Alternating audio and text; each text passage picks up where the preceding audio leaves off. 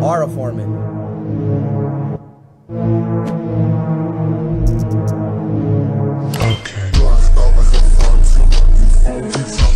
Oh. Now listen here, big man. You knocked on my door like you paying the mortgage. You don't pay no bills here, do you? No, ma'am. Then quit knocking like the IRS, all right? Yes, And ma'am. why your vest so tight? You look like a can of busted biscuits. Now,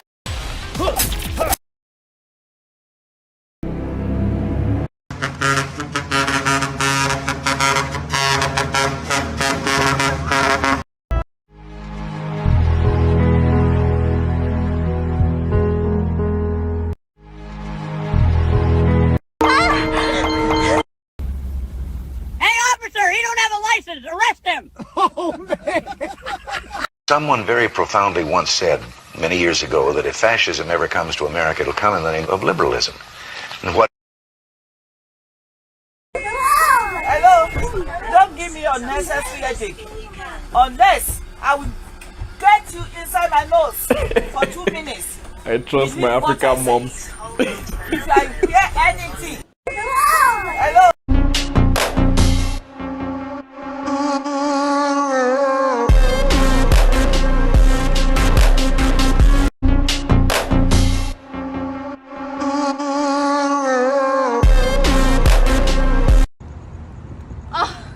Man, they found us. They found us. Asher, they found us. They found us, Asher. Us?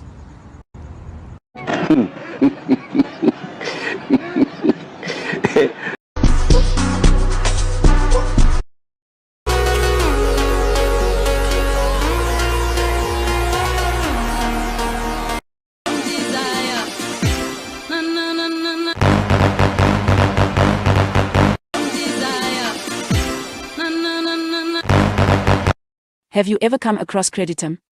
They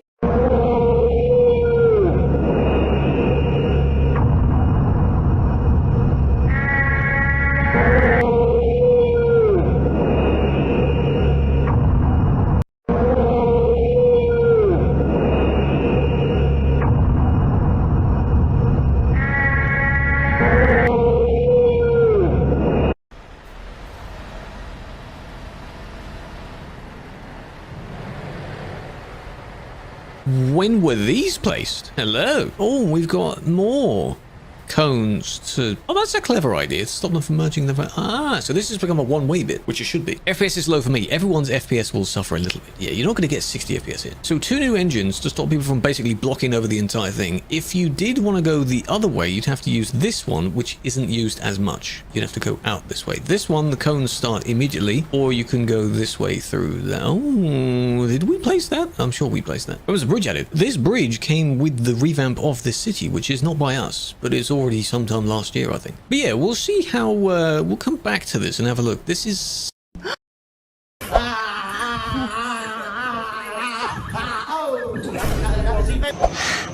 It smells like shit. Cognac. Yeah, it smells like cognac. It smells like cock. That's all I could That's drink. what it smells like. You're gonna It smells like cognac. What you doing? What you doing? You know why I pulled you over?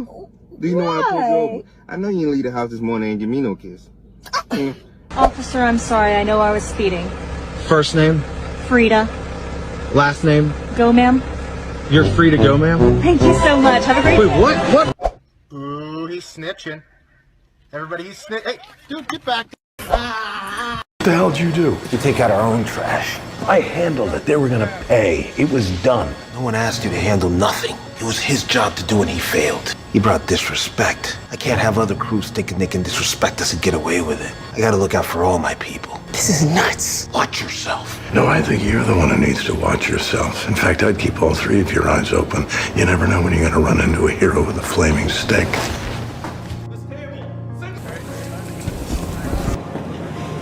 I don't know where the hell Dell is. I'm gonna go wipe down his tables.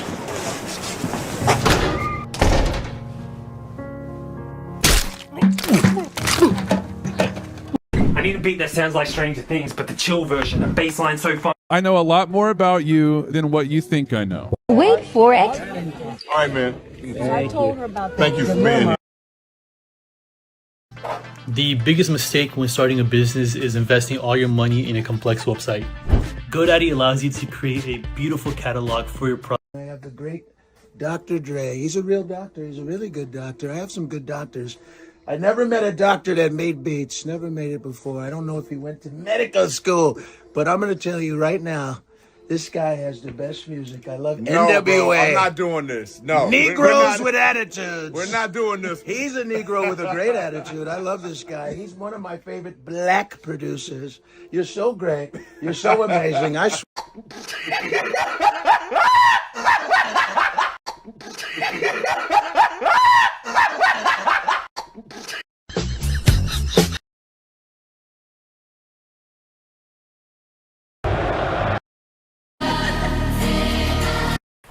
Can't go back through there. So did you want to get fuel or not? You were in the fuel station. And then we go back in the fuel station. Again, if we skim back, here, you went through the entire thing. So what was the ordeal of that? What was that for? Did they realize, wait, maybe I actually needed fuel? Maybe they're in there. They forgot to go that way around. Best truck, Scania. Like this, but without the insane amount of accessories on it. Volvo. Volvo's pretty good, but they asked me what my favorite was. And I told them what my favorite was. Can't go back through. Let me show you how to...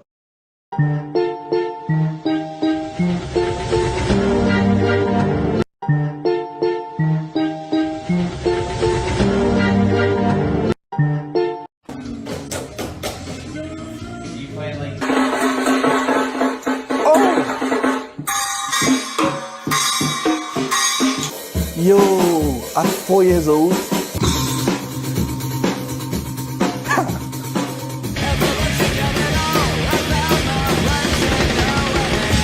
What? I can't even play like that.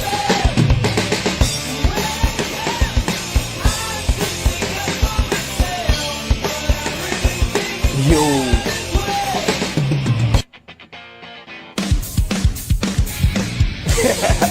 Feels like I'm watching an origin story. Wow.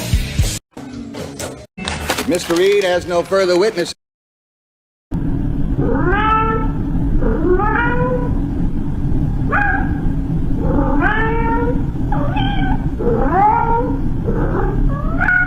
Thoughts and secure changes that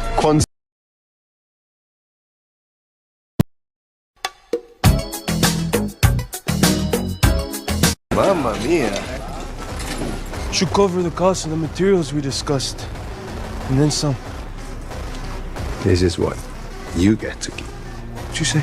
We had a deal. Renegotiating.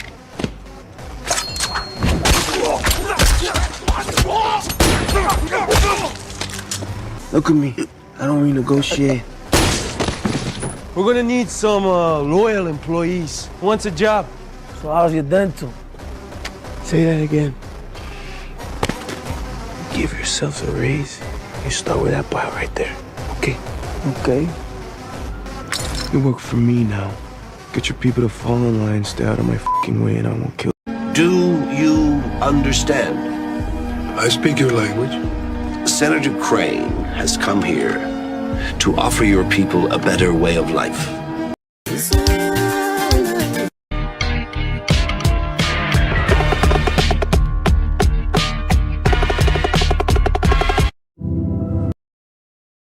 In this attack by Iranian forces on the city of Haifa in Israel, Fatah-1 missiles equipped with hypersonic maneuvering warheads were used.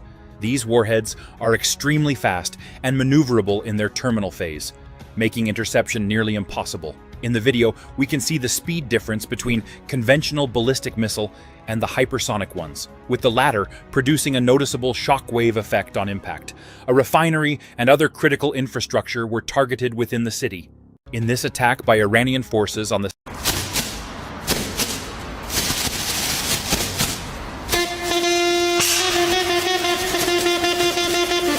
Future laptop.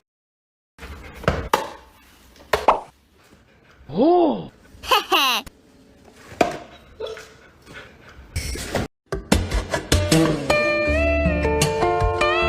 And how does he do this with such precision? It's crazy.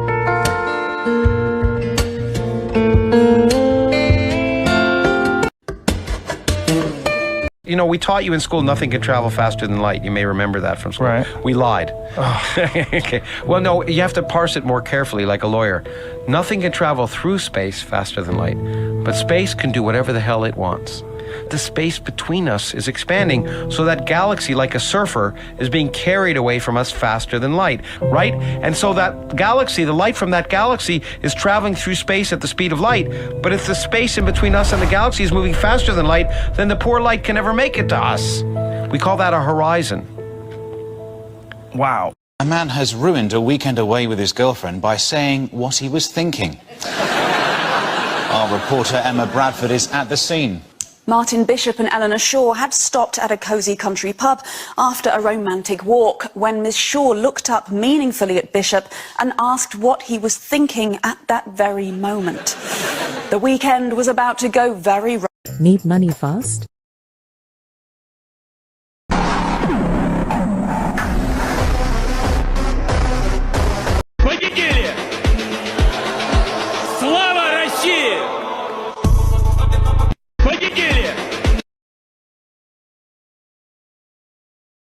What happens when a world leader skips one of the biggest global summits? U.S. President Donald Trump says he won't attend the upcoming G20 in Johannesburg, and he's calling for South Africa to be removed from the group entirely. Citing bad policies and human rights concerns, Trump claims the nation no longer belongs among major economies. Meanwhile, South Africa strongly rejects his remarks, calling them factually incorrect. So what does this bold move mean for global diplomacy? And could it spark a bigger international rift? Eyes.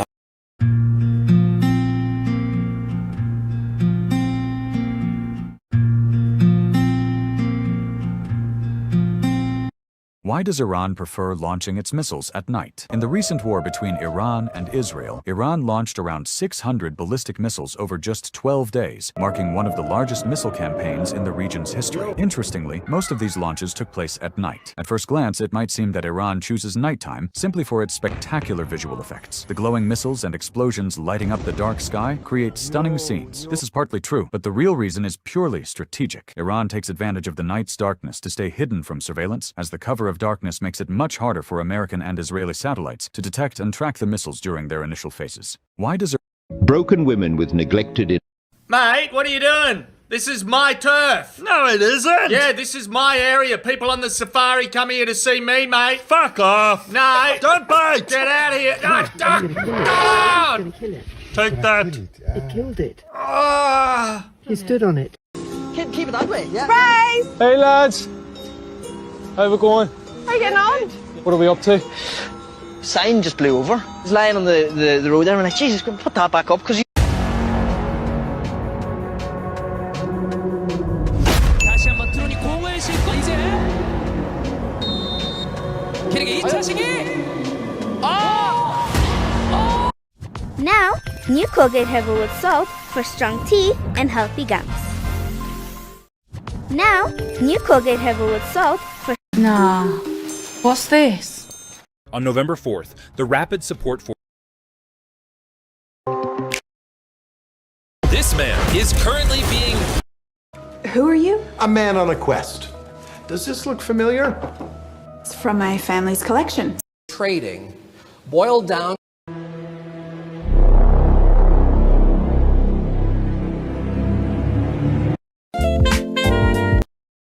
When Traore was asked whether he supports Israel or Palestine, he looked at the reporter and said, "Deep down, no one would want to see what's happening over there happen in their own country. But unfortunately, if the African continent is facing such a situation, in Congo, what are we even doing for Congo? How many millions of deaths has it been, and for how many years? We ourselves are at war. Have you seen any African countries even raise their voices for Burkina over the past 10 years? Our people are dying. It's not their problem. There are already so many conflicts on." No one realized that after Zohran Mamdani won the New York mayoral election, he made 3 major moves that turned Trump's... Okay, so regular music is... You want to play the game, learn to play it right. Oh, is that what you call it? A game? You're damn right. The best game in... The United States is part of a group... Naked, completely... เริ่มอาการบ่ดีความที่หัวใจมันเต้นขาดการคุมน่าจะเป็นที่เห็นคือเธอบ่แค่บ่ได้มีอาการ In 1966, Israel secretly built its... I see unlimited... Fact of life, women always have more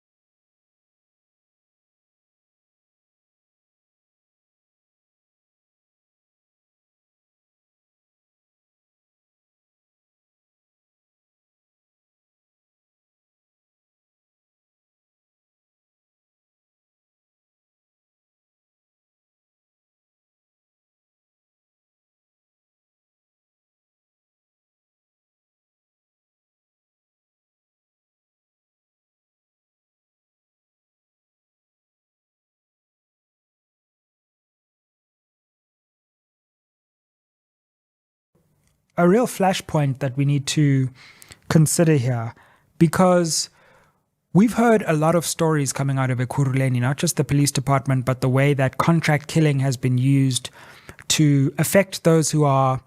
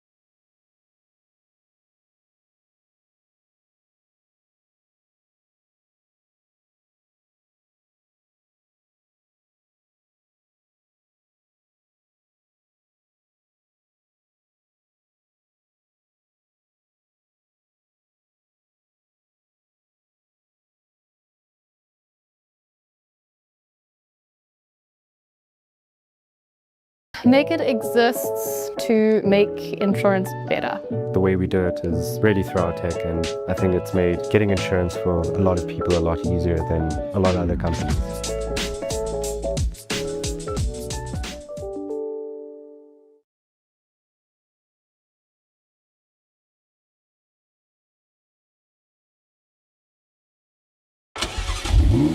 Made a number of allegations about how case number 1, the case of theft, kidnapping, extortion, and defeating the ends of justice. That is case number 315. Testifying yesterday and the day before 7/2022, Crime Intelligence Head, which was open in who Benoni. himself has been arrested. And how did that arrest happen? Commissioners investigation that IDAC head. How we managed to Some pick Konati's up some of these allegations are that cases, IDAC is singling out people in the police. it was especially because those linked to the of political this killings Blue task Light team, saga because they are case. uncovering this syndicate which traces We had to now high-level politicians. to move to IPID in pursuant of this case of the Blue Light saga. When we were then at IPID, the executive head of IPID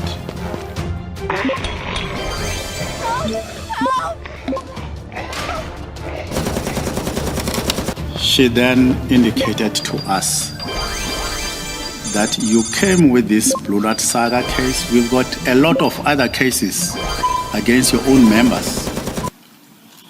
So these are some of the cases which she then against your own members presented to us at high level. So these are some of the cases which she then against your own members presented to themselves, because those cases were still being investigated by IPID.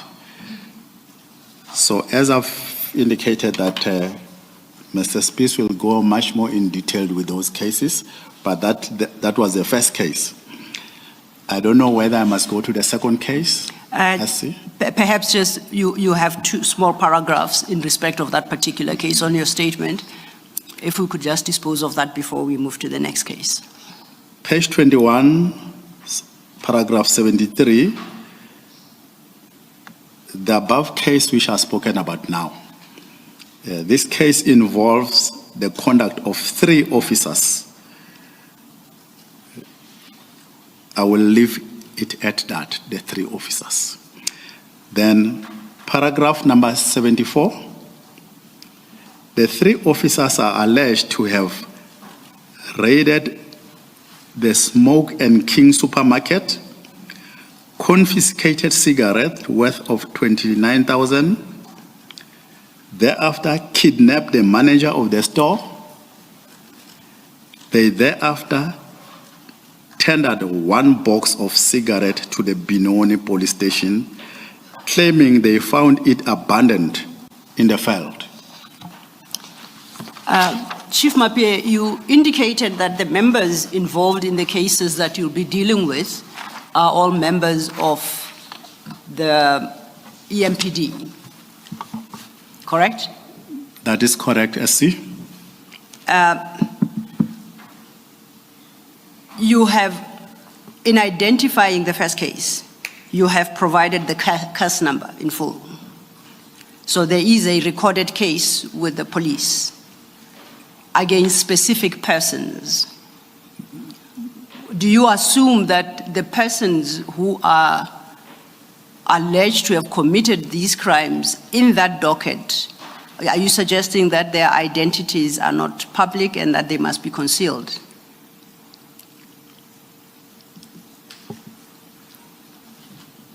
I can be guided by the commission.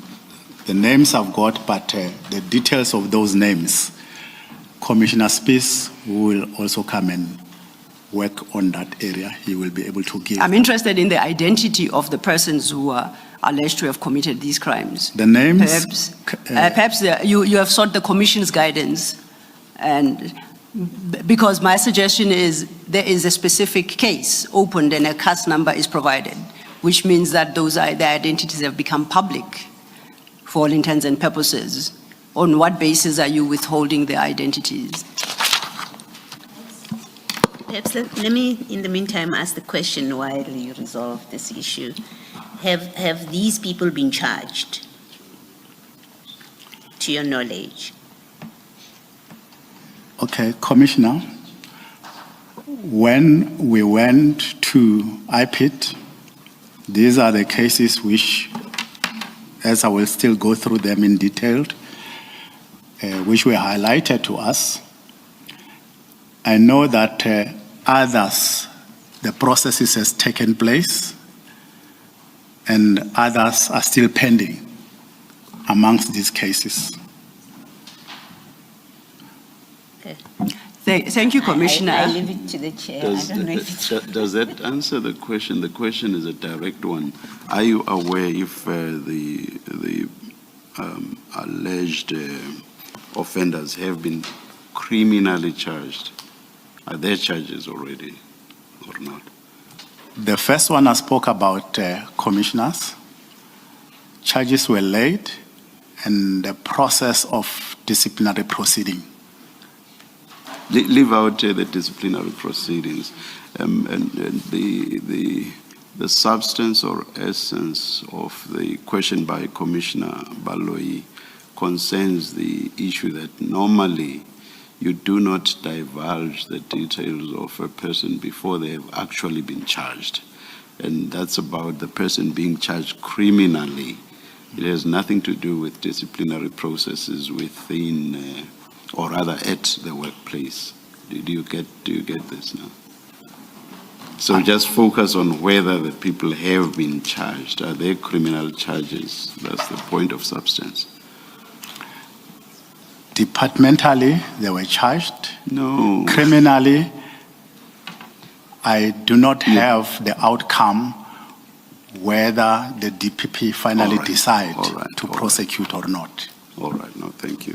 Thank you, Chair, and thank you for that response. You do indicate that Commissioner Spies will deal with in more detail with the cases that you reference. So I will suggest that we reserve the question for Commissioner Spies. He might have the answer that the commissioners require and the answer to my question. He would know whether or not charges were laid against these perpetrators and what has since become of the criminal cases. So on that basis, I will accept that because you don't know, you do not then have to inadvertently disclose the names of people, identities of people in circumstances where you are not confident that they have appeared in court and charges laid against them formally. Okay. Thank you. Before my colleague Commissioner Baloyi asks another question, then you sought direction from us. The direction is that leave out the names. Thank you. My question now is about the disciplinary process. You say that was instituted. What was the outcome? Commissioners, one finally resigned during the process. Two others are back in the system. I know that they were dismissed, but they are back in the system in the metropolis. And do you know the circumstances of them being back at work? Were they re-employed? Did they go to court to challenge their dismissals and reinstated? That's a question I'm asking. I think, Commissioner, the details will be given by Commissioner Spies. I don't want to preempt on that one, please. Thank you. Thank you, Mr. Thank you, Commissioners. If we turn over leaf then at page 22, Chief Mapie, you deal with your second case, and on the basis of the guidance you received from the commissioners, you may read the detail of that case, but without articulating the names of the alleged perpetrators. Thank you. On page 22, the second case, it's case number 72 of 8/2022, which was a marathon theft, copper theft. So apologies, Chief Mapie, please read that correctly. You called it a... Okay. Yeah, please read it correctly. Thanks, Essie. It's a marathon theft copper case. Thank case you. number 72 of 8/2022. This case involves the conduct of 3 officers. And this is the same 3 officers involved in the Benoni case. That is correct, Commissioner. Thank you. Thank you. We won't go beyond the same other descriptor or description. Please continue. The third case... No, Chief Mapie, you haven't completed what this case is about. So you said the case involves the conduct of 3 officers. You may skip the names, but please indicate what the case itself is about. This case, it alleges that the officers have robbed the premises of the complainant in Merton. Here, I don't have the details of exactly which was taken from there. So Understood. That is the case number. Understood, accept. Thank you. You may proceed to the next. The third case, Commissioners, is a murder case which took place in Brakpan, committed during April 2022. This case involves the death of a male in Brakpan and the subsequent disposal of his body in Nigel Maryvale Dam, where it was subsequently recovered by SAPS.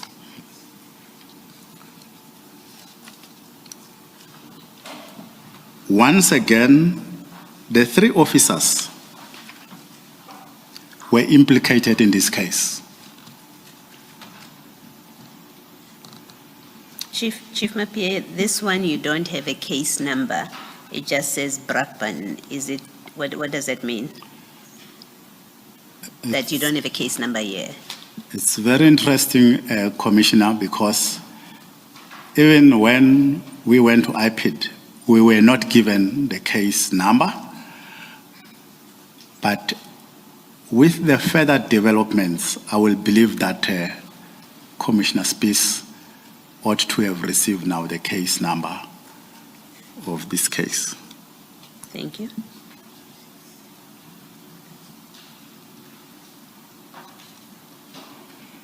Please continue, Chief.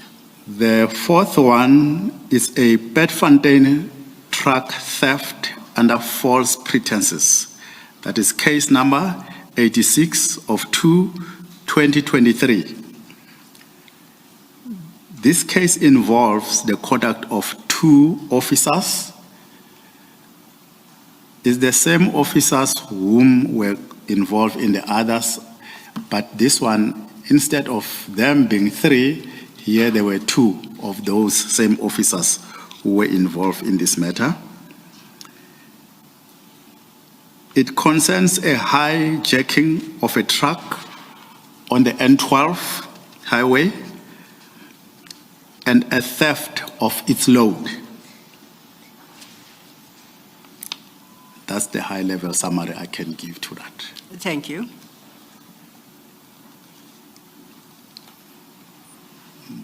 As I move to the Please proceed the last to one. the last one. The next case is a theft of precious stones, impersonating Hawks police officers. That is case number 79703-2023, which took place in Hillbrow. This case involves the conduct of at least 2 of our officers. From the 3, 1 was not part of that. I cannot confirm he was not part of it because he could have been there. But on the initial stage, I can confirm 2. And also, yes, the 2 of them. This case was involve our officers gaining access to the complainant's property in Killarney, Johannesburg, under the false pretenses, claiming they were there to investigate lithium smuggling and then proceeding to rob him of 54 kg of certain semi-precious stones. It became... Apologies, Chief. There is some words in parentheses at the end of that paragraph. I don't know if it's sagilite or sagilite. That is sugarlite stones. Sugarlite, it's called sugarlite stones. Yes. Personally, do you know what kind of precious stones those are? Or? Commissioners, I've seen a picture of those, but I'm not an expert in knowing exactly what kind of a stone is that, but I've seen a picture of those. Okay, thank you. You may proceed. Paragraph number 82, I became aware of this case when a letter of demand was served on me during August 2023 by the complainant's attorney advising of the intention to institute legal proceeding against the Minister of Police and EMPD, demanding payment of 45 million rands in damages. That is when I became aware of further development about this case. Paragraph number 83.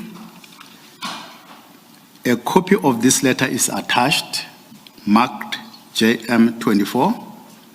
If I may, Chief Mapie, your JM24 that you reference in that paragraph, if you refer to the bigger file, the file of annexures, it appears at page 112. If I could have you open it, please.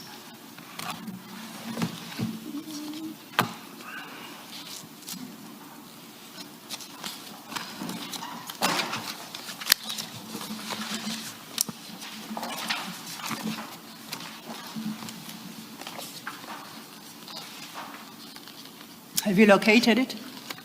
112. And it's marked JM24, as you state in your paragraph.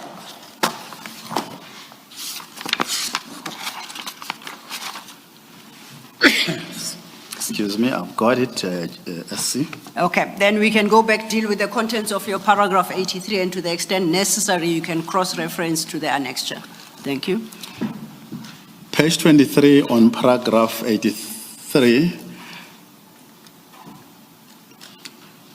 A copy of this letter is attached, marked as JM24. Attached to the letter are still pictures of the accused members extracted from the house CCTV footages. In these pictures, The members are clearly identifiable. Unfortunately, I do not have access to the original letter with color pictures. IPID was, however, provided with a color photographs and have this in their docket. And your JM24 has got an extra starting from page 117, which unfortunately are in black and white, and we cannot make out anything. Could you turn to 117? And it would take you up to page 122. Now, you state that the original letter had color pictures, and from those pictures you could clearly identify the members of the EMPD who perpetrated this crime. Correct? That is correct, SC. But that the original and the color photos have been submitted to IPID. That is correct, SC. To the extent that you can recall, looking at the copies that we have, do you confirm that if we obtained the color photos that were submitted to you, we would draw the same conclusions? We would see what you want us to see, which we cannot on the current annexures because they're in black and white. That is correct, SC. Thank you. And now that is your fifth and last case that you gave example of. That is correct, SC. You may continue. On paragraph 84, notwithstanding Brigadier Mkwanazi's retain these members in his team, and they continue to operate as EMPD members. 85, the three members implicated in all these serious crimes are part of Brigadier Mkwanazi's Specialized Services Unit, including Officer... Don't say the name, the please. name I just keep at the time of the commission of these crimes that has since resigned from the service. On paragraph 86, as Commissioner Spies will elaborate further during his testimony, the disciplinary processes initiated against these members were continuously frustrated internally, and they were reassigned to their substantive positions, and their service weapons restored to them. Thank you, Chief Mapieye. That then concludes your chapter on criminal activities committed by members of the EMPD. Before we move to the next, is there anything you would like to draw to the attention of the commissioners in respect of that chapter? Thank you.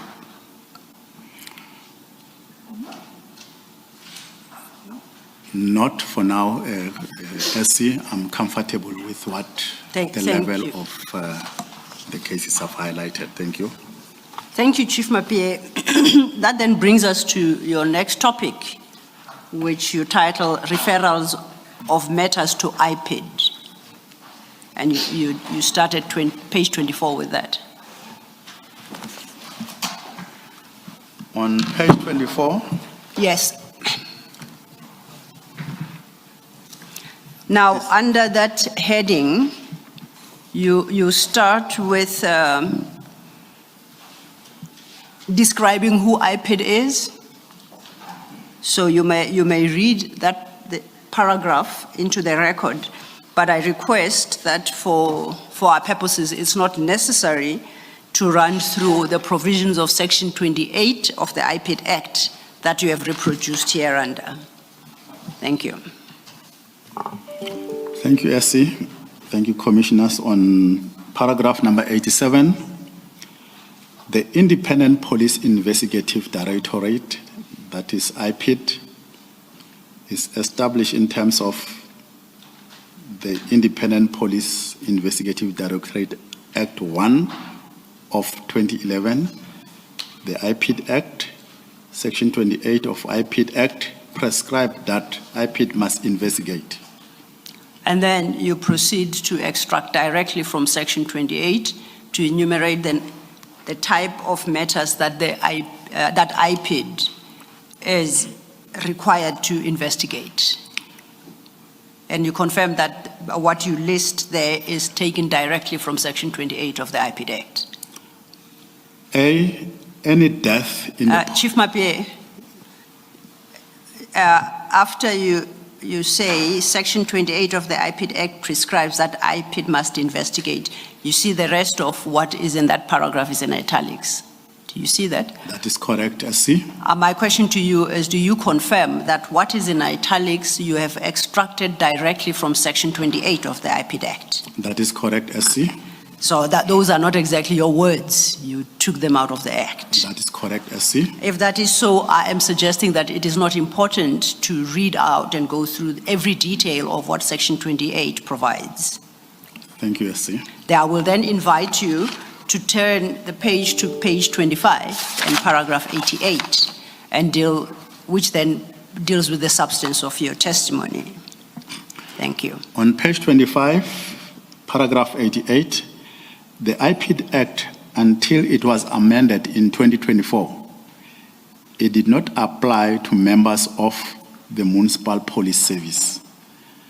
During 2021, IPID, SAPS, and the various municipal police services concluded a memorandum of understanding in terms of the municipal police services will be subject to the IPID Act. I have attached a marked JM25, a copy of the memorandum concluded with EMPD. And that memorandum, you've marked JM25, appears in the big file at page 123.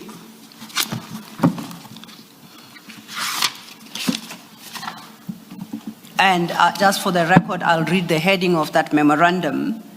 It's called Memorandum of Understanding Regarding Cooperation Between the Independent Police Investigative Directorate, IPID, the South African Police Service, SAPS, and Municipal Metropolitan Police Services, MPS, to comply with the Independent Police Investigative Directorate Act 2011, Act 1 of 2011. Do you so confirm?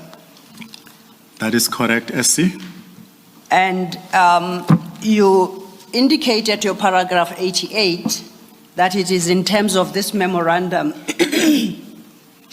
that the EMPD as Metropolitan Police Service is subjected to the power of IPID in terms of the Act. That it extended those powers. That is correct, SC. I would like to invite you to look at the same document at page 147. In fact, I think let's start at 145.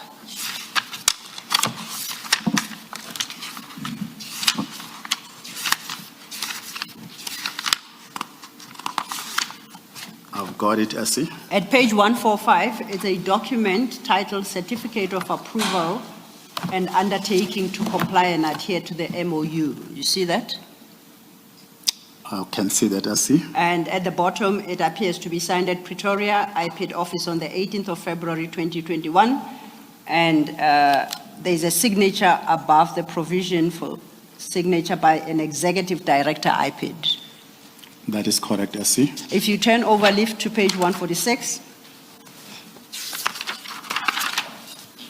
It's a similar document, but at the bottom, it seems to be it's signed by somebody else.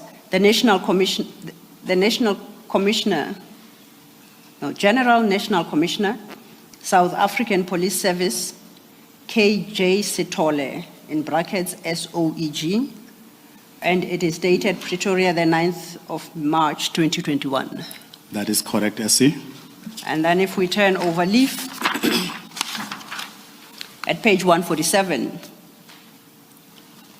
That too is a similar certificate with, and this is at the bottom, signed by the chief executive, and then it says in brackets, parentheses, name of Metropolitan Council. It's got a stamp, M.I. Mashazi, and then it's got a signature next to that stamp. And that seems to have been executed on the 22nd day of November 2021, correct? That is correct, SC. Now, the chief executive officer there, at the bottom, it doesn't indicate that is the chief executive officer of the Ekurhuleni Metropolitan Police Department.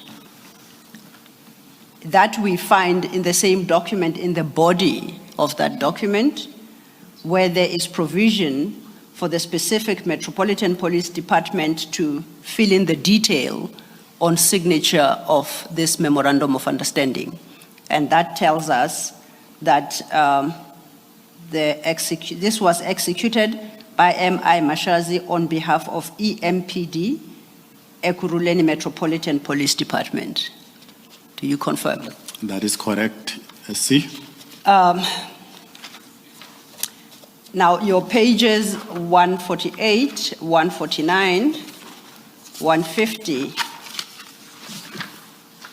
and all the way to 155 are similar certificates intended to be signed by different officials, but are unsigned. The first being the Chief Executive Officer for the relevant Metropolitan Council. But that certificate is not concluded and it's not signed. You see that? That is correct, SC. And that... Okay, Selok, is it not because Ekurhuleni only keeps its copy? So Johannesburg would have its own copy, which is signed by the CEO of the Joburg Metro.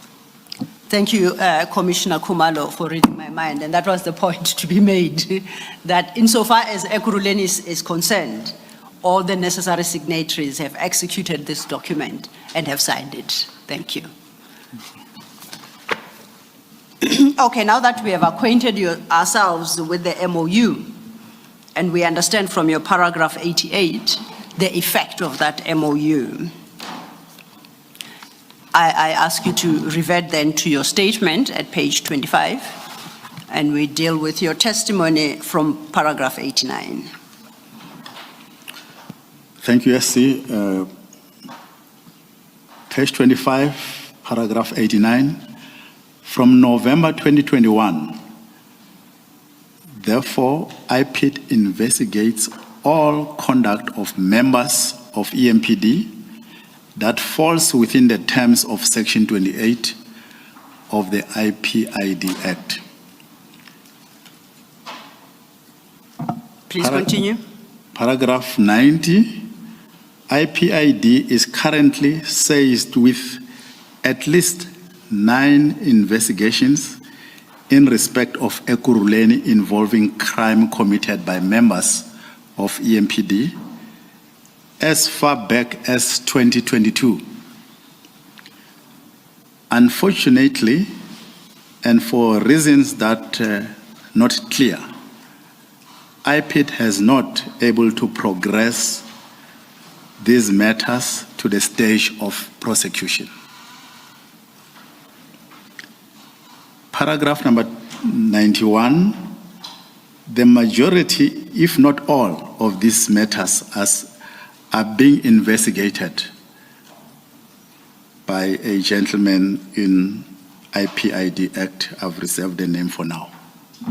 Please don't. That's a public official who's executing his duty. Thank you. The majority, if not all, of these matters are being investigated by Thulani Makakula at IPID. Paragraph number 92.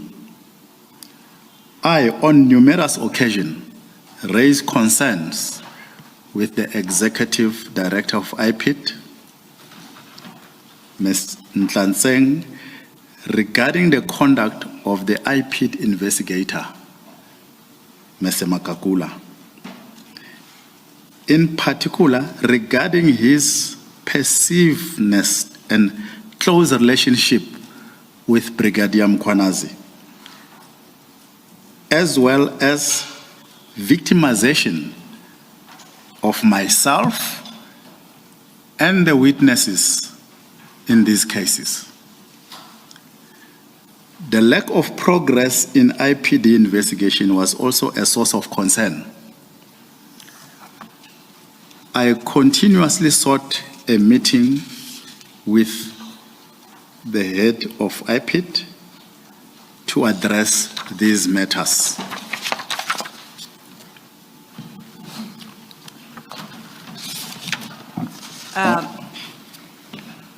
You continue at page 26 from paragraph 93. Yes, SC. Please proceed, Chief.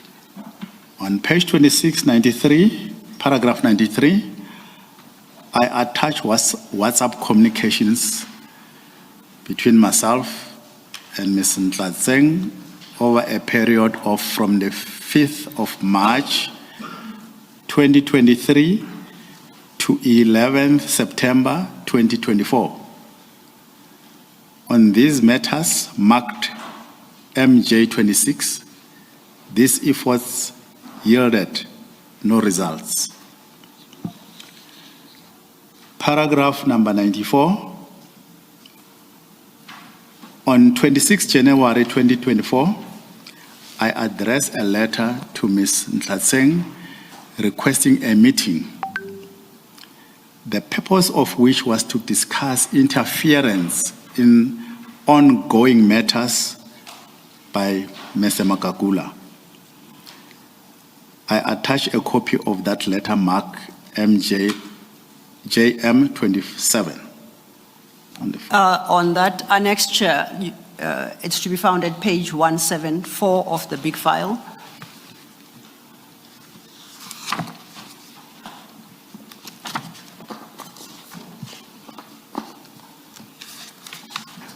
Have you located it?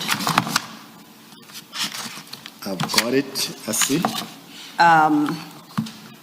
JM27 appears to, as you state in your paragraph, to be a letter addressed to Ms. DJ Ntlatseng, Executive Director, IPID, and it states on its face, from IJ Mapieye, Municipal Police Commissioner, Chief of Police, EMPD.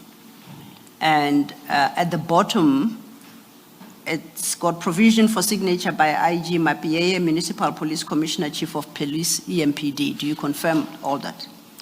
That is correct, SC. There is a signature appearing above the line where your name IJ Mapieye appears. Is that your signature? That's my signature, SC. This letter is dated the 26th of January 2024. And could you read it's a brief letter, relatively, and can I invite you to read the contents of this letter into the record? Thank you.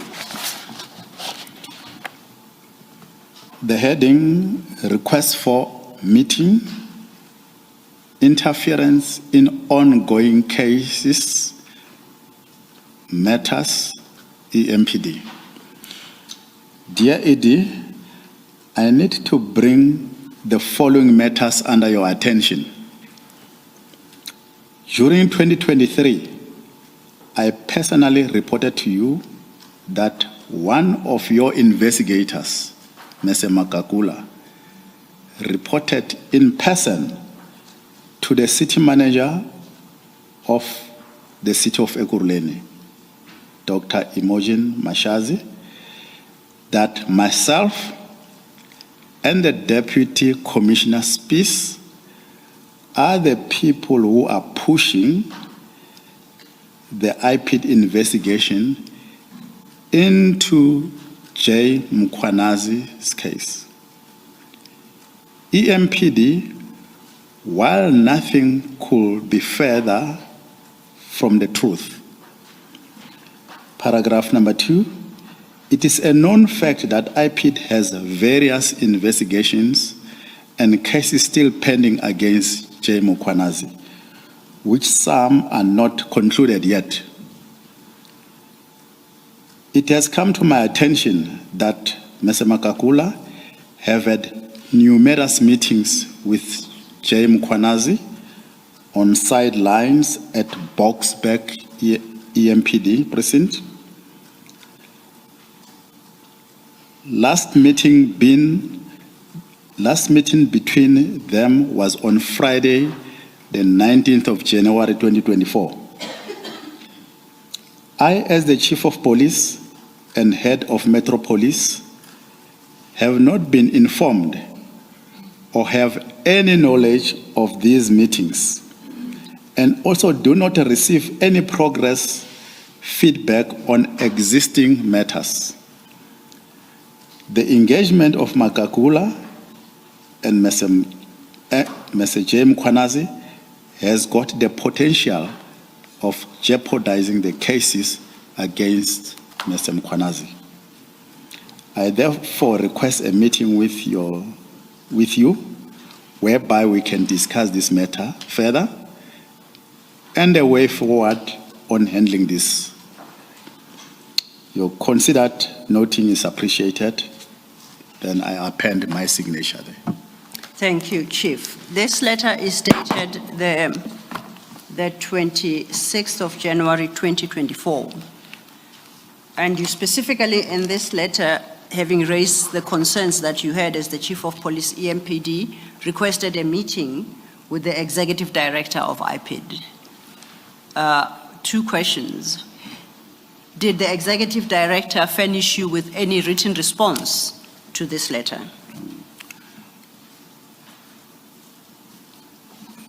There was no written response, SC, but we had a telephonic engagement, myself with her.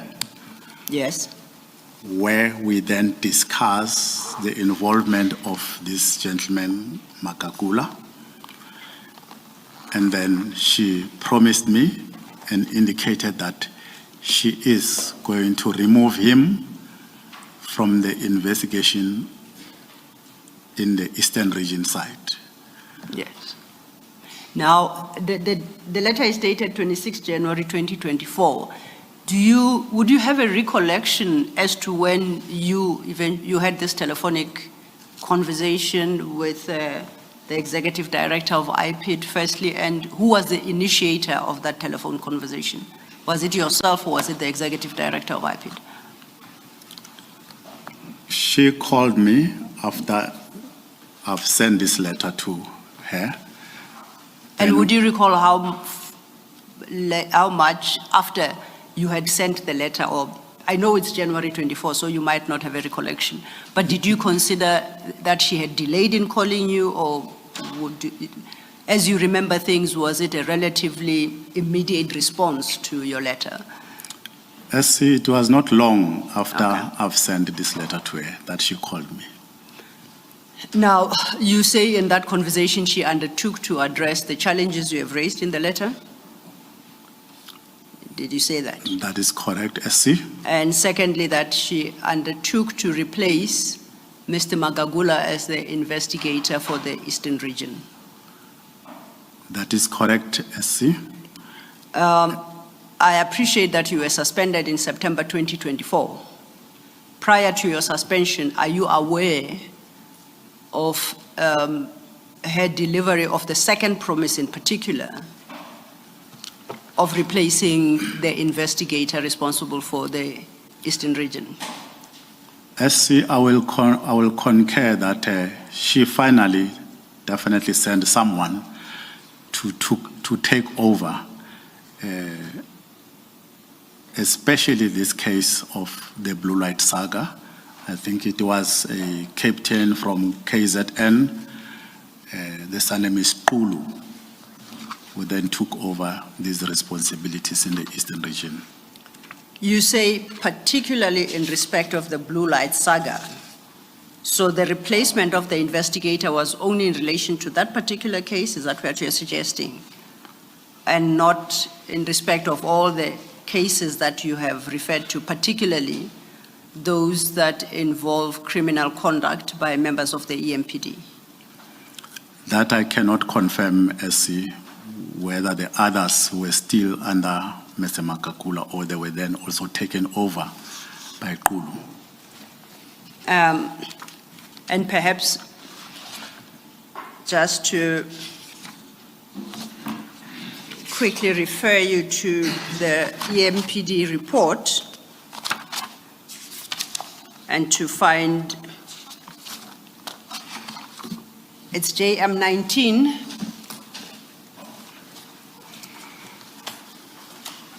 And your JM19 should be in the big file from page 101.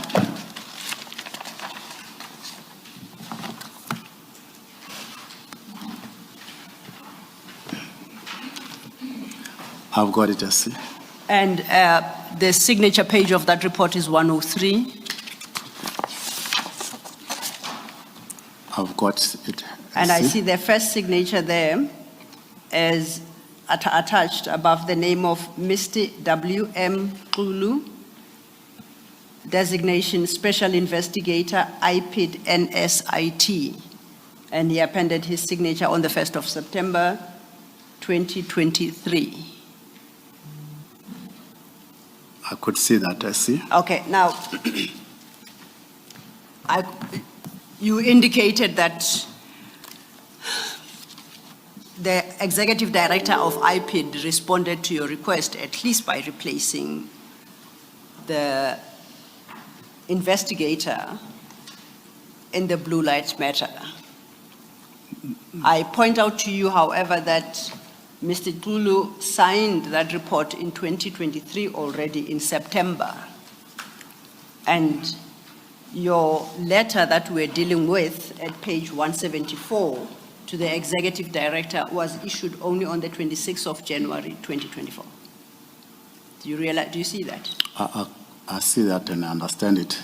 So would I be correct to say the involvement of Investigator Kulu in the blue light matter was not pursuant to your raising your concerns with the executive director? You raised the concerns after that investigator got involved? That is correct, SC. Okay. I then go back. Please go ahead. My apologies. Must I also clarify this, SC? Please do. I would appreciate that. Thank you. Kulu came even earlier, and then when this blue light saga started, then he left the province back to KZN. And then upon further engagement with myself and the ED, he came back again, Kulu, because in his absence, Mr. Makakula was then dealing with these matters as well. For the record, the name is Ulu, X-U-L-U, and Chief Mapia says Ulu, which is Q-U-L-U. So the correct spelling is X-U-L-U. Thank you. Thank you, Commissioner. This is important for the transcription. Absolutely. Thank you, Chair. I'm tempted to say that it's the Sotho group, the function of the Sotho group pronunciation that has the chief pronounce the name that way. Yes. But the correction is noted. In fact, what I just said is inaccurate. When I say it's important for the transcription, it's also important for the person involved. Thank you. Most importantly, yes. And thank you, Chair, for that correction and duly noted. So then, the discussion we're having is that Investigator Kulu got involved in the blue light matter as an investigator before you raised your concerns at Annexure JM27 with the Executive Director of IPID. That is correct, SC. So his involvement did not arise as a result of the concerns you had expressed on the 26th of January 2024. It's completely unrelated. So you had explained that he had been involved, and if I understood you well, then he left the jurisdiction of Gauteng, went to KZN to live there, and I think you were suggesting that he subsequently came back. You recall that? That is correct, SC. Now, you had wanted to say to provide some clarification, having highlighted his movements in the manner that you did, I think before the chair corrected the proper pronunciation of Investigator Xulu's name.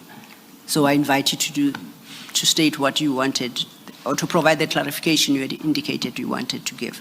Thank you. Thanks, Essie. Commissioners, this gentleman, let me pronounce it properly, Xulu, he is working, according to my information, he is deployed in the KZN area. But he came specifically to come and assist with this Blue Light Saga story. At some stage, he then went back where he came from. In that vacuum, it's when, as well, Magagula was then in the picture. Until then, I forwarded as well the complaint to the ED of IPID. Okay. As I did indicate, the letter is January 2024. You were suspended in September 2024. And we put aside how the case of the blue lights was dealt with by Inspector Xulu. Your testimony speaks of, or there are complaints leveled against the investigator, Mr. Magagula, who was handling other matters, as you have touched on in your statement, referred to IPID. My question to you, do you know if he was replaced on those matters before your suspension in September 24? Do you know, or you don't know? I wouldn't confirm that, SC, because there were other activities which also took place, or other arrests which took place in my absentia. So I wouldn't know who are the officers from IPID who are dealing with those cases currently. Thank you for that clarification. Let's get back then to your statement. We are at page 28, and we now move on to paragraph 103.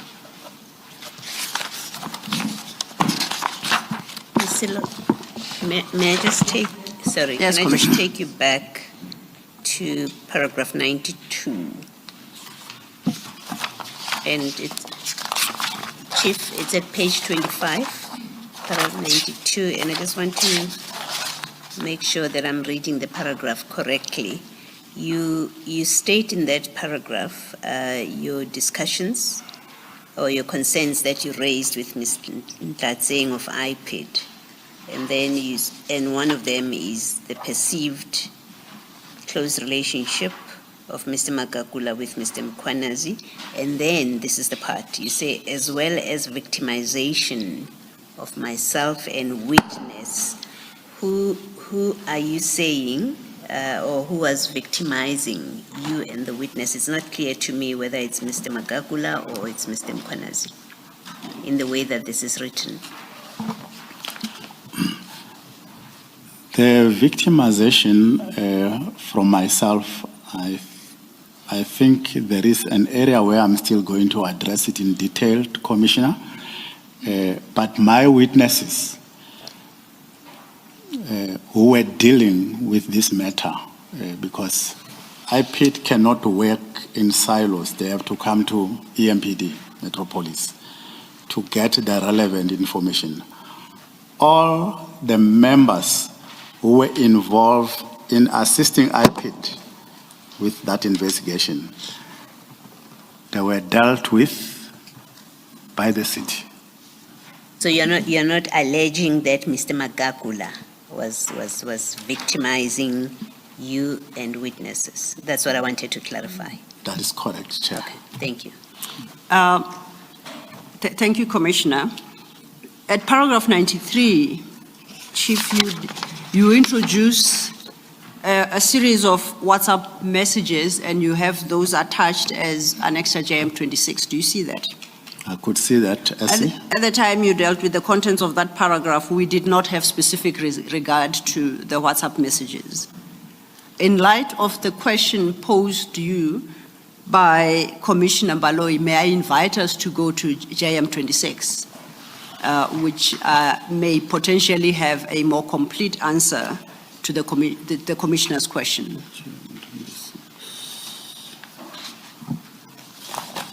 It is flagged JM 26, and in terms of page numbering, it would start at page 168.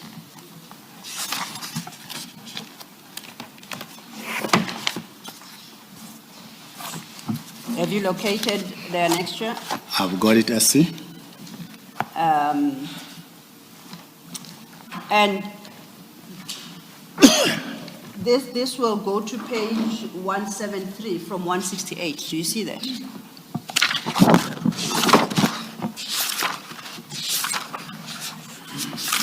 I could see that, SC. So in all those pages, these appears to be, should I say, screenshots of WhatsApp communication between two telephones. Do you confirm? That is correct, SC. At the top of each page, it's got, it reflects the wording Jennifer iPad. That is correct, SC. What is that? What is meant by Jennifer iPad? That's how I've saved her number on my phone. Okay. Now, the communications as are reflected, some are in green and some are in white. Just to orientate us, when they are in green, who is the speaker? And when they're in white, who then is the speaker? Commissioners, when they are in green, it's myself. When they are in white, it's HOD or ED. Executive Director. That's correct. Okay. Now, just looking at them from page 168 to 170, the first date entry is 29 August 2024. In fact, I think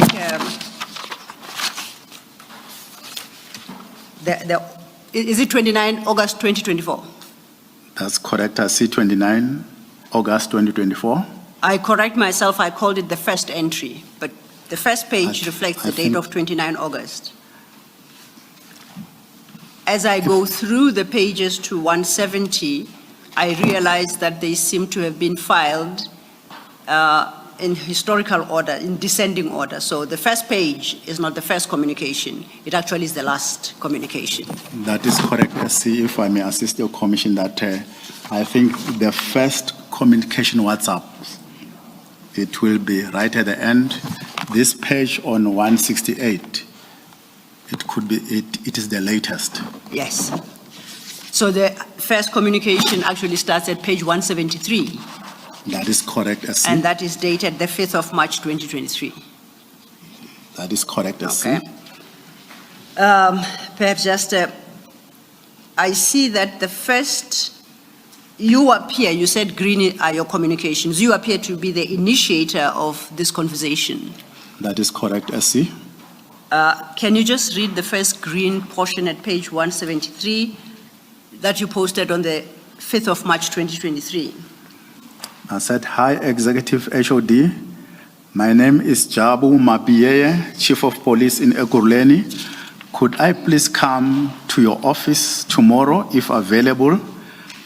I have got a pressing matter to discuss and be advised by yourself, please. Thereafter, she responded. Yes. And I see she responded positively, advising she will call, and then on the 6th of March, she provides the venue. The 6th of March, good day, sir. The venue is Rodeport SAPS Station, Commander's Boardroom, 4th floor. Yes. Then you respond to that. My response, I will be there with my second in charge. Then she responded, I will be there with my senior team and Magagula. For the record, is that the meeting you earlier referenced between EMPD and IPID, where you were going to discuss the issue of the blue lights, and you ended up with a report from IPID about the criminal cases that IPID is handling concerning members of the EMPD? Is that the meeting? That is correct, SC. Okay. Then working backwards onto the file, now go to page 172. And on this page, perhaps just to highlight the first message in green, which is your message. That is correct, SC. Please read that. Morning, ED. It has been a while not communicating. I'm currently on leave, going back to work next week. Could I kindly have a meeting with your good self next week, please, regarding the challenges I am having with witnesses who are being victimized with regard to Mkwanazi's case? And then if we go to page 171. Before that, just for clarity on the timing, Oh, yes. the last text or chat at page 173 was on the 7th of March, 2023, and the one you've just read, in which you say that it's been a while not communicating, that's on the 16th of May, 2024. The one you've just read was on the 16th of May, 2024. That's just for the record. You confirm, though, that that is so? That is correct, Commissioner. Thank you.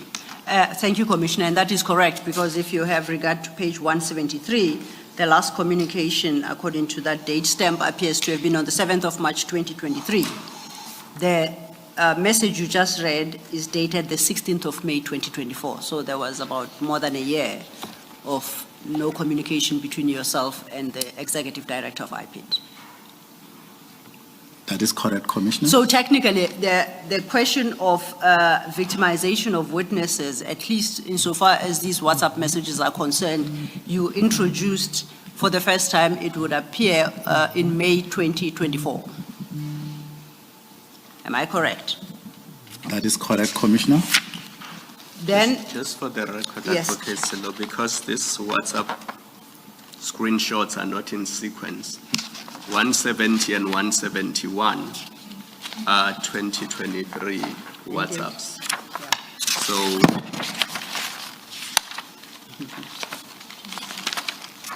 you are quite correct. In between, there would have been even 169. You see that there's November 2023. In fact, I think it is page 172 that is out of sync. So if we take out page 172, it actually should, then the rest follow, because that page, time-wise and date-wise, ought to be the page 169. So it's actually the first, if you look at the the date stamp. So it is that particular page 172 that is filed wrong. It's in the wrong place. Because if we apply the logic of reading from the last page coming forward, then the dates follow sequentially.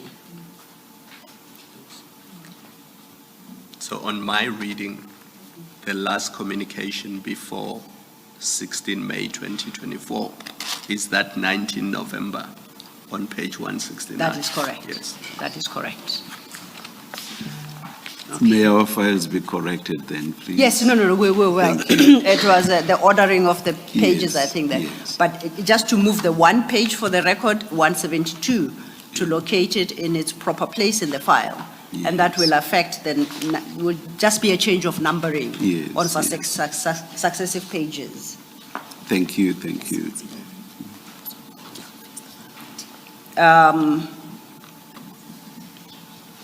And if I could just then quickly deal with your current page Or perhaps let's take the break before you move on to that and resume at 11:15. Let's adjourn. And we'll take the opportunity to correct the pages. Thank you.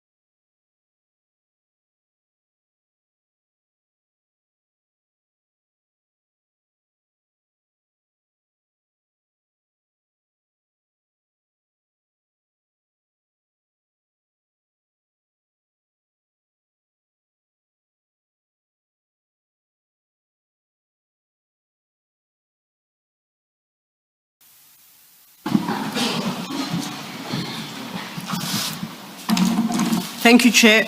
For the record, they are rerunning the WhatsApp chats appearing as annexure JM 26, and will properly paginate them, and then we will update the files. Thank you, Chair. For the moment, I just want to deal with one message, and then I will leave JM 26. Chief Mapie, may I draw your attention to page 168, the current 168.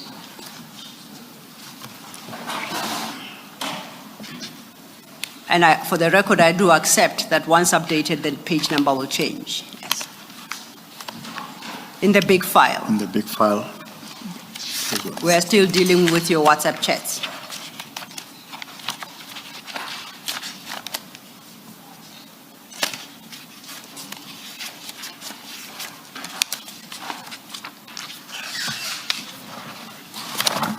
I've got it, SC.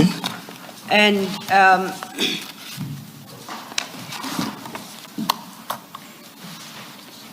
it's your email dated the 4th of, for the record, I don't recall now, if I may I just backtrack to page 172? There's a particular email, because of the confusion in page numbering, I'm not sure, WhatsApp that I'm not sure that I dealt with. But specifically, it's his WhatsApp message dated the 16th of May, 2024. Did I do it? If I dealt with it, I apologize for the repetition. We did. Page 172.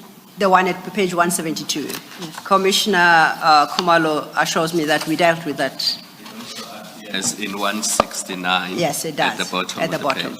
And that we dealt with. Okay, then I invite you to page 168. And this now is a message, according to this document, you sent to the executive director on the 4th of September 2024. It's the first on that page. Do you see that? That is correct, SC. Can you read that message into the record?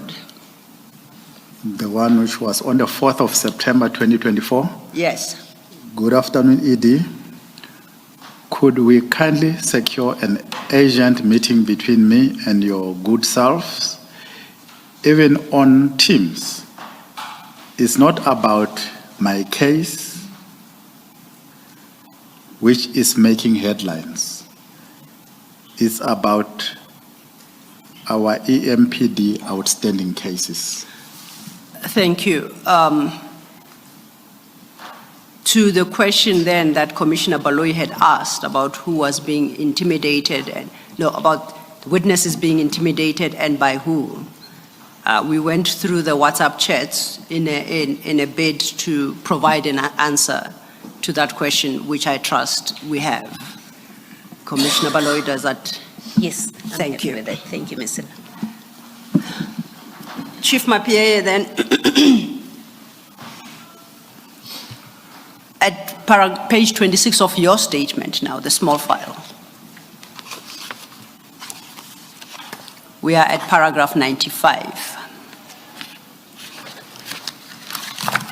I've got it, SC. That's a concluding paragraph on this subject that we are dealing with. If you could deal with the contents of paragraph 95. Thank you, SC. Page 26, paragraph 95. On the 6th of March 2023, we held a meeting with IPID, which I attended with inter alia Commissioner Spies. At this meeting, IPID had given us a report on all cases then under investigation by whom involving members of EMPD. A total of 7 criminal cases were being investigated at the time of this meeting.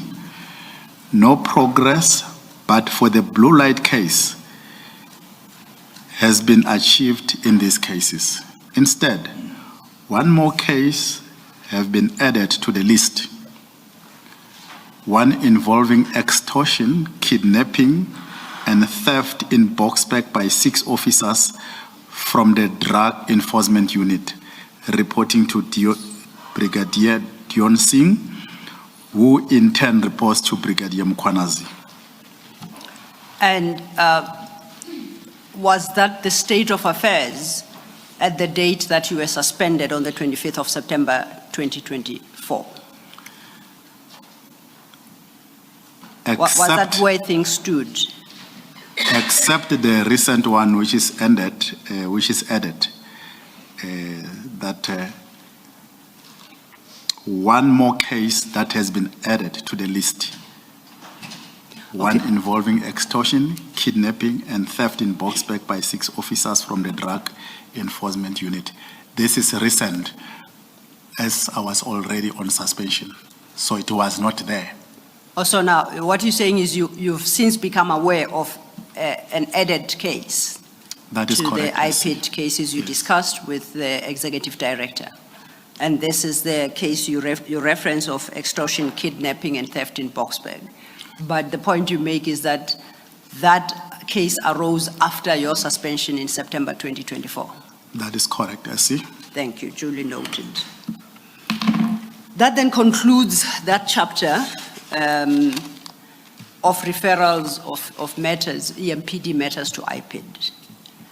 We move still on then page. Before you move Yes, on, thank you. I thought the substance of Ms. Sillo's question, but she will correct me.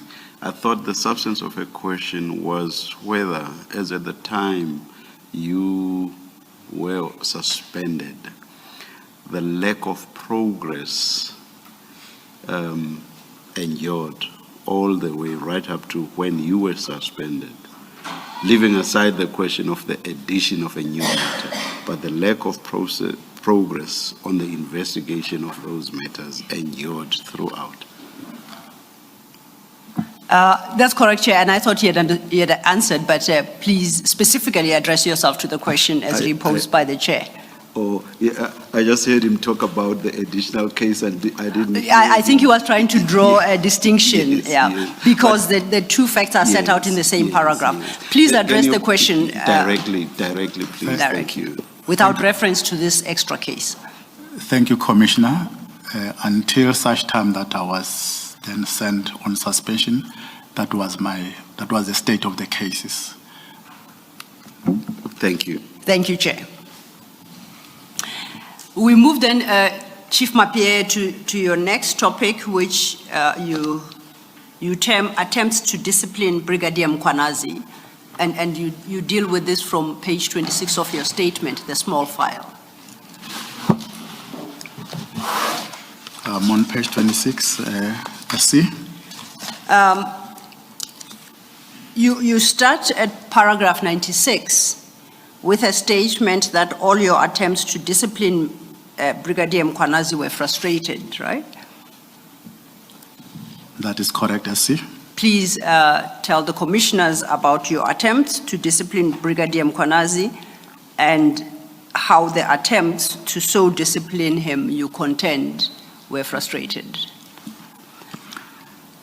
Thank you, Commissioners. On page 26, paragraph 96, all my attempts to discipline Brigadier Mkhwanazi were frustrated by the city manager, Dr. Emoji Mashazi, the HOD Human Resource, that is Linda Tlasheka, and HOD Legal Services, that is Advocate Bihare.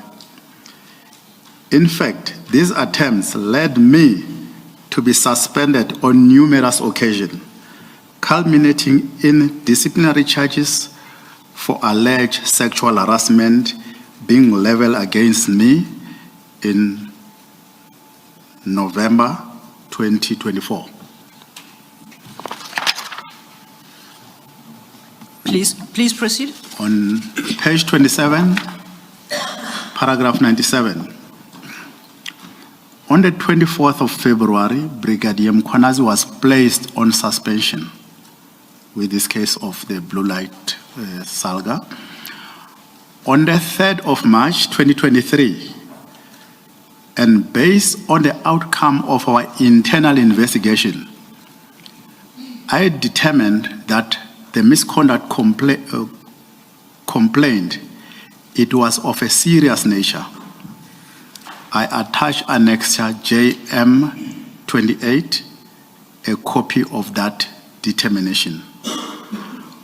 On 23rd March 2023, I requested that disciplinary tribunal be established. This was approved on the 12th of April 2023. Can you just clarify which misconduct are you referring to? And the reason I'm asking is the IPID report is dated October, November 2023. And here we are in February, March 2023. So I just want to understand which misconduct you are referring to in this paragraph. Thank you, Commissioner.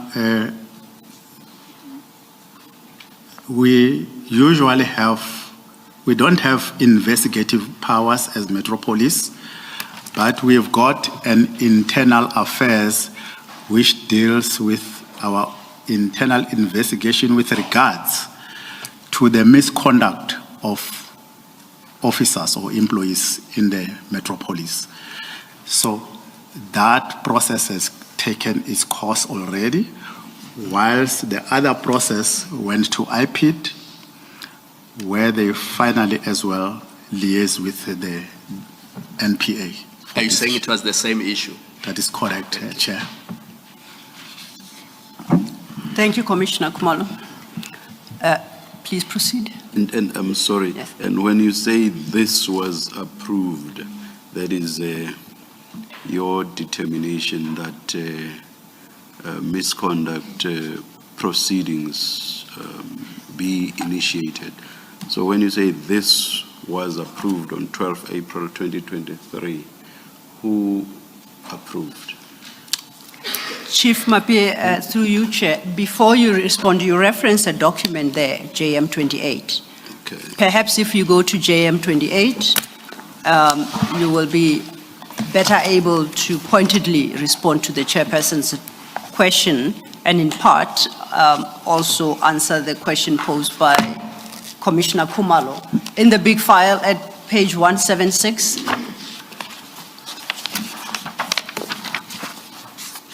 is this JM28, which you call a copy, which you call your determination that the misconduct complained of was a serious nature. Do you see that? I've got it, SC. Okay, the question posed to you is, you state at paragraph 97 that this was approved, your request to establish a disciplinary tribunal, and that this was approved on the 12th of April 2023. The chair wants to know who approved. Thank you, SC. Commissioners, as I've indicated that we've got our internal process, I approve that. Thereafter, it goes to labor relations, who then take the process forward with regard to disciplinary proceedings. In regard to this JM28, if you start at page 175, I see that it is addressed to DH Employee Relations ex Mliza. That is correct. It would appear to be from you. That is correct, SC. The heading is Request for Disciplinary Tribunal. That is correct, SC. That is the request for the establishment of a disciplinary tribunal that you reference at paragraph 97. That is correct, SC. Overleaf at page 176. It starts with a recommendation that appears to be signed by you, and you have indicated that you are requesting the establishment of a disciplinary tribunal. That is correct, SC. It appears it was intended to be recommended by Human Resources. It's not completed, that section. But at the bottom, under the heading Approval DH Employee Relations, there is a signature and a date. Could you state who signed there and what the effect of that signature is? This was signed, the that is page 176. It was signed on the 12th of April 2023 by the Divisional Head, Employee Relations. And is that the person to whom the request was made? That is correct, SC. Thank you. Thank you, Chair. Thank you. That clarifies it. Then after it was approved, you move on to what happened from your page 98. Sorry, your paragraph 98. Please deal with that. On page 27. Apologies, Chief. I think Commissioner Baloyi has a question. Yeah, still on that document, I think when you started, Ms. Silo, you had said it may partly answer also the question from Commissioner Khumalo, which I was interested in, and this is about the charges that were listed. Should those not be mentioned into the record? Oh, at page 175. Yes, it was. Perhaps we could, Commissioner Khumalo had tried to understand the relation between the determination he seems to have, Chief Mapie made, to the IPID report, which comes at a later date, I think, end of 2023. Okay. And this, when Chief Mapie indicated that the determination that he references at paragraph 97 concerns internal processes of the EMPD. Okay. And perhaps I could inquire from Commissioner Khumalo whether that answers the query that the Commissioner had. My query was answered. I think what concerned me was some of the allegations leveled against Brigadier Mkhwanazi. Some of them related to the memoranda, the two memoranda we dealt with yesterday, and the State of the City address in 2022, and various other things. So looking at paragraph 97 in the statement, where Chief says, I determined that the misconduct complained of was of a serious nature.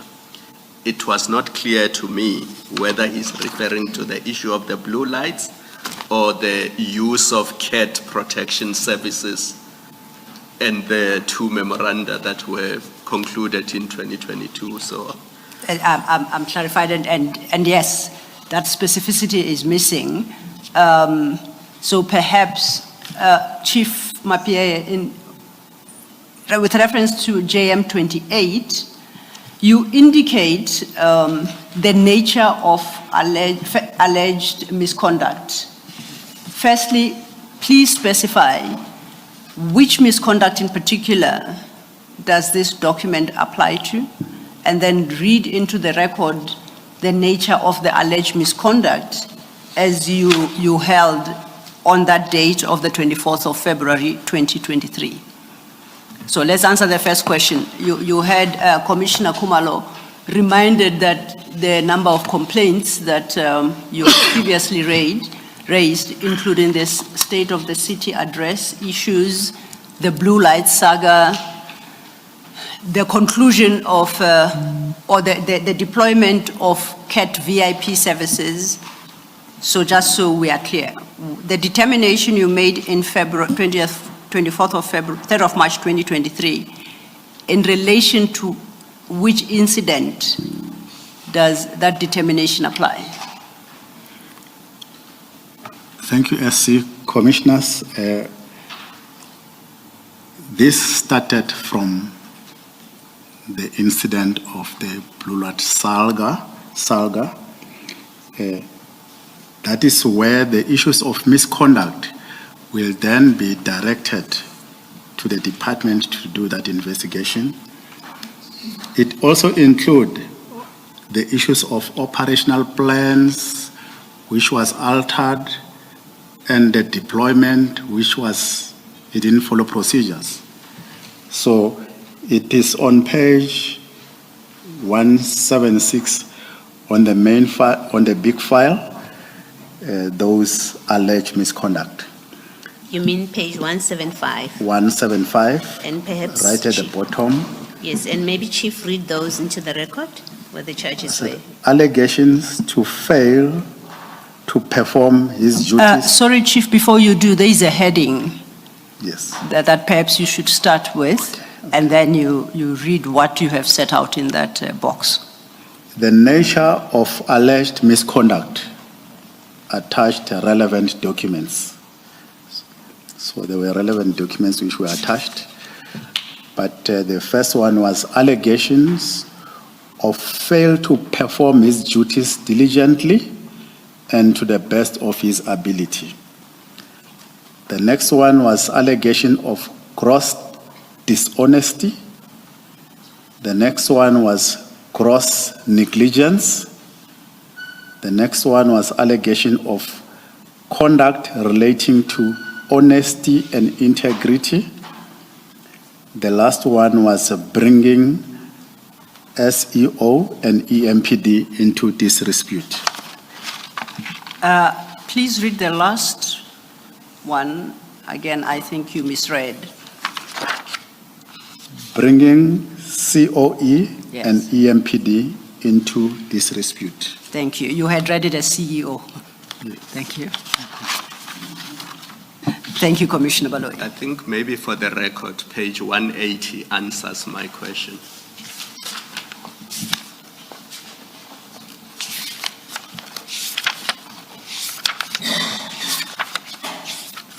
Because it's quite clear from paragraph 2 of page 180 what is the misconduct referred to, Yes. which led to the suspension. I agree with you, Commissioner Khumalo, and we will note, but perhaps it's a document you have also included, but you deal with it in your later paragraphs. We will get to it, and you will deal specifically with this annexure. So you don't have to address it now, lest we confuse ourselves, if that's okay, Chief Mapie. Thank you. Are you okay with that? Okay. That then takes us to your paragraph 98 at page 27. Page 27, paragraph 98. A prosecutor was appointed and 6 charges were drawn against Brigadier Mkhwanazi in terms of the Disciplinary Procedure Collective Agreement, Circular 1 of 2018. A disciplinary hearing must be held within 3 months of the decision to institute proceedings. Paragraph number 99, there were delays in receiving the charge sheet on Brigadier Mkhwanazi. On 24th of May, 2023, Mr. Sheka, the HOD, HR, uplifted Brigadier Mkhwanazi's suspension with immediate effect and directed him to resume duty. In paragraph 100, upon his return, I deployed him to EMPD Operations by Law Enforcement Unit until the disciplinary case is finalized.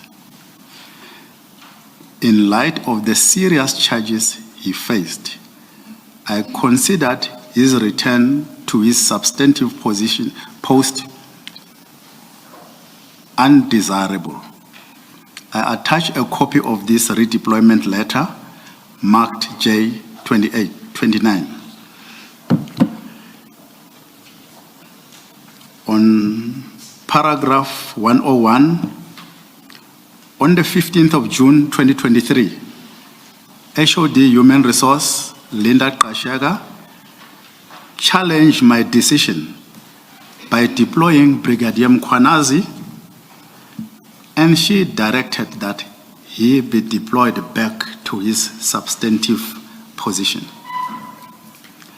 A letter of this is attached and marked J30. I responded to this letter on the 20th of June 2023, advising Mr. Kasheka that I, as the Chief of Police, had the power in terms of Section 64C of the SAPS Act to to transfer members of the service in the EMPD, and a copy of this letter is attached, marked JM31. Yes.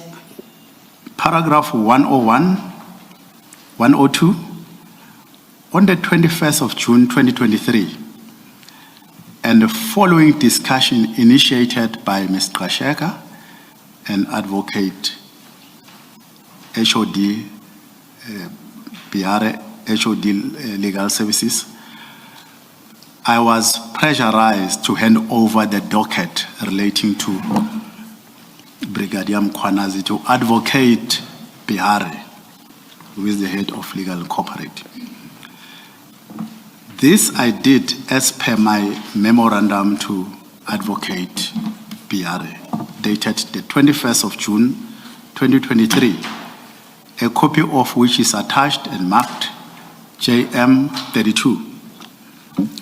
On that score, if then I could invite you to page 180 of the big file. That is the document that Commissioner Khumalo referred to previously, and I said you will get to as you work through your statement. Commissioner Khumalo, perhaps then, with reference to this annexed, you may make your comments or pose the question to the witness.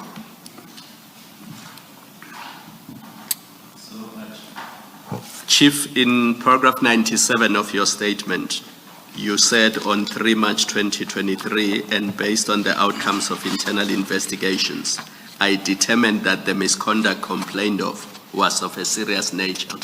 So my question was, which misconduct are you referring to in your statement?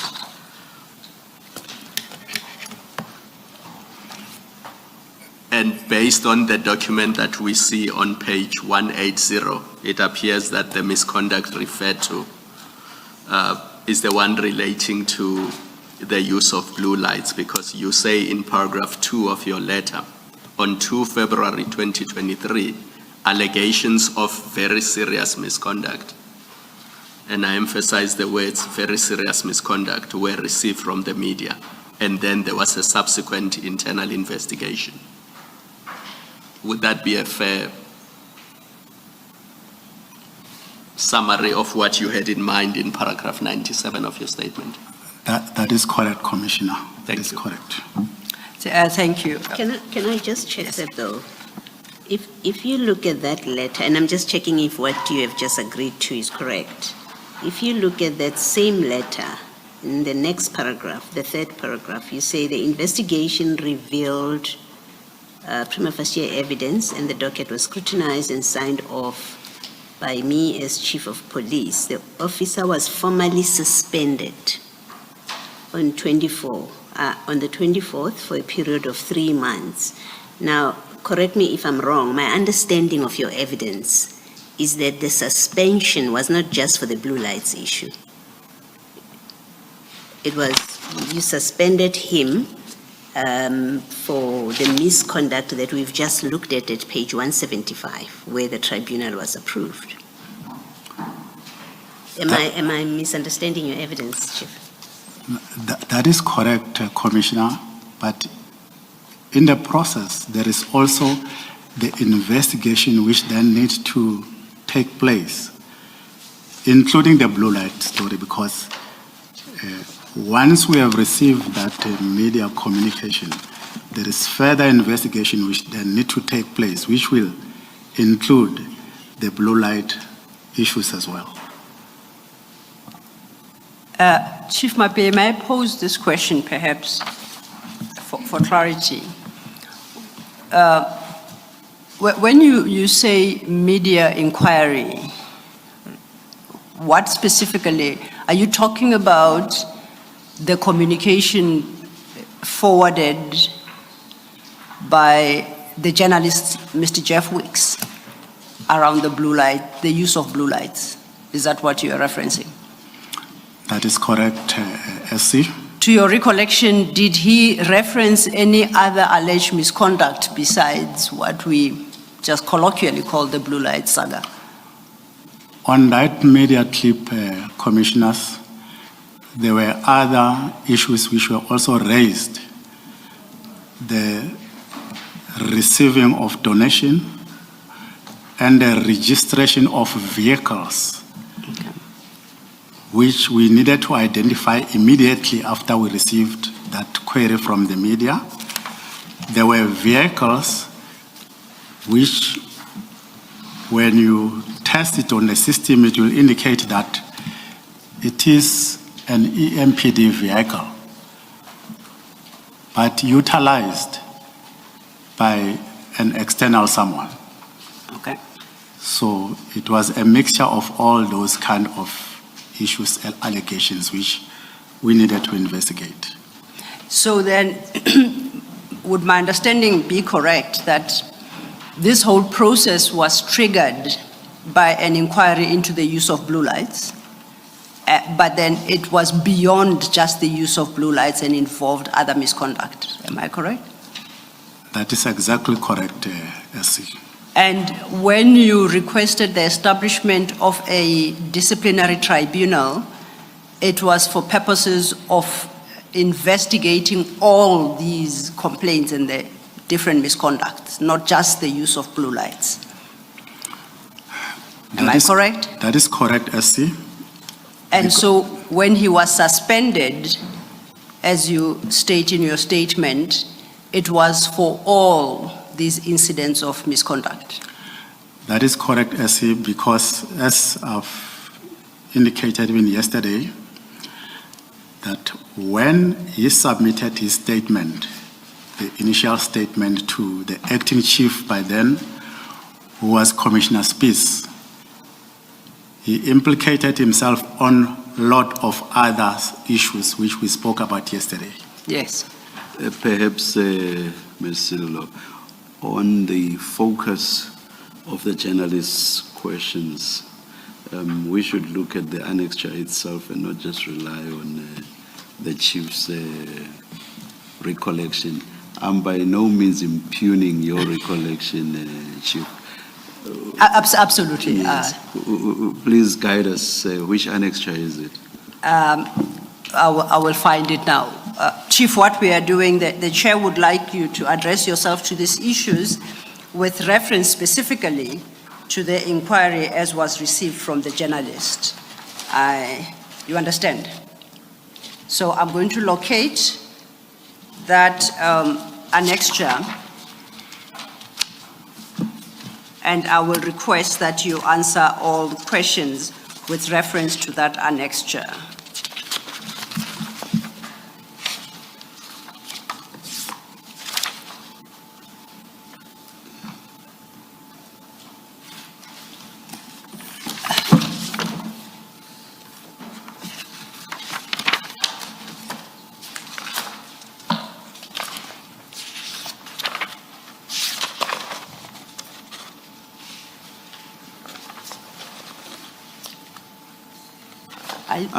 I think you did not annex the actual inquiry from. Is it? So it was. And here is, yes. if we have regard to paragraph 39 of his statement, he says during or about February 2023, the EMPD received an inquiry from a journalist, Mr. Jeff Wicks, regarding the use of blue lights in civilian vehicles with the seeming approval of the EMPD. At the time of this inquiry, I was on leave, and the Deputy Chief of Police Auxiliary and Support Services, Commissioner Rivo Spies, who was appointed the acting Chief of Police in my absence, took charge of this inquiry and initiated investigations into the allegations. So this was handled by Commissioner Spies, and at 42,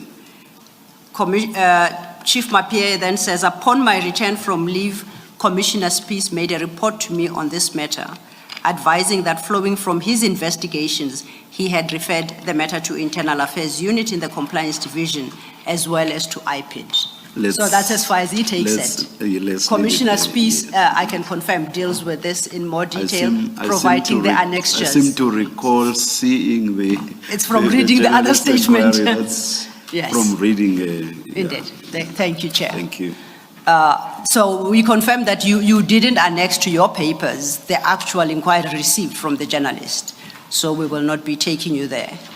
You are, what we are currently dealing with are the steps you took after you had received a report from Commissioner Spies, who had handled the entire investigation in your absence while he was acting chief of police. Is that correct? That is correct, SC. Okay. So we were still at page 180, and that is your annexure JM33. And that is the letter that you had written to Advocate K. Bihari, HOD Corporate Legal Services, and Ms. Kasheka, the HOD Human Resources. You recall that? That's correct, I recall, SC. And you had testified that the disciplinary tribunal you had requested be established was in respect of various misconducts that had been unearthed in the course of internal investigations against Brigadier Mkhwanazi. That is correct, SC. And that they were not restricted to the use of blue lights. That is correct, SC. So, and I think that then, I think is a complete answer to the clarification that Commissioner Khumalo sought. But staying with the same annexure, I would like you to turn to page 181. And you do recall that at paragraph 99, if you could go there at page 27, you indicated that there were delays in serving the charge sheet on Brigadier Mkhwanazi. You remember that part? That is correct, SC. Now, with reference then to annexure JM33, that starts at 180, but specifically at 181, kindly read from the three paragraphs after you quote section 711. The first paragraph would start with the words, taking into consideration. You see that? I could see that, SC. If you could read the remainder of the letter into the record. Taking into consideration of the above stipulation, it means that the charge sheets must be served on or before the 22nd of June 2023. This delay is of great concern as the alleged misconduct was exposed by the media, a very senior officer involved, and if is of such a serious nature that it will permanently damage not only the reputation of EMPD, but also of the city of Ekurhuleni, should the postponement of serving the charge sheets be furthermore postponed. A perception is also created that the officer involved and the very serious misconduct exposed are being protected and swept under the carpet. For your considered noting, urgent attention and way forward is appreciated. Thank you. That's regards signed by myself.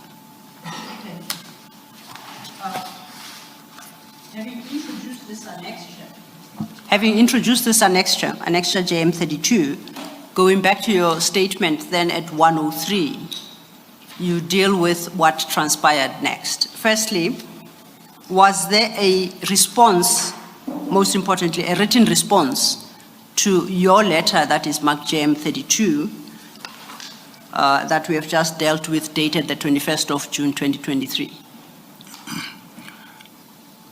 Was there a written response from the addressees, both Advocate K. Bihari and Ms. L. Kasheka, who were the people to whom we had addressed this letter? Did any one of them respond? I didn't see anything on the bundle, but I've came across a document where Kemi Bihari responded the following day, that he needs a meeting with the ED of IPID and myself in order to address issues of protocols, that when documents are delivered in the city, they must also via the city manager's office. That is what is drafted and sent to the ED IPID. That was the only response. He did not respond directly on what I've raised here. Okay, now let's get this clear. You say you haven't provided us with that document, so it's not part of your bundle. That's correct. It's a document you subsequently have been able to locate. That is correct, yes. Would you be able to furnish us with that document? Later, doesn't have to be now. Later I can do that, SC. Based on what I'm going to raise, to the extent that it is relevant, then you'll give us a copy. We will update the files and we'll include it in the bundles. But my question is, I haven't seen the document you referenced, so I'm relying on your understanding of its contents. Do you understand that letter from Advocate Bihari to be a specific response to your letter at page 150, dated the 21st of June 2023, the letter we have just looked at? Was it a response to this letter, or was it raising other issues? He was raising other issues. Okay. It was not in response to what I've raised to him. Okay. Then I will not be adding that annexure because it's not dealing with this specific letter. I take note of what you've said. To the extent that it may be necessary to add it on other issues, I shall do so at that juncture. But for the moment, my question is, did any of the two, Advocate Bihari and Mr. Sheka, respond to you after receipt of this specific letter at page 180, the letter of the 21st of June, 2023? That is not the only follow-up instruction I've received. It was from the city manager that same day, on the 22nd, that I must withdraw my internal investigation processes. Bear with me for a second, Chief Mapie. We will then deal with what happens next. Okay. I'm still at my question. Did Advocate Bihari and or Mr. Sheka in writing respond to your letter? Please look at your letter at page 180, the one of the 21st of June 2023. Did you ever receive a response from any of the two? I did not receive any response from both of them. Thank you. Turning then to your statement at page 28. Yes. Before you do this, you do that, sorry, Ms. That letter at page 180, the very last paragraph, Chief, it reads, the appointed presiding officer compiled 6 charges after perusing the investigation docket. And then if you, so that's at 180 in your letter.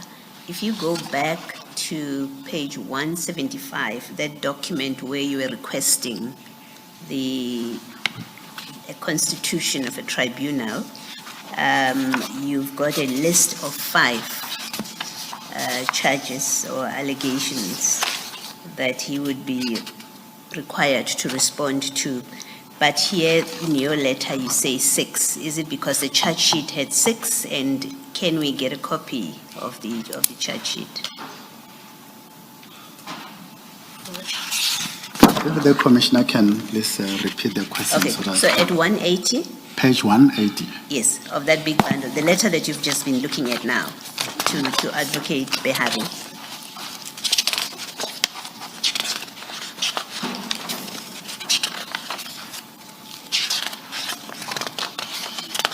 I've got it, Commissioner.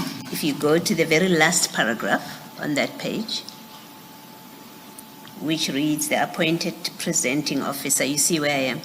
I could see, Commissioner. Okay, and then it reads the presenting officer compiled 6 charges after perusing the investigation docket. You see where I'm reading? That's correct, Commissioner.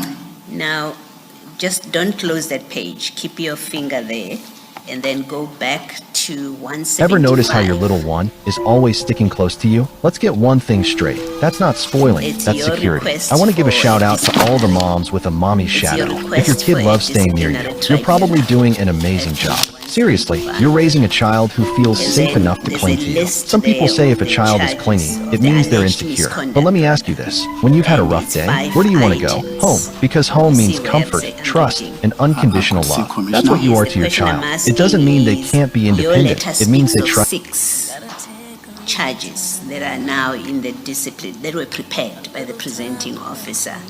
You can either get a copy of that or you can tell us what were those 6 charges. Okay, Commissioner, on page 175, Yes. when this report was then sent to Labor Relations, they will appoint a tribunal presenting officer who will then go through, and if there's a need, there could be other charges which were added. Yes. That is why on page 180, I think there's now another charge, which is 6 Okay. charges. And do you remember offhand what that additional charge was? I wouldn't say as seated here, Chair, but those charges, they are, whether they're in the bundles or not, but they are there, those charges, the 6 charges. There's a charge sheet somewhere. There's a charge sheet somewhere. All right, thank you. May I try and assist? Chief Mapia, you are correct. There's a charge sheet somewhere, and that charge sheet lies in a witnesses bundle. So there will be a witness who will be dealing specifically with these issues, and that is where the charge sheet is attached. And we will address the issues at that juncture, if I may request. Thank you, Ms. Lau. Thank you. So I do confirm, Chief Mapia, that the charge sheet will, be presented before the Commission in due course, but not necessarily through you, because you were not involved in that aspect of things, formulating the charges and the like. Are you happy with that? Noted, Essie. Thank you. I refer us then to page 28 of your statement. We are now at paragraph 103, and from paragraph 103 you deal with what happened subsequent to your issue of the letter of the 21st of June 2023 to Advocate Bihari and to Mr. Sheka. Just to orientate us. You issued the letter, you confirmed that neither responded to your letter. So from paragraph 103, you then state what subsequently transpired. Can you deal with that? On page 28, 103, I was also instructed to withdraw charges against Brigadier Mkhwanazi. I addressed a letter to Brigadier Mkhwanazi advising that I had taken a decision to withdraw the internal investigation process and redeploy him to his substantive position. The effect of this letter was not to withdraw the disciplinary processes.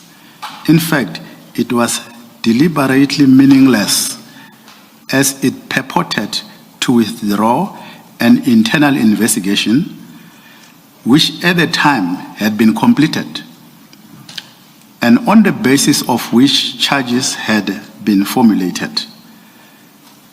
This I did in a bid to stop the consistent harassment I was facing from the city manager and the 2 head of departments. In fact, therefore, the disciplinary process has not been withdrawn. I attach a copy of the letter marked JM 33. May I invite us then to JM 33, which is in your big bundle from page 182. And according to, as you located, according to what you state in your paragraph 103, this is a letter you addressed to Brigadier Mkhwanazi after you had been instructed to do so. That is correct, SC. Before we get into the content of the letter, you say I was instructed to withdraw the charges against Brigadier Mkhwanazi. Who instructed you to withdraw those charges? I was instructed by the city manager, Dr. Imogen Mashazi. How did she instruct you? Did she write you a note to instruct you? Was it verbal? Could you tell the commissioners under what circumstances that instruction was issued to you? She instructed me verbally. She did not put it in writing. And that is what led to you to produce the letter to Brigadier Mkhwanazi? That is correct. That is then at page 182, according to your statement, that's marked JM 33. That is correct, SC. It's a fairly short letter. Could you quickly read it into the record? For the record, it's dated the 22nd of June, 2023. And once again, for the record, it is signed at the bottom. Is that your signature? That is correct, SC. It is addressed to J. Mkhwanazi, Director, Specialized Services, EMPD, copying G. Mzolo, Deputy Chief of Police, EMPD, and Dr. I. Mashazi, City Manager, COE. That is correct, SC. If you could, and the subject matter is disciplinary matter, J. Mkhwanazi, and then you give his pay details and how he's identified in the system. Could you read into the record the body of that letter? On the 2nd of February, 2023, allegations of a very serious misconduct were received from the media query from News 24 journalist, Mr. Jeff Weeks, which implicated yourself and was subsequently investigated by the Internal Affairs Section, EMPD. To date, the matter has not been concluded. I, as the Municipal Police Commissioner, have taken a decision to withdraw the internal investigation process under the case number 0302-2023 and herewith redeploy you back to your substantive position of Director Specialized Services as from 26 June 2023. Hoping you find this in order, then I've penned my signature. And in your paragraph 103, you indicate that you use the words, and I quote, I quote, withdraw the internal investigation process. And you have testified and you have in your statement that you used those words deliberately and that they are meaningless because the actual investigation process had been concluded. Is that correct? So the use of the words withdrawal of internal investigation processes was deliberate on your part? That was correct, SC. Chief, I'm sorry. Yes, Mr. Chair. Chief, is that not an after-the-fact rationalization or justification? I'm asking this because what did you think the understanding of the readers of the letter would be? Would they not understand that you were basically saying that everything now has come to an end, you are withdrawing everything? Would that not be the reading of, would that not be the objective reading?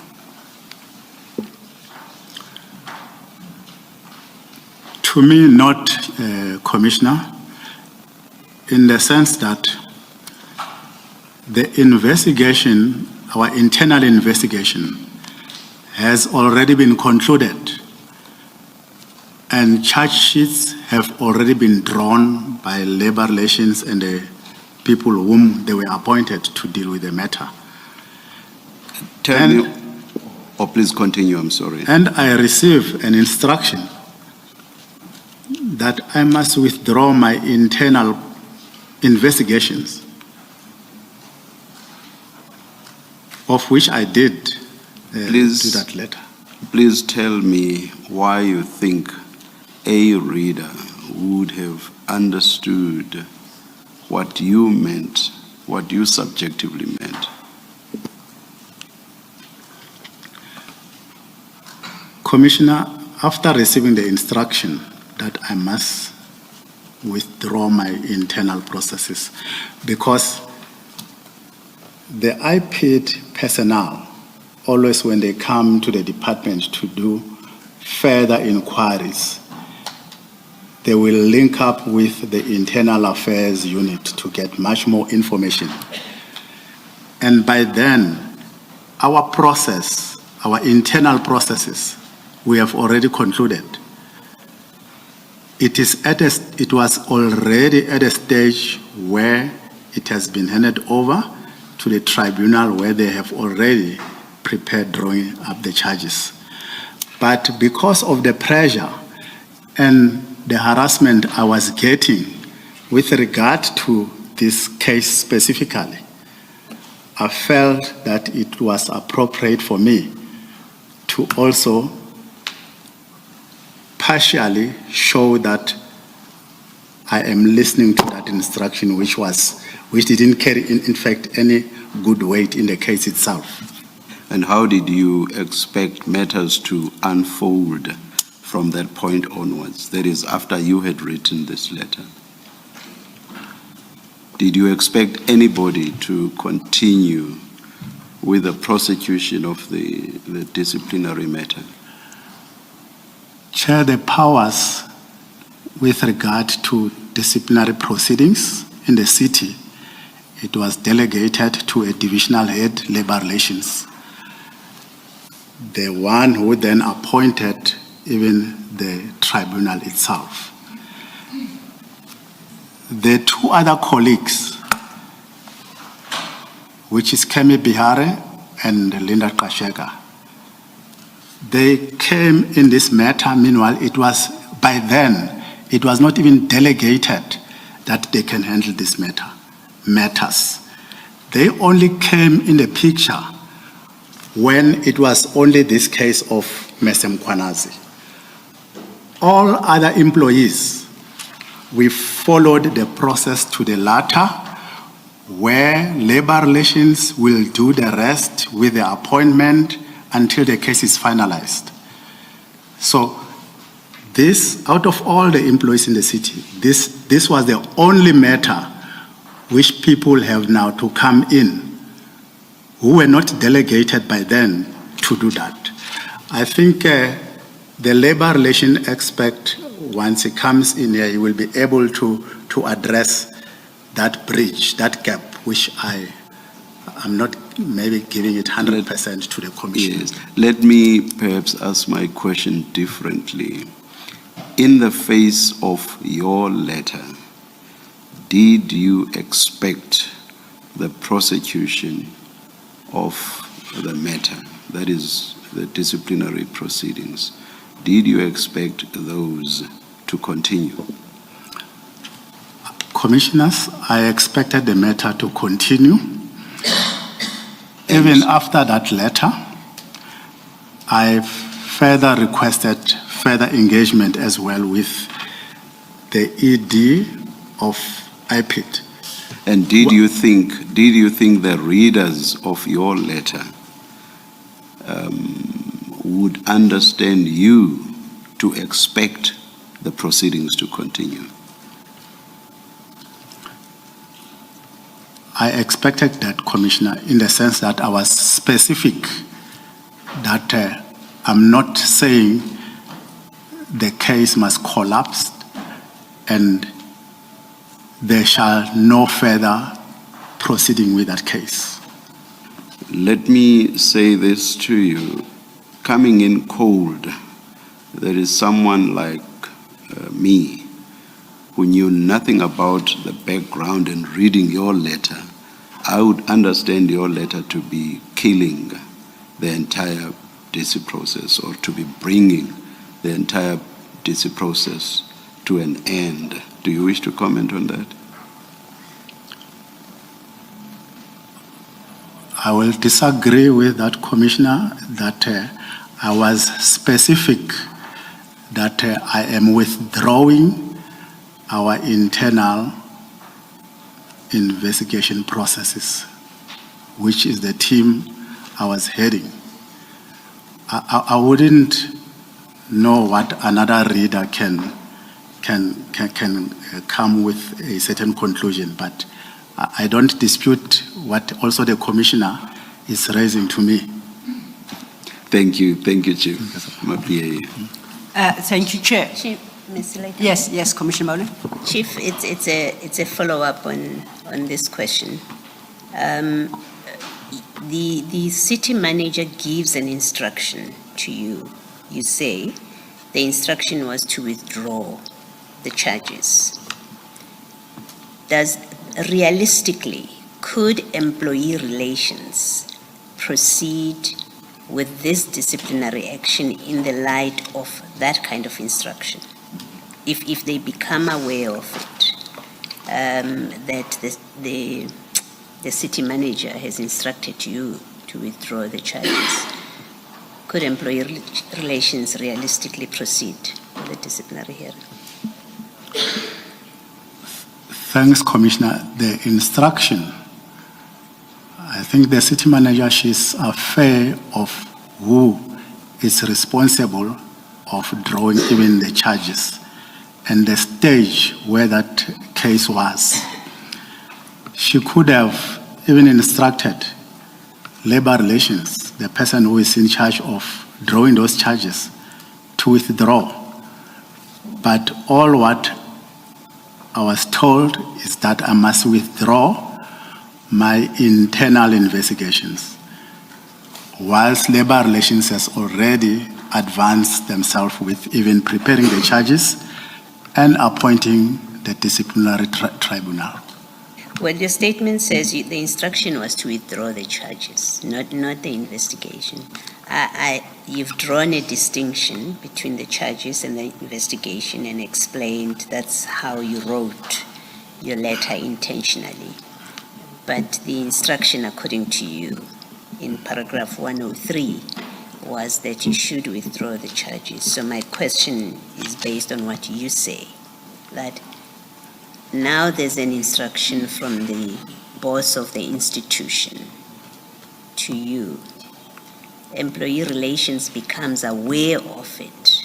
Could they proceed with this decision? Even if you wished for it to continue, could employee relations continue with this disciplinary hearing now that the CEO has issued an instruction? Regardless whether the instruction was issued to withdraw the case, technically I did not accede to that. Facing all the harassment I was going through and how I then worded my letter of the withdrawal of my internal investigation. All right, and then, okay. Chief, when the city manager gave you the instruction to withdraw the charges, did she say why? Did she give you reasons for that instruction? She told me that myself and the divisional head labor relations, we must stop to be personal to Julius Mkhwanazi. So of which there is no issues of personality here, it's just issues of principle and police principle and discipline. I cannot be found being selective in implementing discipline in my own department. So other than saying to you, you must stop being personal, you and the employee relations manager, other than that, she did not give you a reason why this disciplinary charges must be discontinued? She did not. Okay. Thank you. Thank you, Chief. Chief, I'm not concerned with interpretation. Chair asked you about interpretation of the letter. We are now looking backwards. We're looking back 2 years. Factually, what happened? After you issued this letter, factually, did the city continue with the charges against Brigadier Mkhwanazi? after the issuance of this letter. Yes.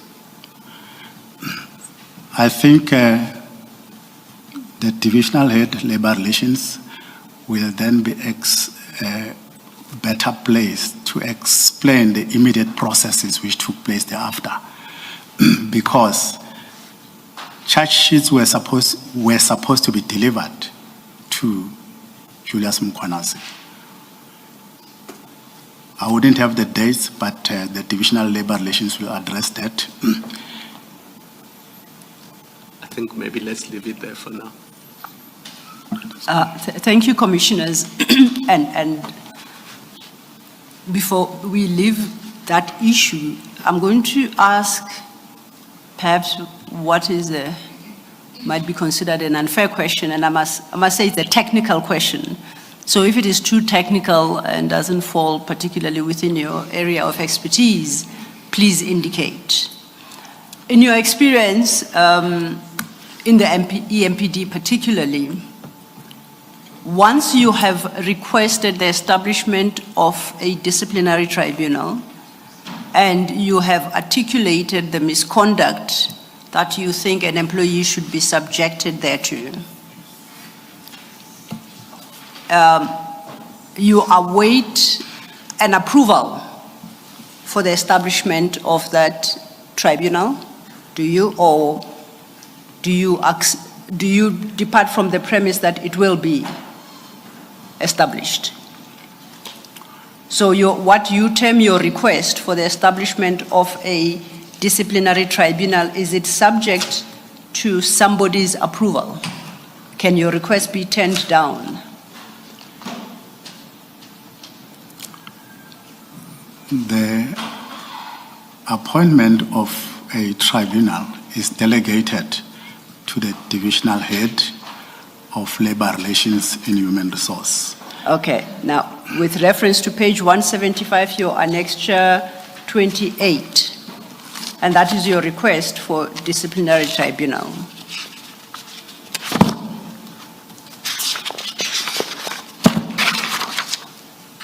Are you there? That is correct. And that document, it does state that an accusation of misconduct is brought in terms of the disciplinary procedure against, and then you provide the details. It then requires you to lay out the nature of the alleged misconduct and overlift. It then requires you to make a choice between a departmental inquiry and a disciplinary tribunal. That is correct, SC. Here you make your choice and you say you are requesting for the establishment of a disciplinary tribunal. It then has space for the senior manager employee relations to, I guess, express themselves or a recommendation to human resources. And then lastly, that is the approval step. Once your request for the establishment of a disciplinary tribunal has been upheld, what power would you have over what that tribunal next does? Do you know whether, you might not have confronted such a situation previously and you wouldn't know, I accept that, but do you hand over the case to the tribunal, or do you still retain some powers over what that tribunal does? Would you know? In terms of policy within the EMPD and perhaps the law, which I wouldn't necessarily expect you to be quite au fait with. Are you able to give us an indication, or are these matters you'd suggest we take up with somebody from employee relations? Once the determination has been made from the department, which was on that page 176, yes, where I have requested for establishment of a disciplinary tribunal, that docket is immediately handed over to labor relations. It could happen with labor relations that they pick up other issues which they feel that we cannot proceed with the case. So they will always talk to me, but this was not the case. They received it, then they started their process to appoint. And you indicated that they established a tribunal, and I think they appointed a prosecutor and they prepared the charges. That is correct, Chair. At that juncture, who owns that process? And I use that word very loosely. That is labor relations delegated to the divisional head. Would you have authority to interfere with that process, to direct it, or to achieve a particular outcome, in your understanding? I wouldn't have an influence on that process. Okay. Thank you. I would then turn us to your paragraph 104.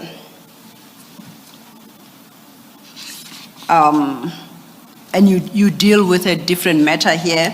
We're at a point where you have issued the letter to Brigadier Mkwanazi in telling him that you have taken a decision to, quote unquote, withdraw internal investigation processes. You then turn to, at 104, to a later incident of the 15th of August 20.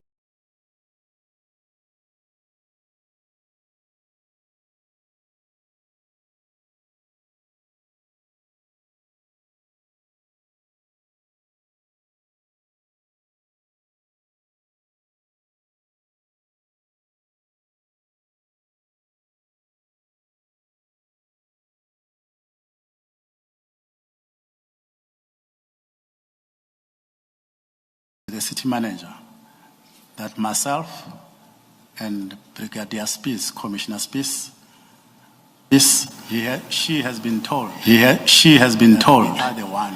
that we are the ones who are pushing this case of discipline from IPID side, that Julius must be prosecuted.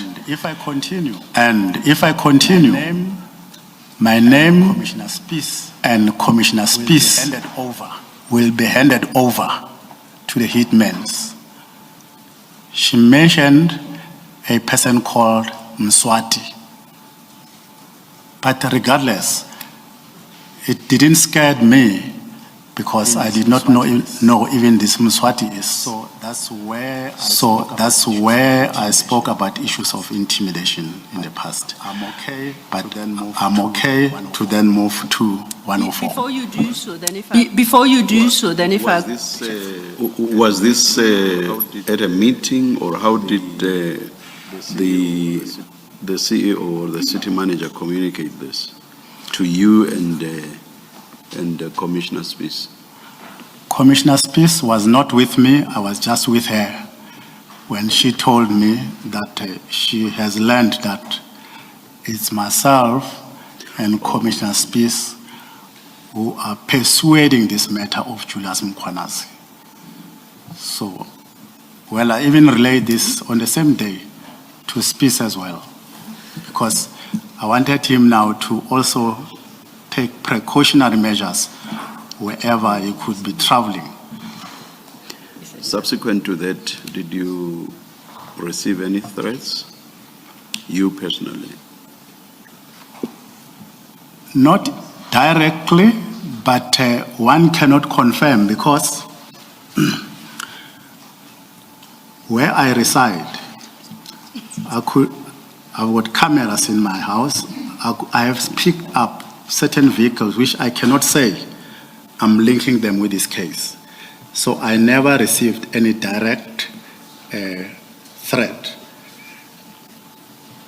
But maybe I will also be able to address this at a later stage, because the HOD or ED IPID, she has assisted us in getting the relevant people to come and do threat assessment around myself, because she said she needs to do threat assessment around my life, and Revo Spies and Mr. Ngwiza, Kolane Ngwiza, and Kilebukhile Tepa, who is also one of the witnesses witnesses who will be coming forward.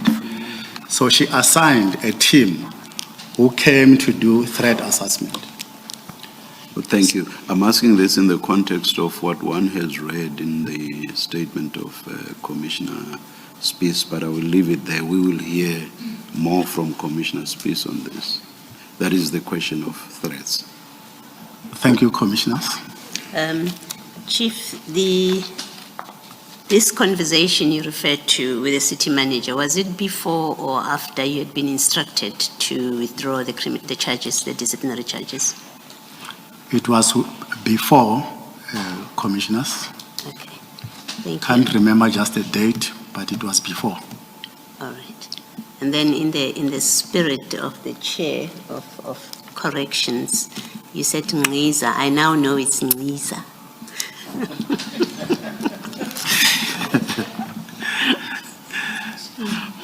And I'm told I should spell it for the record. Ngiza, N-C-I-Z-A. That is correct, Commissioners.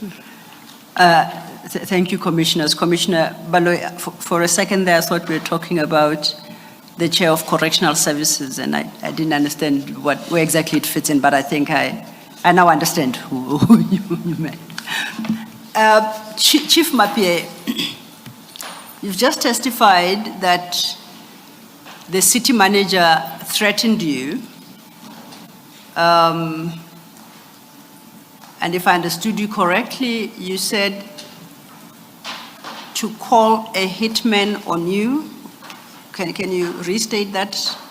And then you gave a name that you say she mentioned.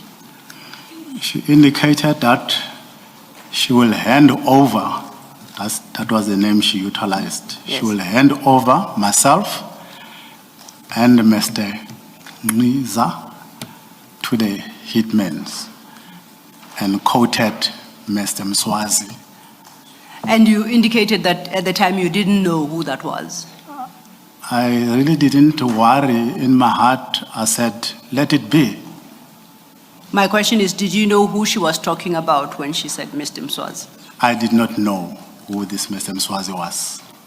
That was in 2023. Between then and now, have you since learned who that Mr. Mswazi is or was? I happened to learn at a later stage who Mr. Mswazi was. When and how? I was with a colleague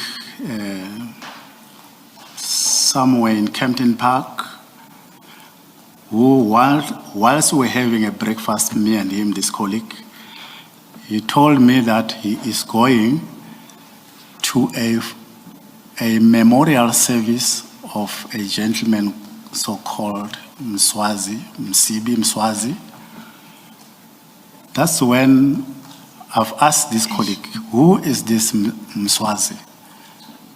Then he explained to me that he's one of the hitmen in the country, having some whether taxi businesses, but that's the information what he gave me. Okay, and still you remained unmoved. That's correct. Okay. You informed the commissioners of what the city manager allegedly said to you when she issued the instruction to withdraw the charges against Mr. Mkwanazi, Brigadier Mkwanazi. And you said that she alleged that you and Commissioner Spies are the main drivers behind these charges and you just want to persecute Brigadier Mkwanazi. In summary, I'm paraphrasing. Did I understand you correctly? That is correct, SC. Okay. Now, we've dealt with this document before, but if I could take us back to Annexure 27 at paragraph 174.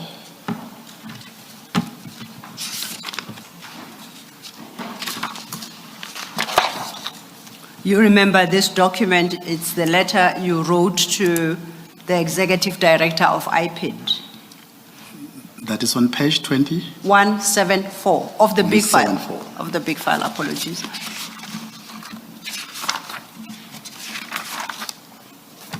I've got it, SC. We have dealt with this document before when we were having a discussion around engagements and referrals to IPID, do you recall? That is correct, SC. Okay. It's that letter then, as I said, you wrote to the Executive Director, IPID, dated the 26th of January 2024, and this technically is 6 months after you, quote unquote, withdrew the investigative process. Is that right? That's correct, SC. Please read into the record paragraph 1, numbered 1 of that letter.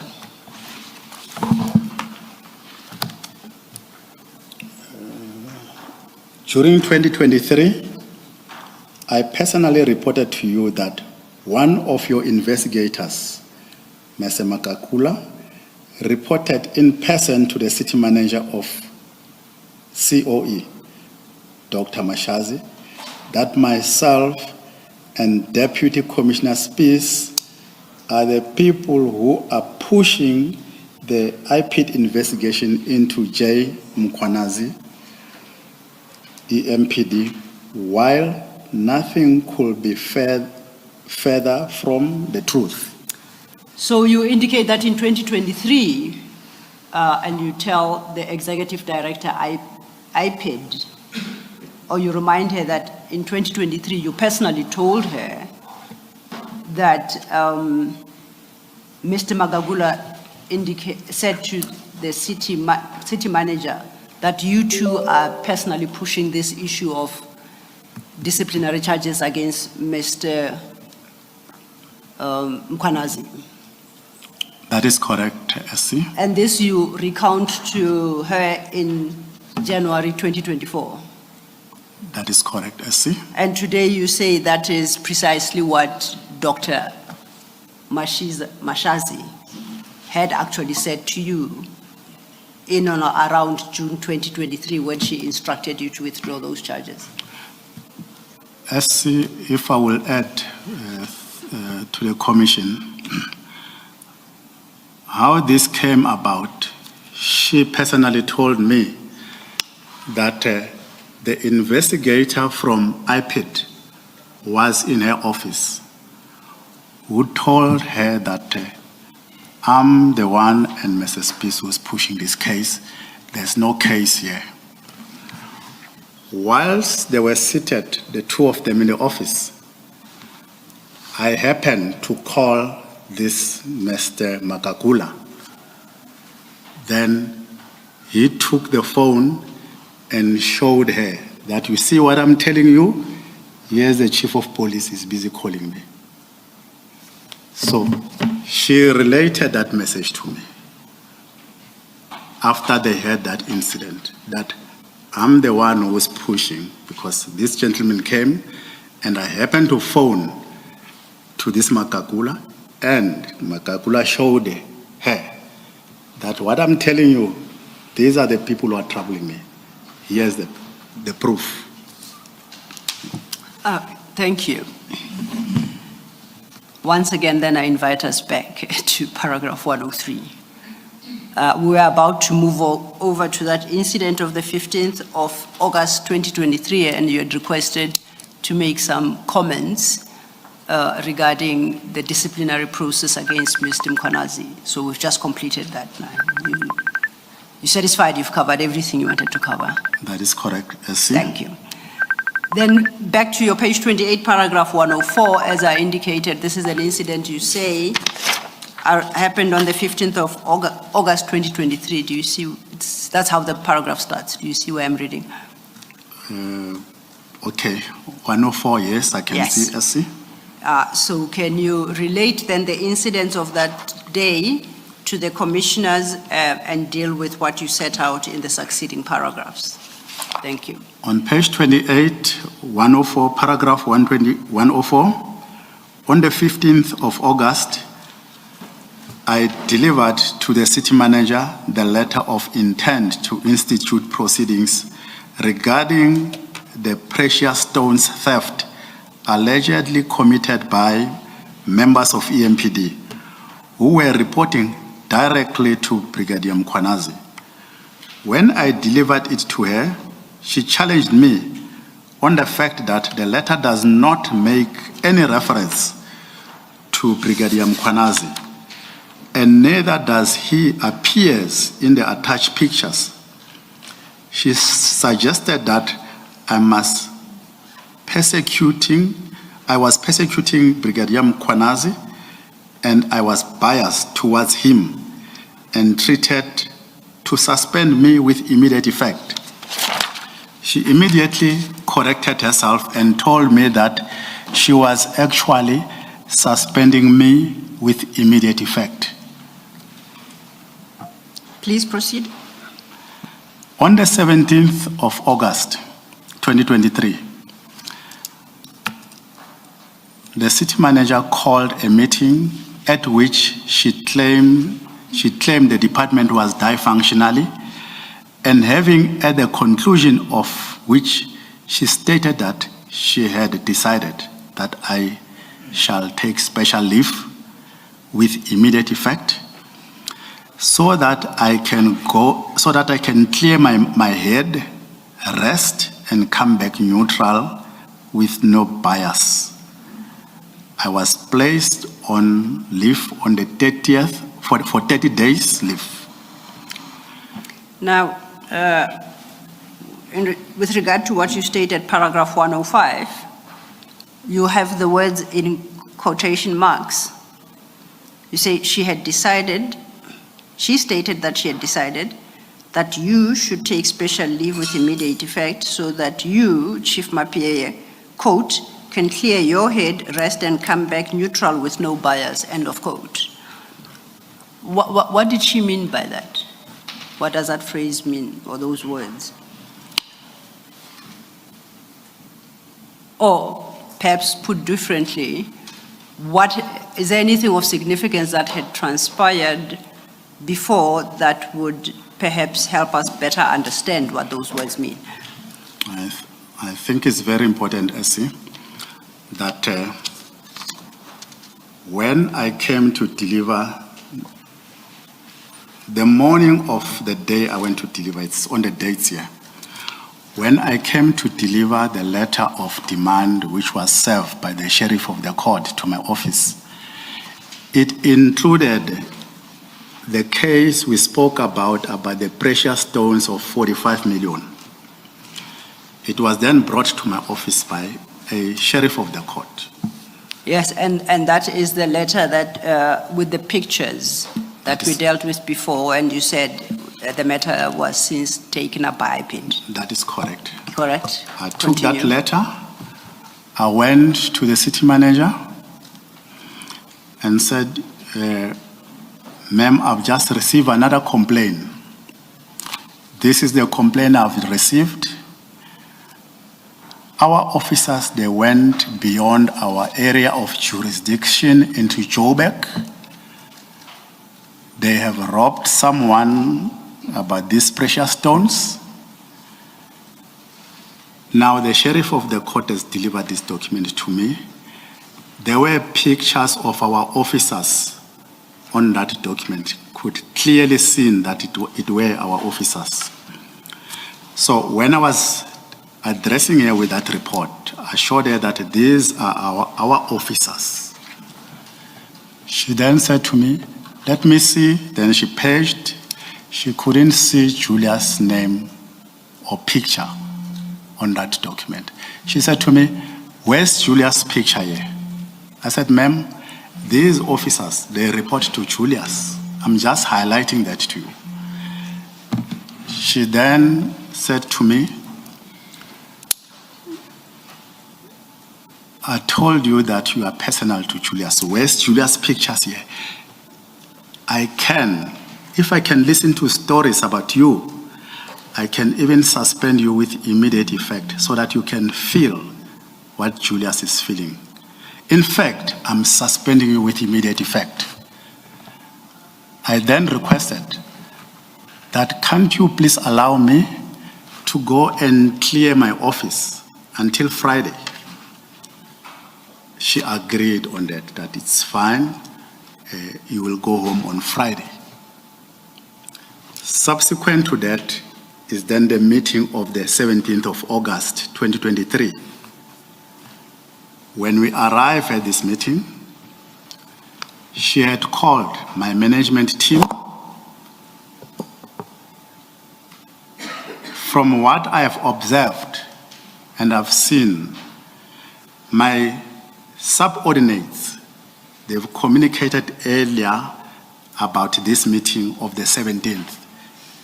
They had an insight of what is going to happen because there were WhatsApp which were flying. I didn't come to the attention of that WhatsApp, but there were WhatsApps. We were called into that meeting. There are minutes which were noted. We took our own minutes, but I don't know whether they are in this bundle. No, I'll confirm you don't have any minutes in your bundle. Did you personally take what you call minutes? I made notes, but Commissioner Spies took the minutes. Okay. And no, then if the minutes were not taken by you, they would not be here. Thank you. Immediately after the conclusion of that meeting, on the 17th of August, she asked everyone in that meeting, she said, the department is dysfunctional. I want to know what is happening because there's no productivity and people are investigating each other. Then Brigadier Julius started, Mkhwanazi, and stated to her, ma'am, we have got no chief of police here. I don't respect this man. I don't know whether I must salute him or not. He went on saying that he came to my office and waited for me for 8 hours. I did not attend to him. But all those are in those minutes which were taken by Spies. From there, he indicated certain individuals. He said, Commissioner Spies, he is a de facto chief of police in my department. Mr. Kolani Mwiza is also one of the de facto chief in my department. He mentioned the staff officer, that is Ivan Duplessis, who gives instruction in the department. He mentioned Kilebukhile Tepa, who is our media officer. At the end of the meeting, while other directors or brigadiers, they made their comments that no, we're having challenges of uniform, petty other issues. But once the meeting was concluded, she then said, regardless of all what I've listened here, I'm sending you on special leave with immediate effect for 30 days. That was on the 17th of August. And you say, at what, it was at the time she told you she's sending on special leave for 30 days, she stated that so that you can clear your head, rest and come back neutral with no bias. It came at the end of that meeting you're suggesting. She did not state that on the 17th of August. This was stated a day later. I think the letter I've received of special leave, it was on the 18th, the following day. Okay. Here she concluded that she is sending me on special leave with immediate effect in front of my subordinate, which I was so embarrassed. I have got protectors. Immediately when we leave the meeting, some junior members of mine, especially Brigadier Mkhwanazi, called and said, no, those protectors must be taken away. So it was done right in the mid when we concluded that meeting. At the conclusion of that meeting, Brigadier Mkhwanazi circulated a WhatsApp to subordinate or officers of Metro Police that the chief of police has been sent on special leave. Now the person who will be acting, it will be Deputy Chief Mzolo and the city manager. Now it's time that we must pick up the pieces and address the stature. That was his WhatsApp to EMPD officials. As you say, it's not a WhatsApp you received. I came across that WhatsApp, the one he has sent to officers after that meeting. Do you have a copy of that WhatsApp? Were you able to lay your hands on it even thereafter? I've got a copy of that WhatsApp because I even sent that WhatsApp back to my boss, the city manager, that this to me was uncalled for, that officers can disrespect me in her presence, right in front of her presence, and even the power to send messages to my subordinate, all officers in the city. Okay. All right. So then, as of the 17th of August, or a day later, you were on special leave. That is correct, I see. Sorry, Mr. Law, maybe before you proceed, yes. Just one question. In that meeting of the 17th, where you say Brigadier Mkhwanazi said he doesn't even know whether he should salute you, we don't have a chief of police, did the city manager reprimand him? Or say anything that sounded like a reprimand to what on the face of it appears like gross insubordination? Commissioner, that was my concern. He was never reprimanded in front of my juniors as well. And those minutes we took, I think we managed to forward them to the office of the SC, but he was not reprimanded. Thank you. Thank you, Chief. Sorry, maybe another question, sorry. It's one paragraph back where you take this letter, paragraph 104, where you are taking this letter of demand of intent to institute proceedings at paragraph 104. You say you take it to the city manager, and this is where he says you've got something personal against Brigadier Mkhwanazi. Did the city manager dispute that the people in the picture, you say there were pictures, did she dispute that those people report to Brigadier Mkhwanazi? She did not dispute that. Thank you. Thank you, Commissioner.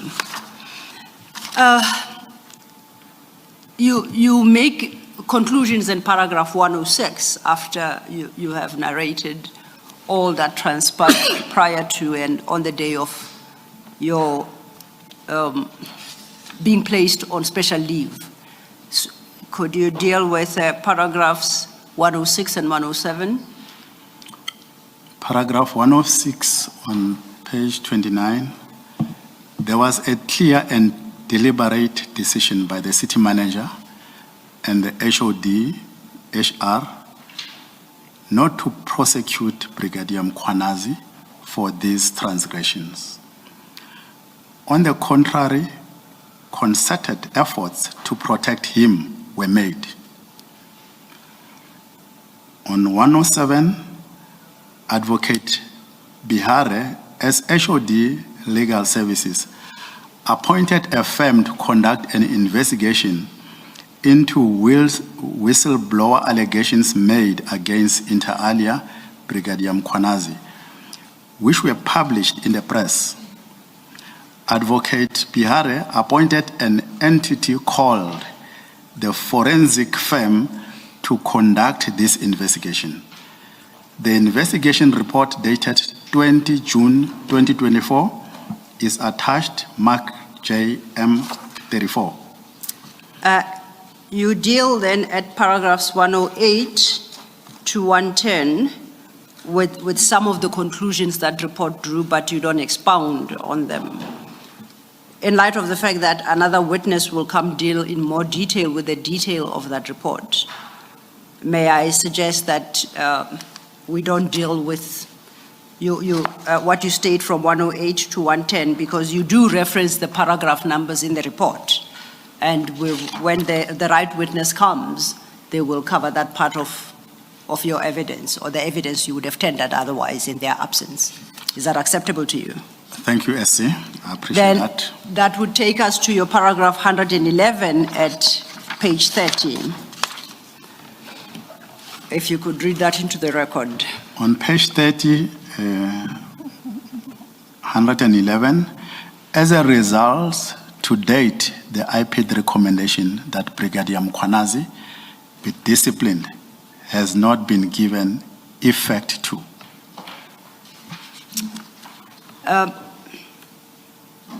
As a matter of interest, what's your understanding? You receive an IPID report with a recommendation. In this case, institute disciplinary proceedings against a specific member of the service. Who is to give effect to that recommendation in the context of the EMPD? Would it be yourself?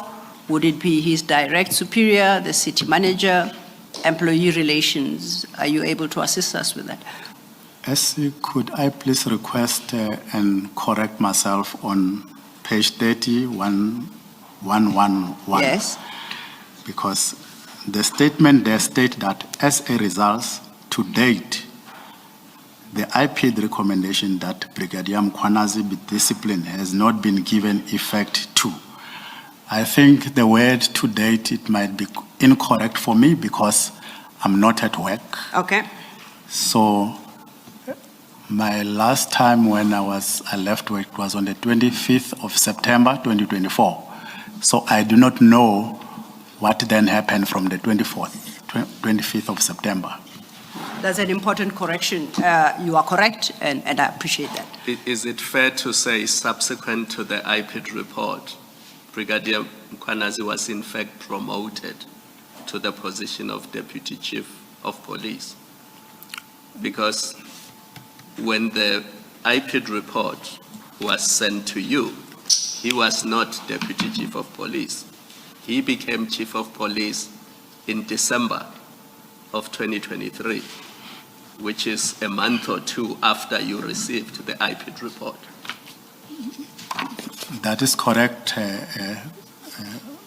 Commissioner, but can I please respond to the question? Could I get it very clear from the SC again? Yes, sir. The one I've disturbed you whilst you were asking? No. We'll revert Commissioner Khumalo.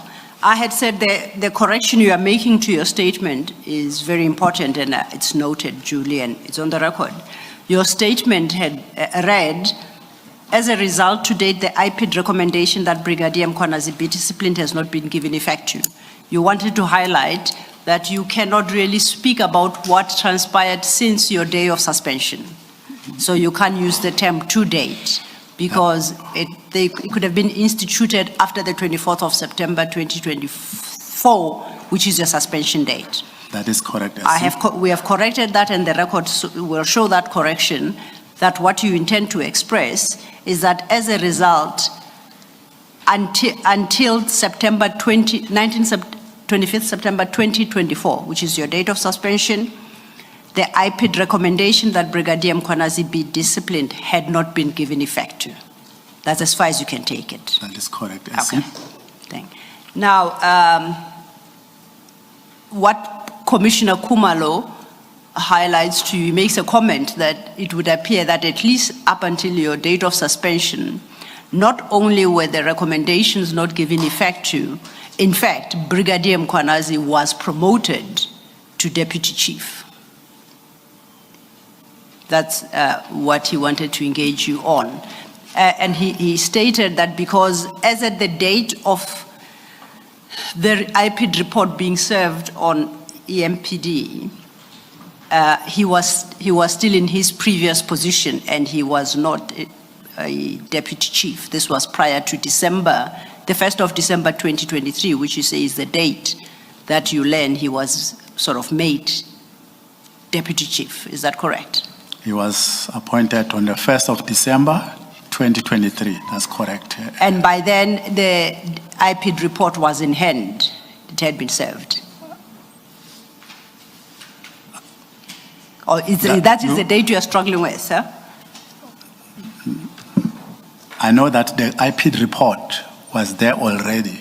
Yes, and that is the point that the Yes. commissioner is making. Yes. So he's saying not only was the IPID recommendation not acted upon, at least up until you were then placed on suspension.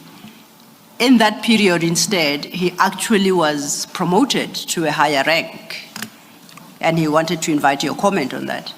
Do you agree with that statement? I agree with that statement that when I came back after my 30 days, that was in 2023,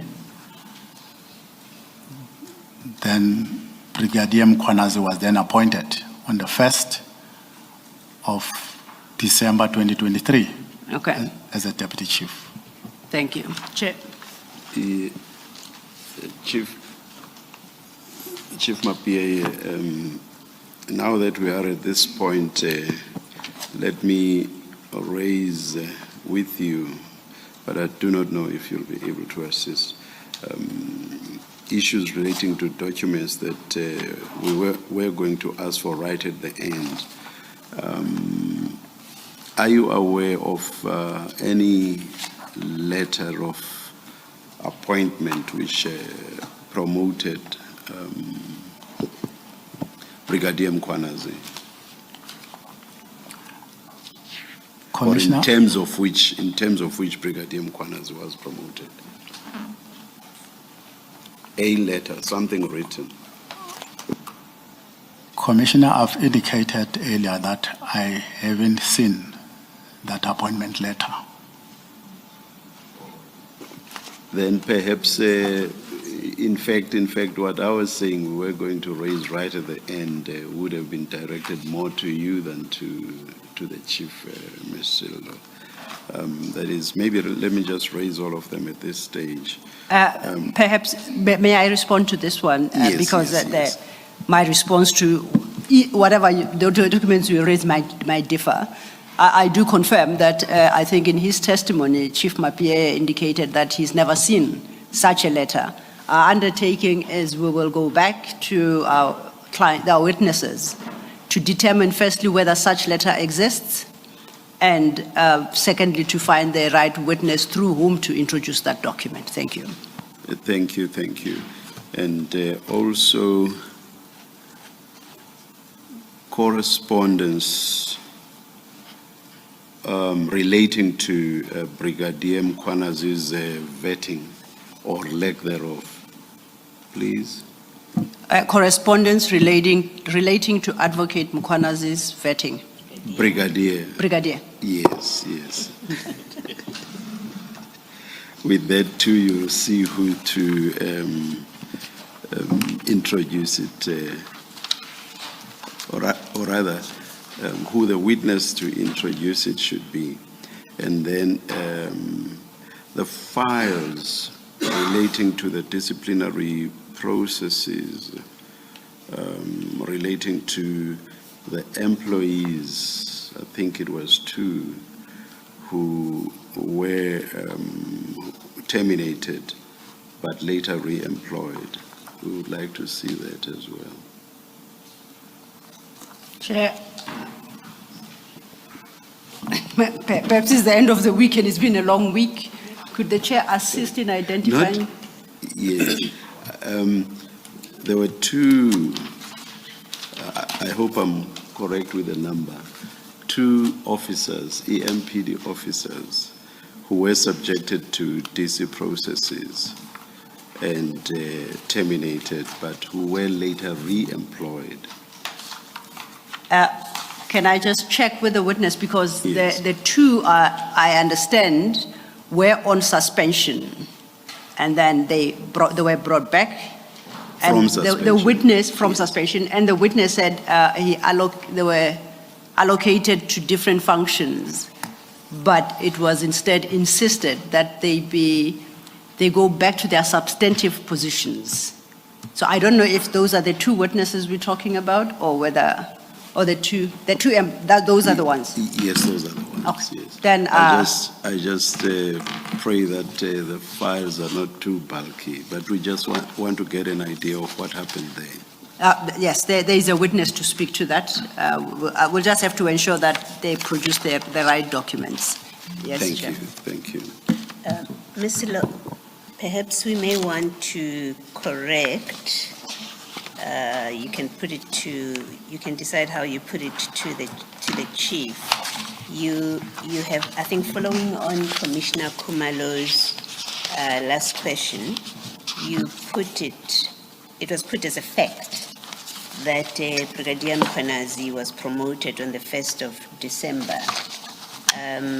I've lost that paragraph here, but what the witness said was that he next saw Brigadier Mkhwanazi the first week of December, and this time he was wearing the insignia. I think that's what it was called. Yes.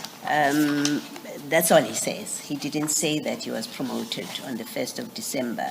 And to the extent that the proposition that is being made is that he was promoted following a date after the IPID report, which is not acted upon, I think we do need to be sure that that is factually accurate.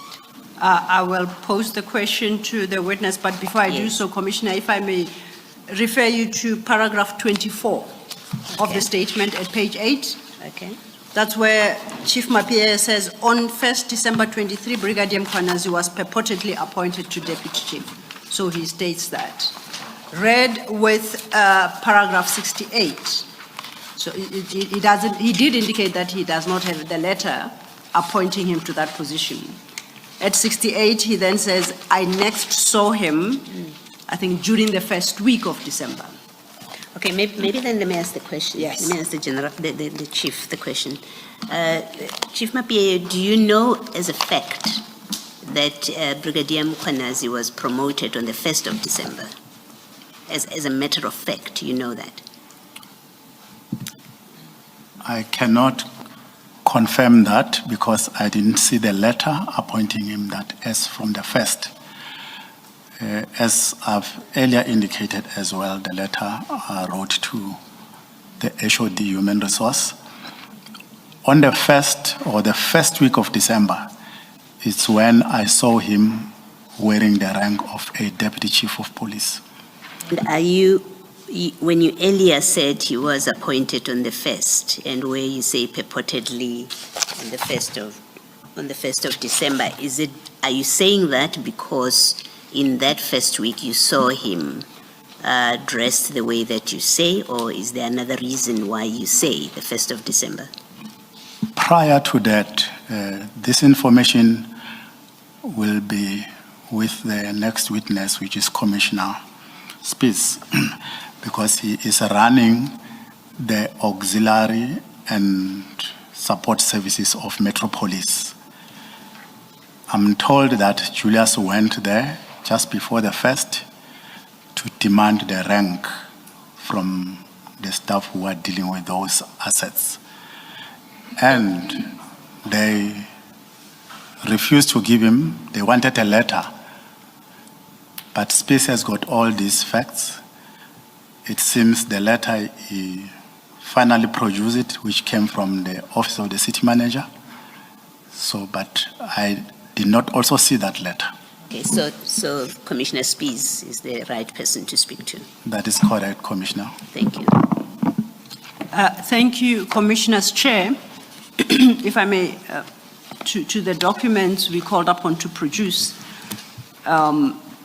so we don't bring the wrong documents. The third lot, if I understood the Chair correctly, is a request for files relating to the 2 employees who were terminated and re-employed. May I refer us to paragraph 86 of the statement? 86. In a bid to understand whether it is in respect of those employees that the documents are required or something else. At 86, Chief Mapie states, as Commissioner Spies will elaborate further during his testimony, the disciplinary process is initiated against them, those were the members implicated in the criminal conduct. They were continuously frustrated internally. No, there were continuous frustrations internally or intention to frustrate the process. And they, meaning the two employees, were reassigned to their substantive positions and their service weapons restored to them. Yes. My check is that where the query comes from? That's yes. Okay. But it seems perhaps that the reference to termination was erroneous. Yes. So then, insofar that it's not termination, but that is what the documents are interested to address. As the witness says, the next witness, Commissioner Spies, will address them himself to that. Yes, thank you. Thank you. We've taken note of the rest of the request and we will deal with it. Thank you, Chair. You very briefly, in your last chapter, deal with what you call the laying off trumped up charges against you. And by briefly, I mean you very briefly, you don't, besides indicating that you were suspended on the 25th September 2024 on bogus claims that you had sexually harassed a fellow officer, and you attach as JM35 a copy of that suspension letter, you do not deal with the content really of the charges, and I'm not inviting you to necessarily. I want you to make then just your brief concluding remarks about this so-called, what you call trumped up charges. You talk about where the process is, what the next step is, and what you understand has subsequently transpired. That you do from paragraph 113 at page 30.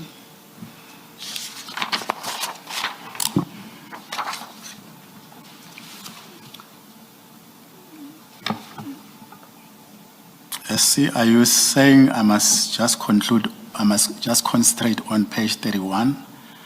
Yeah, we are now at page 30. We're now at page 30. Yes. I've said you have introduced your suspension letter, and you have indicated that your suspension letter charges you with what you call bogus claims that you sexually harassed a fellow officer. Is that correct? That is correct, SC. So I'm inviting you to deal with the contents of your statement from paragraph 113. And I highlight that besides telling us that you were suspended and you have given us the letter of suspension which reflects these charges, you don't engage with the charges any further in the statement. And I'm not inviting you to do so now. I just want you to deal with the contents of 113 to 115. You may read them, you may summarize what you have set out therein, whatever works best for you. On page 30, laying of trumped up of charges against me, paragraph number 112, I was suspended on the 25th of September 2024 on bogus claims that I had sexually harassed a fellow officer. I attached Annexure MJ 35, that was my charge sheet or the letter of suspension. The leading of evidence has concluded in this matter, and the heads of argument have been filed during October 2025. Arguments is set down for the 14th of November 2025. To my knowledge, my suspension and subsequent disciplinary prosecution was never approved by council, which appointed me. Since my suspension, various other employees have been suspended and have faced disciplinary proceedings instituted against them. Some have been dismissed. One thing in common these employees have is that they dare to challenge decision by or unduly favored Brigadier Mkwanazi. In conclusion, the situation that has been permitted to develop in Ekurhuleni and within some units in EMPD, in particular, disconcerting and the demand immediate intervention.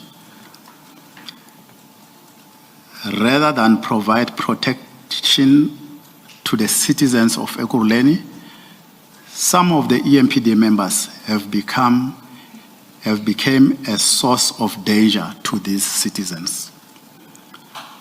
I trust that the Commission's recommendation will assist the EMPD in addressing some of the challenges I have highlighted in this statement. As you indicated it has to be on a high level. I need to do that, the high level, because immediately when I was placed on... Apologies, may I understand what needs to be at a high level, Chief? I wanted to highlight that immediately when I was placed on suspension, yes, my status of life and the risk which I am. You may address yourself to the commissioners. I do not know, seated here, SC, that would I have that opportunity to conclude. I'm inviting you to. I just wanted to understand what it is you wanted to give a high-level comment on. But thank you. SC and the Commission, I'm still an employee of the city of Ekurhuleni, being the Chief of Police. I have served this city for 42 years. I have created enemies, not only in Ekurhuleni, around the country, by arresting serious, hardened criminals. But immediately when I was suspended, my protection was taken away. Meanwhile, there is a report which IPID and the relevant department have done risk assessment around my life. My protection was taken away, firearms were taken away,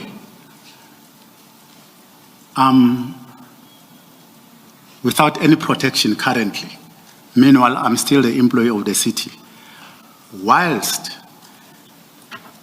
the employee who alleges sexual harassment has been given protection, being protected by the city, given officers, plus additionally outside security members. That security is even extended to even the family members.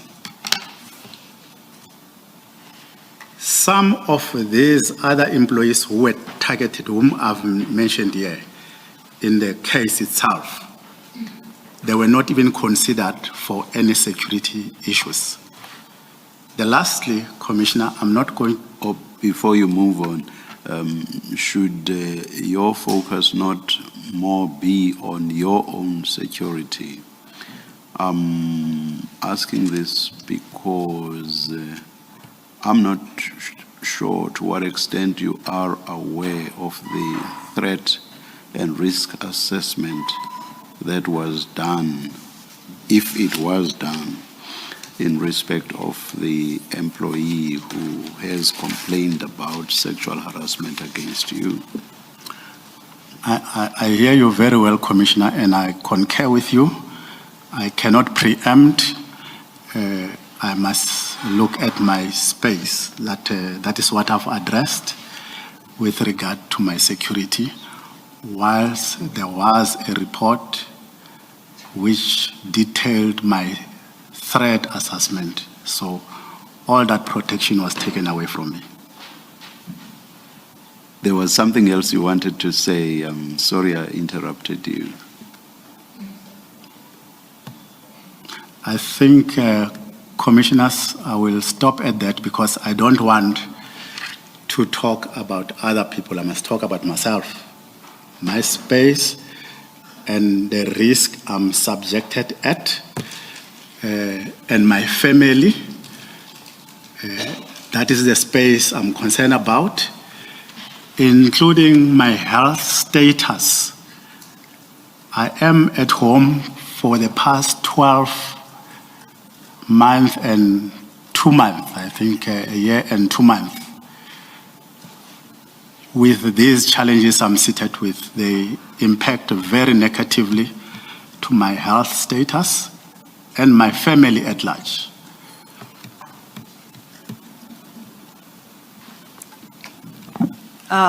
Thank you very much, Chief Mapieye. I'm glad that you had the opportunity to explain to the commissioners your personal situation. Chair, that brings us to the conclusion of the testimony of Chief Mapieye, unless there are questions that you... Thank you, Ms. Olo. Well, I think on the back of what you've just said now, perhaps it's appropriate to ask the question. As at the date of your suspension in 2024, was Brigadier Mkhwanazi still at work?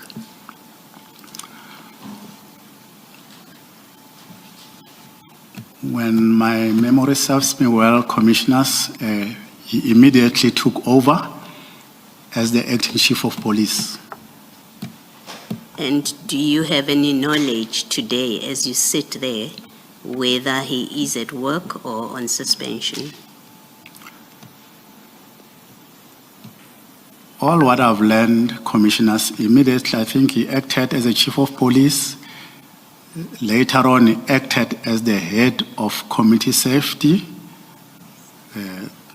Though I could pick that up, I'm not at work. He acted as the head of community safety, alternating between the two.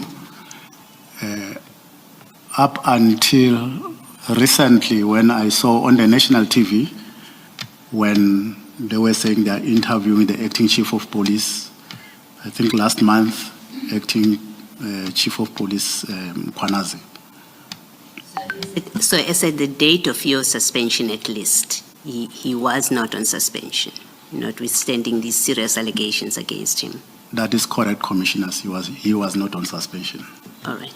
And then just to go back to that last letter, your letter of suspension, maybe it is important, I thought, Ms. Silo, as a starting point to place on record that the letter at page 3 thereof, I think it's marked 12, it indicates, for what it's worth, it indicates that it is signed by the acting city manager, Mr. Chilidzi Tenga. You see that?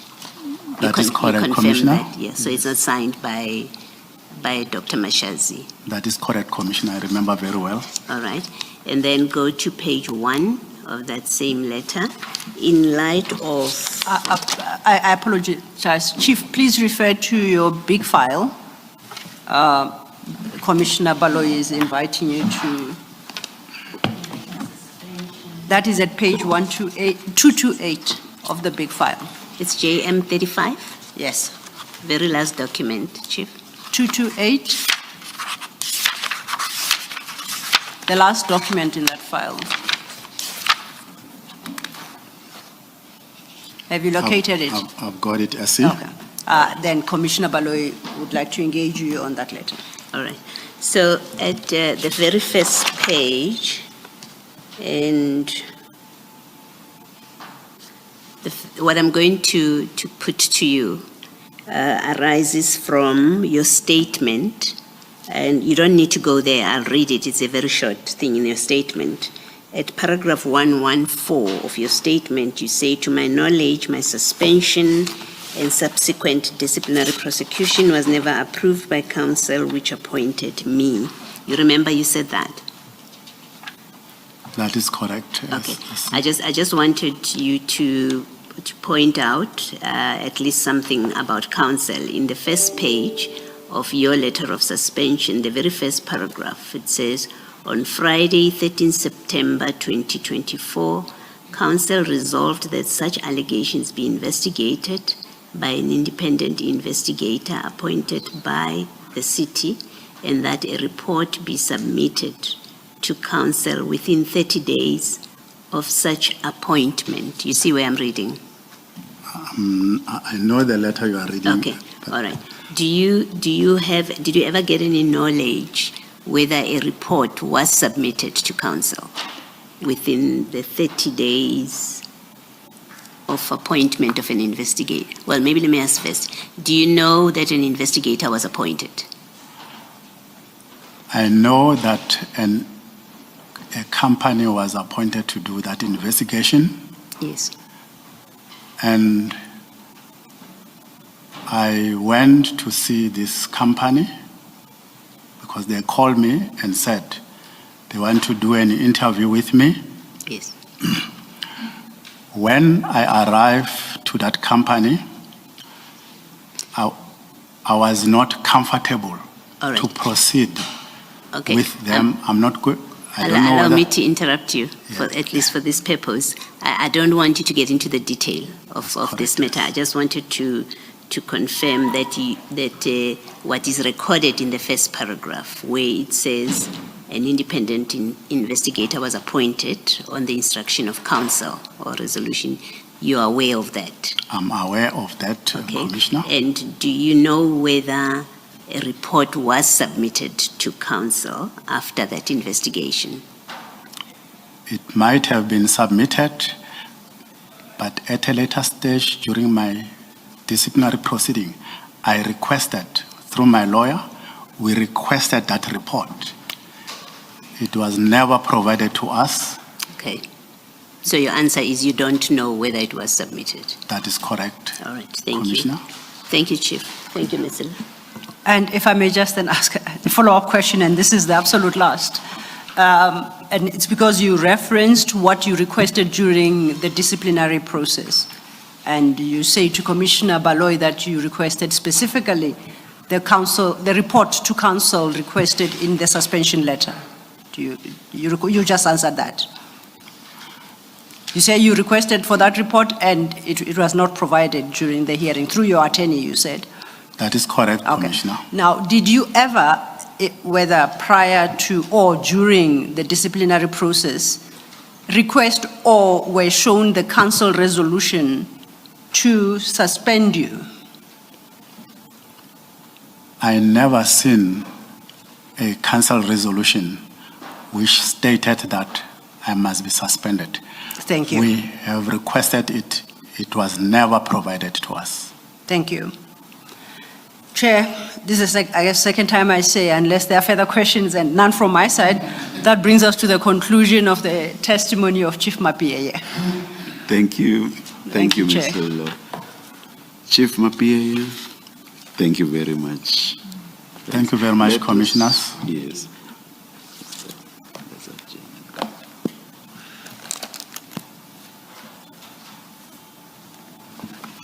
Let us adjourn and resume at 2:30. Thank you, Chair.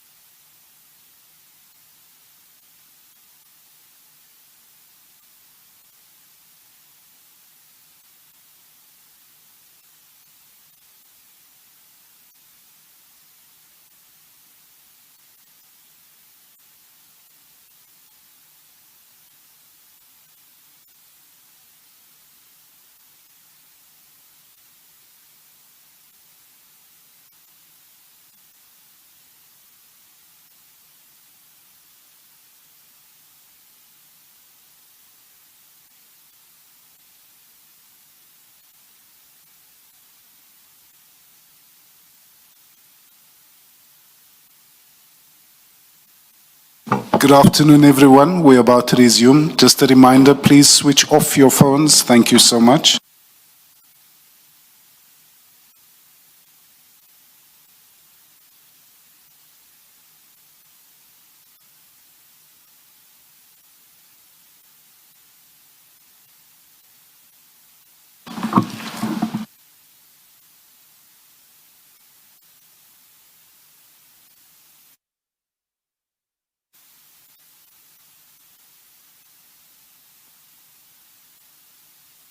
There's stuff on our screens. What's going on there?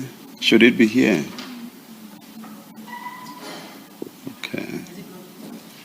Celia? Can I take it? It's gone. It's gone.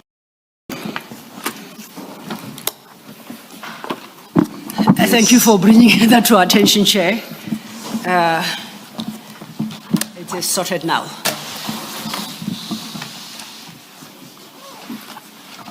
Ready when you are, Chair? We are, thank you. Thank you, Commissioners. We are ready with our next witness. If I may request that the witness be sworn in.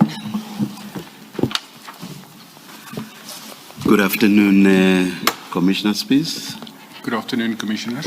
Do you swear that the evidence you are going to give is the truth, the whole truth, and nothing but the truth? If so, please raise your right hand and say, "So help me God." So help me God. Thank you. Good afternoon, Commissioner. Could you place your names on record formally? My name is Revo Spies, and I'm a former employee of Ekurhuleni Metro Police Department. Thank you. I think you are fairly tall. If you could just adjust the mic slightly upwards so for your voice to carry better. Thank you. Does he need two mics? I leave it to you, Advocate Silo. I actually had settled for two mics because he sounded like he too speaks softly. There is nodding in the room, so I think please keep both on. Thank you. Commissioner Spies, you have before you two white files. One I'll call a small file and then the big file. The white file contains one document and the big file contains more documents and they are marked and flagged on the side. You see that? Correct. Before we deal with the contents of these files, can I confirm, have you prepared and submitted a statement to the Commission on matters you are about to testify on? Yes, Commissioners, I have. May I refer you to the small file? And that the index to that file lists a document, statement of Revo Spies. Do you see that? That's correct, Commissioner. Please turn over, and that would be the first page of the statement. When you flip through it, it will take you to page 35. That's correct, Commissioner. Apologies. Do you confirm that this is the statement you have submitted for consideration by the Commission? Yes, I confirm so, Commissioner. Is this a statement you intend to attach your signature thereto as confirmation that it is your statement? Yes, I do. And lastly, do you confirm the correctness of the contents of this statement? I confirm the correctness of the statement. And do you stand by the contents of the statement? I stand by the contents of the statements, Commissioners. Thank you, Commissioner Spies. Let's then turn to the statement itself. And I invite you to have regard to page 3. From page 3 at paragraphs 1 to 8,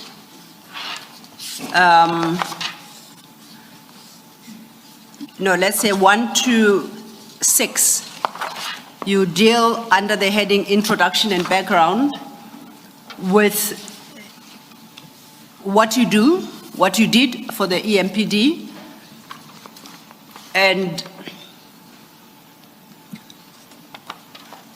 We will take it from there. I would like you to deal with the contents of those paragraphs and inform the commissioners about who you are and your history of service, as you have set out in those paragraphs. Thanks.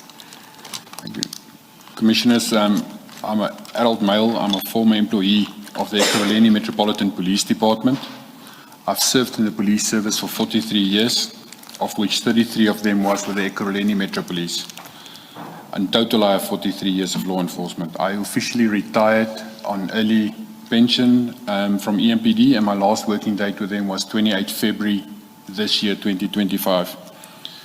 Before my retirement, I held the position of Deputy Municipal Police Commissioner, and I was appointed as such on 1 August 2022 as the Deputy Chief of Police Auxiliary and Logistical Support Services.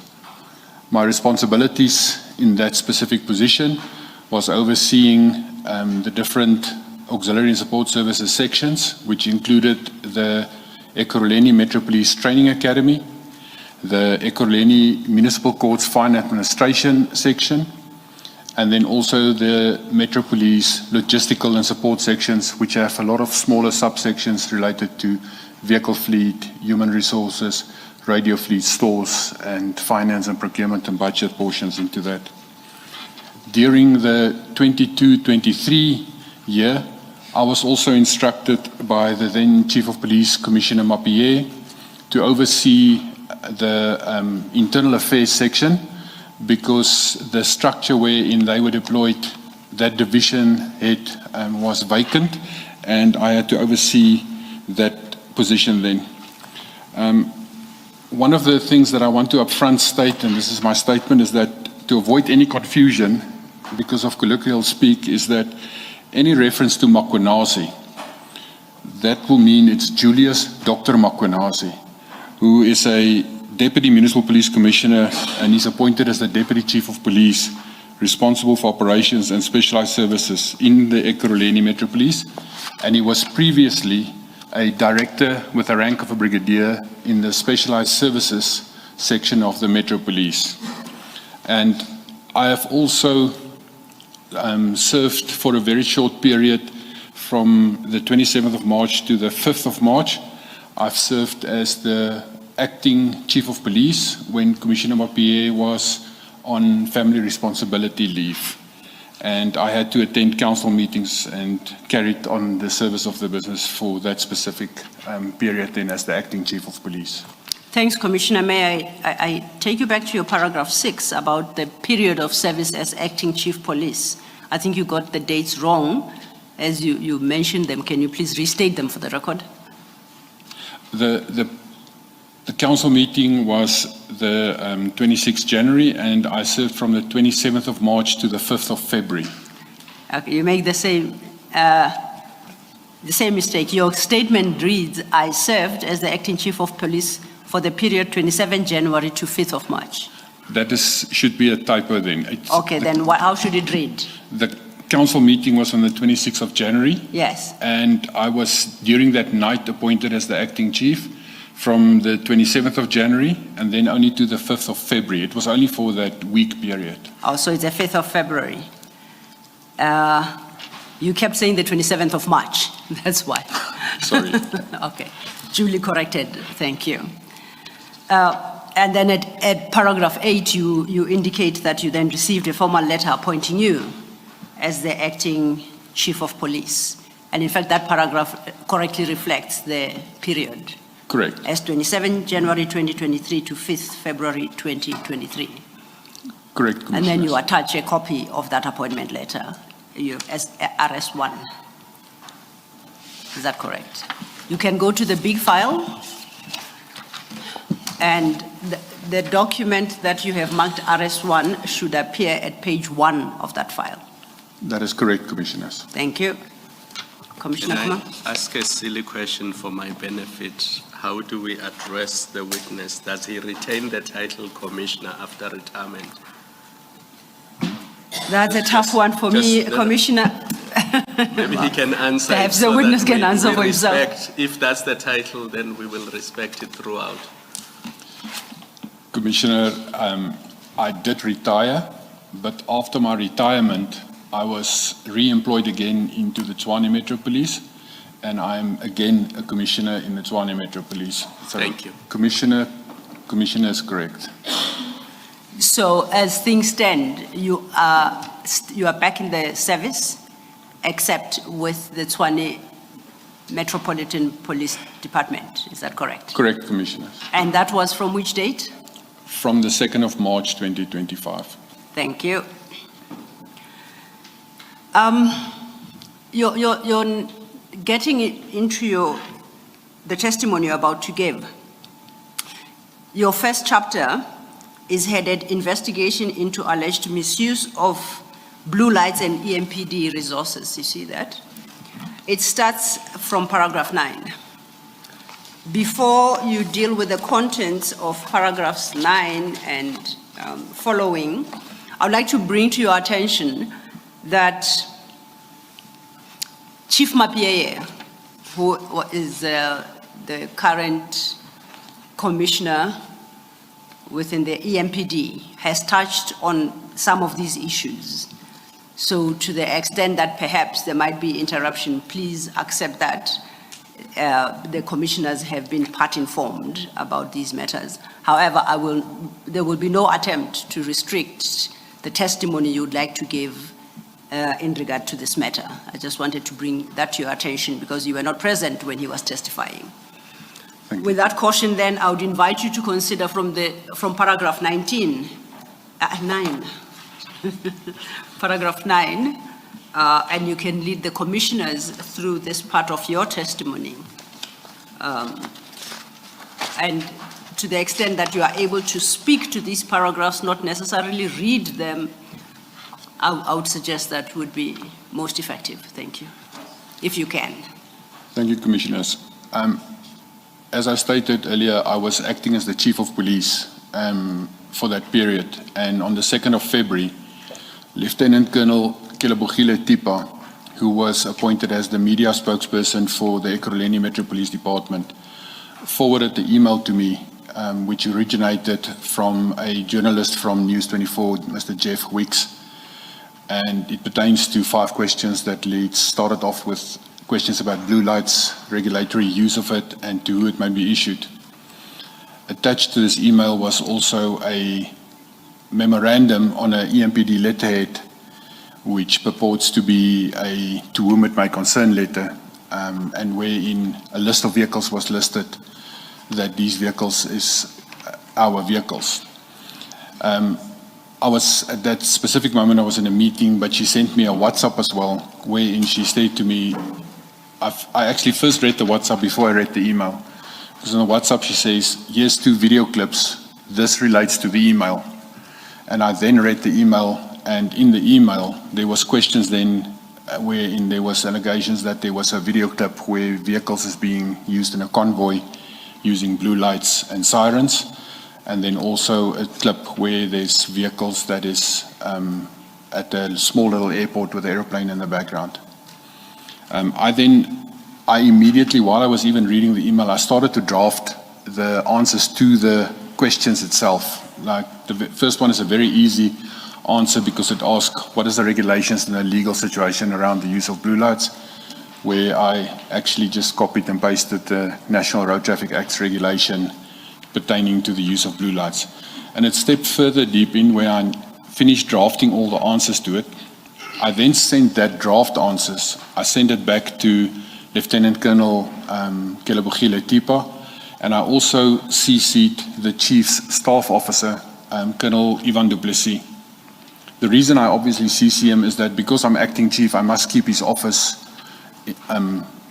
so that they know what everything is happening, what I'm doing.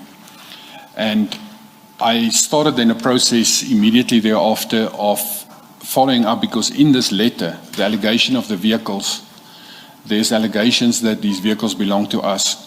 I immediately contacted a Colonel Madlanga Bloemhof, who is heading our fleet section and pounds section in the logistical support section. And I requested her telephonically, can you immediately check for me if these vehicles belong to us? And I gave her the registration numbers. She checked and verified on our internal asset register, and she immediately informed me that none of these vehicles belong to us. It's not council vehicles at all.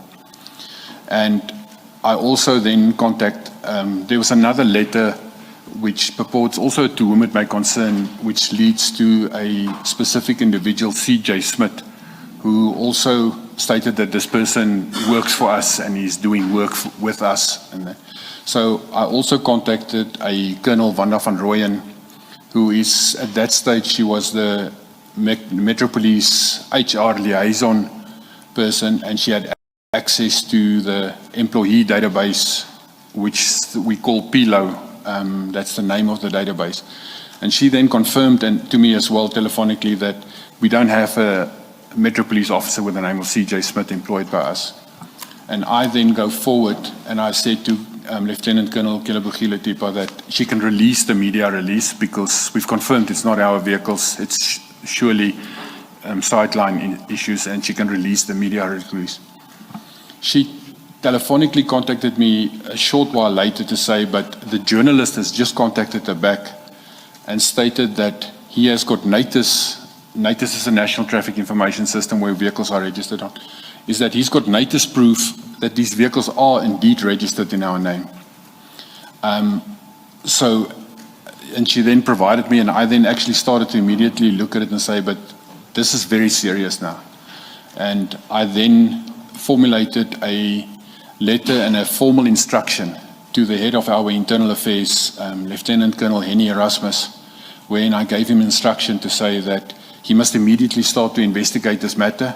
It's very critical, and that he must also not delegate it, because the allegations is against the brigadier, which is a senior rank, and I don't want him to delegate it to a junior constable or anything like that in the internal affairs to investigate.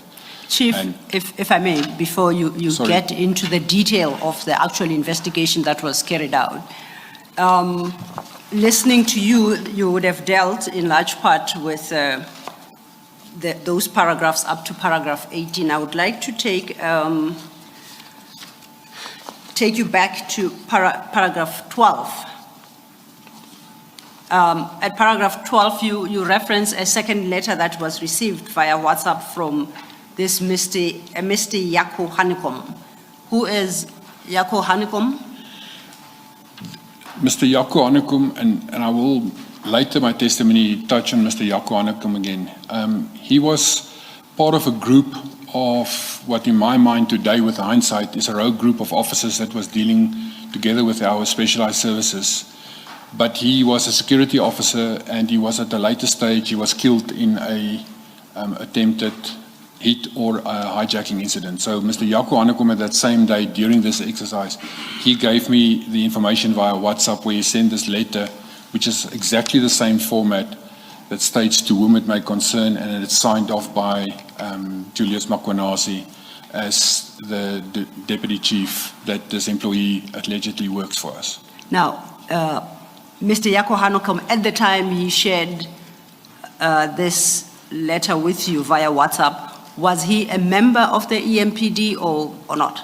No, he's a private individual that worked for a security company.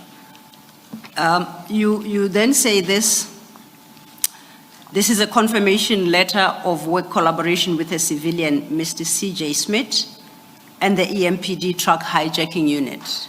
You see that as your paragraph 12. Correct. You then proceed to state there is no such approved unit.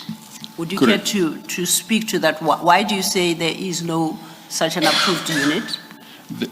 In the structure of the Metro Police, under the division operations and specialized services, there are 5 subsections, which 3 of them is regional policing with the 3 regions, headed by a brigadier, which is a director title, but with a brigadier rank.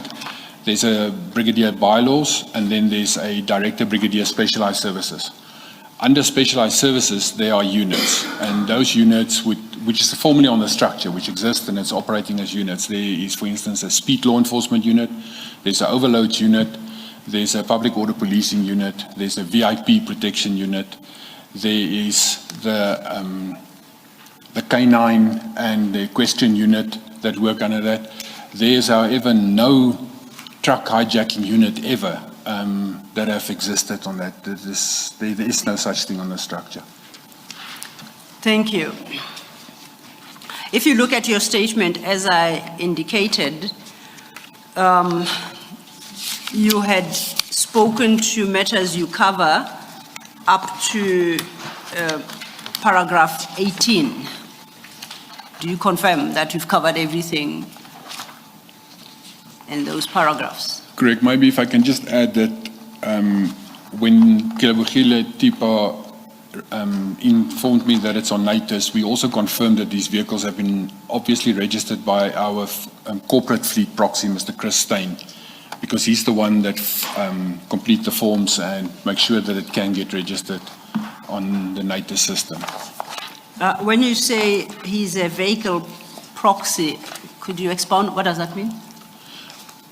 In terms of notice, the owner of a vehicle is normally a natural person, but when it comes down to a company or a municipality, a representative is appointed in terms of the National Road Traffic Act, which is then the main representative is called the proxy. He acts as the person to do all the business on behalf of the company or the municipality. And you also have a proxy and representatives because it's the proxy office actually, but the proxy for the city of Ekurhuleni is Mr. Chris Stein. And in that paragraph where you reference Mr. Chris Stein, you say Lieutenant Colonel Tipa informed me that she had received information suggesting that 3 of the vehicles on the list were in fact registered with the EMPD, right? Correct, Commissioner. It is the choice of wording I want us to discuss. You say she said she had received information suggesting that they were so registered. Is there confirmation? Are you aware of any before you left? Did you become aware of any confirmation as to whether or not they were in fact registered? Yes, Commissioners. At the moment, that same day when she phoned me, we were speaking about 3 vehicles. However, after I gave Colonel Erasmus instruction to start investigating this matter, within the next week we already discovered that it's actually 4 vehicles that have been formally registered on our name by using the papers of Mr. Chris Stein as the proxy. The papers and everything was obtained from him, and it was registered by Julius Makwanasi at the Whiteville offices. Okay. Yes, ma'am. Commissioner Spies, did Mr. Stein know anything about this registration? Did you find out whether he knew that these vehicles were registered and what were the circumstances? Yes, Commissioner.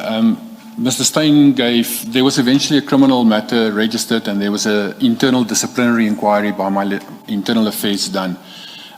In both cases, Mr. Stein gave affidavits to the effect that he actually supplied the papers and everything because Brigadier Julius Makwanasi is a very senior person, approached him, informed him that there is a MOU with a company, Medicare 24 and CAT VIP Security, and that they have made a donation. So he took it on face value and he made a submission that he actually provided the papers. He gave instruction that the clerk that deals with it, Ms. Deborah Moremi, that she can give the papers and everything to Brigadier Makwanasi. So there is a formal confirmation that Chris Stein made to say that he gave instruction to Deborah, and Deborah then also, there's a statement from her that she gave the papers to Makwanasi and them, and they then did it on their behalf. Thank you. Mr. Law, should we not, for purposes of the record, yes, Commissioner, reference the annexures? So from paragraph 9, you've got an RS21, and the witness has spoken to those questions, but you haven't referenced where we Indeed. find this and so on as we go I'm happy to.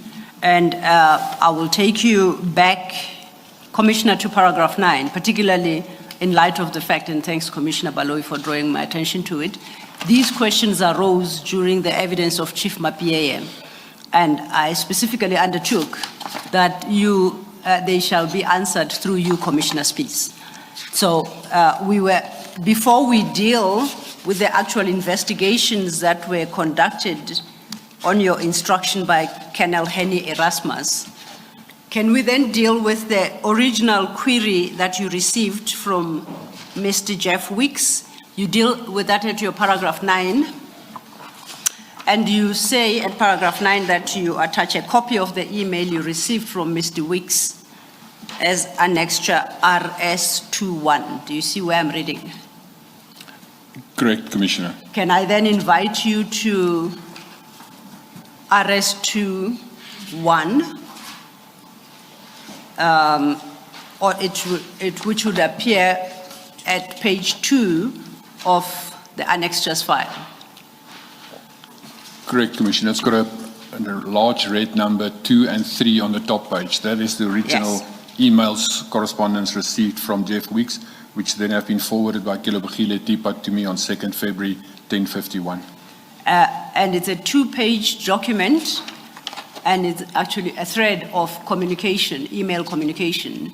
And as these things happen, the last email appearing is, the first email appearing is always the last communication. So to read, we start from the back and work our way forwards. So if there are 2, it would appear that the original email received from Mr. Jeff Weeks starts at the middle of page 2. Correct, Commissioner. February 2/23, 10:54 a.m. And from this document, it would appear that it's sent by Jeff Weeks, and it is addressed to Kilobogile Tepa. You said earlier that this is Lieutenant Colonel Kilobogile Tepa, who was the media spokesperson for the EMPD. Correct.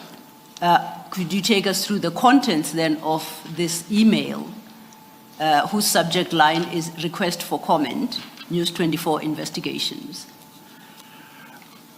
Commissioners, that it purports to be that Jeff Weeks then stated, "Good morning, Superintendent. Thank you for coming back to me so promptly."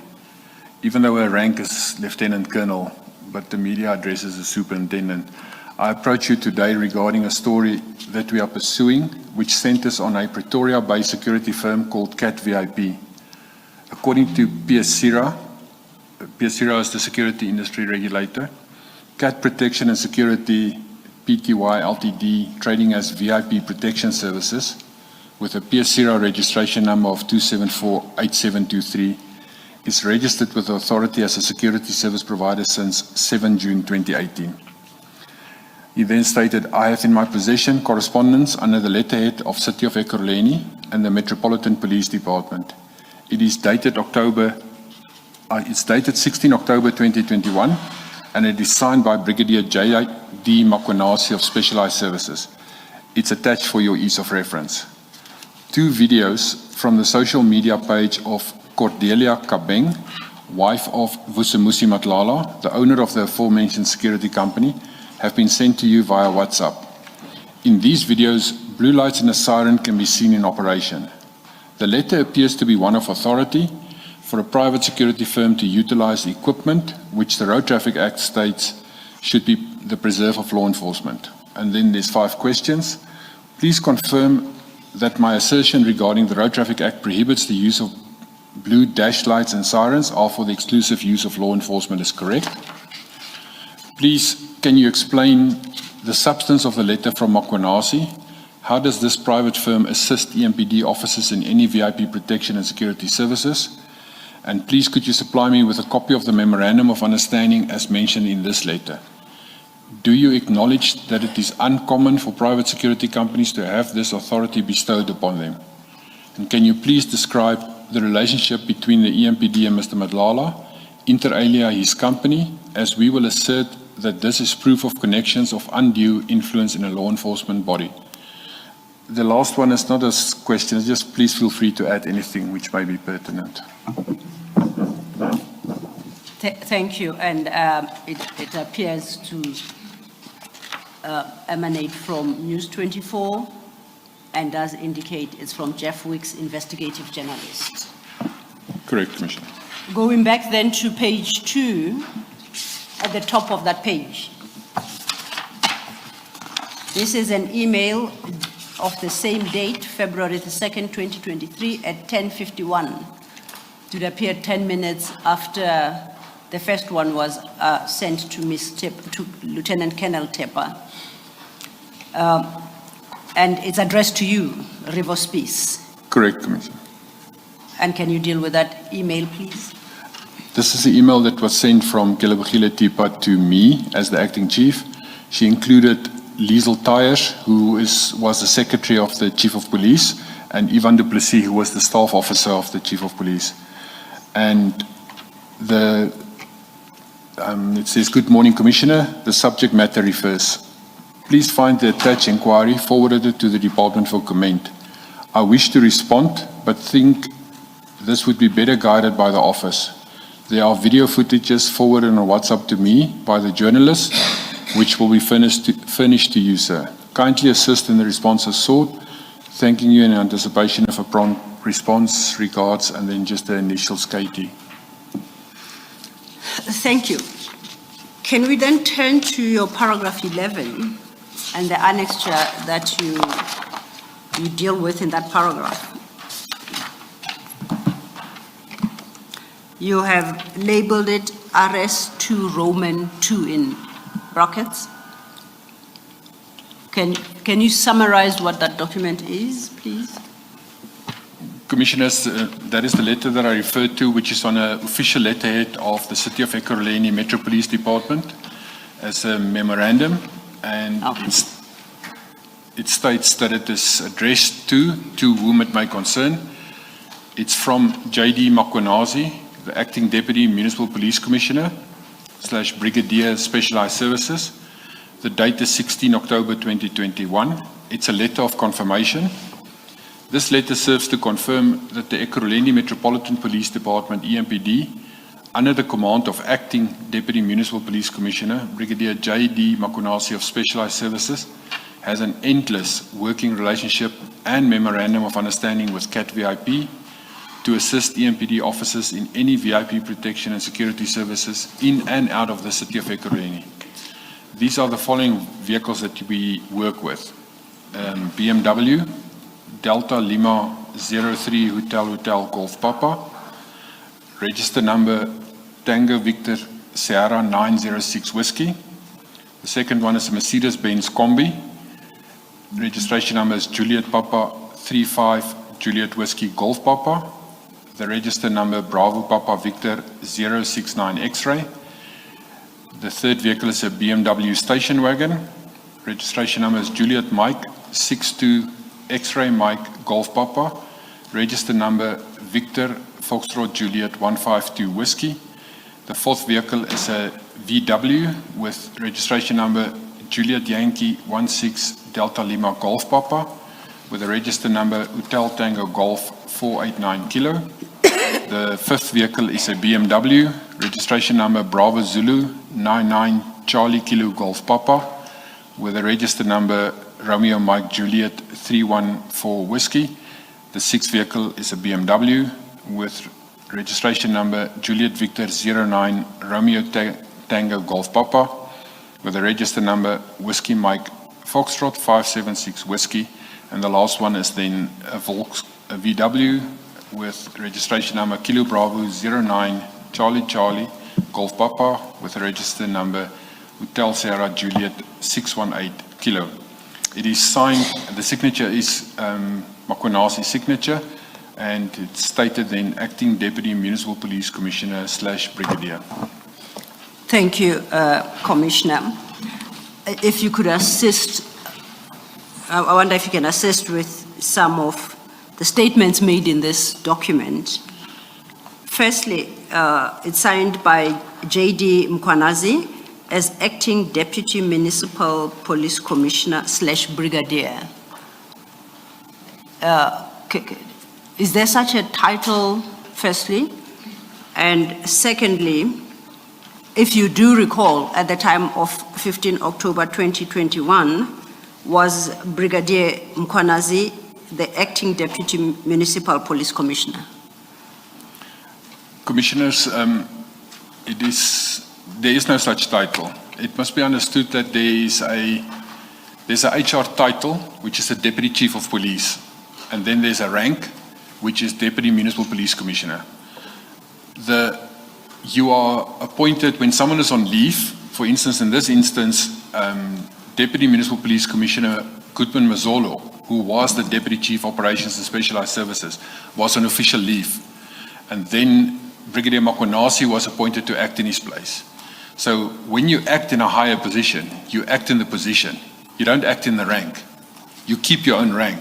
So this whole line at the bottom is incorrect, but what I understand from that is that he's actually saying, I'm the acting deputy chief, and I'm signing it on behalf of that position.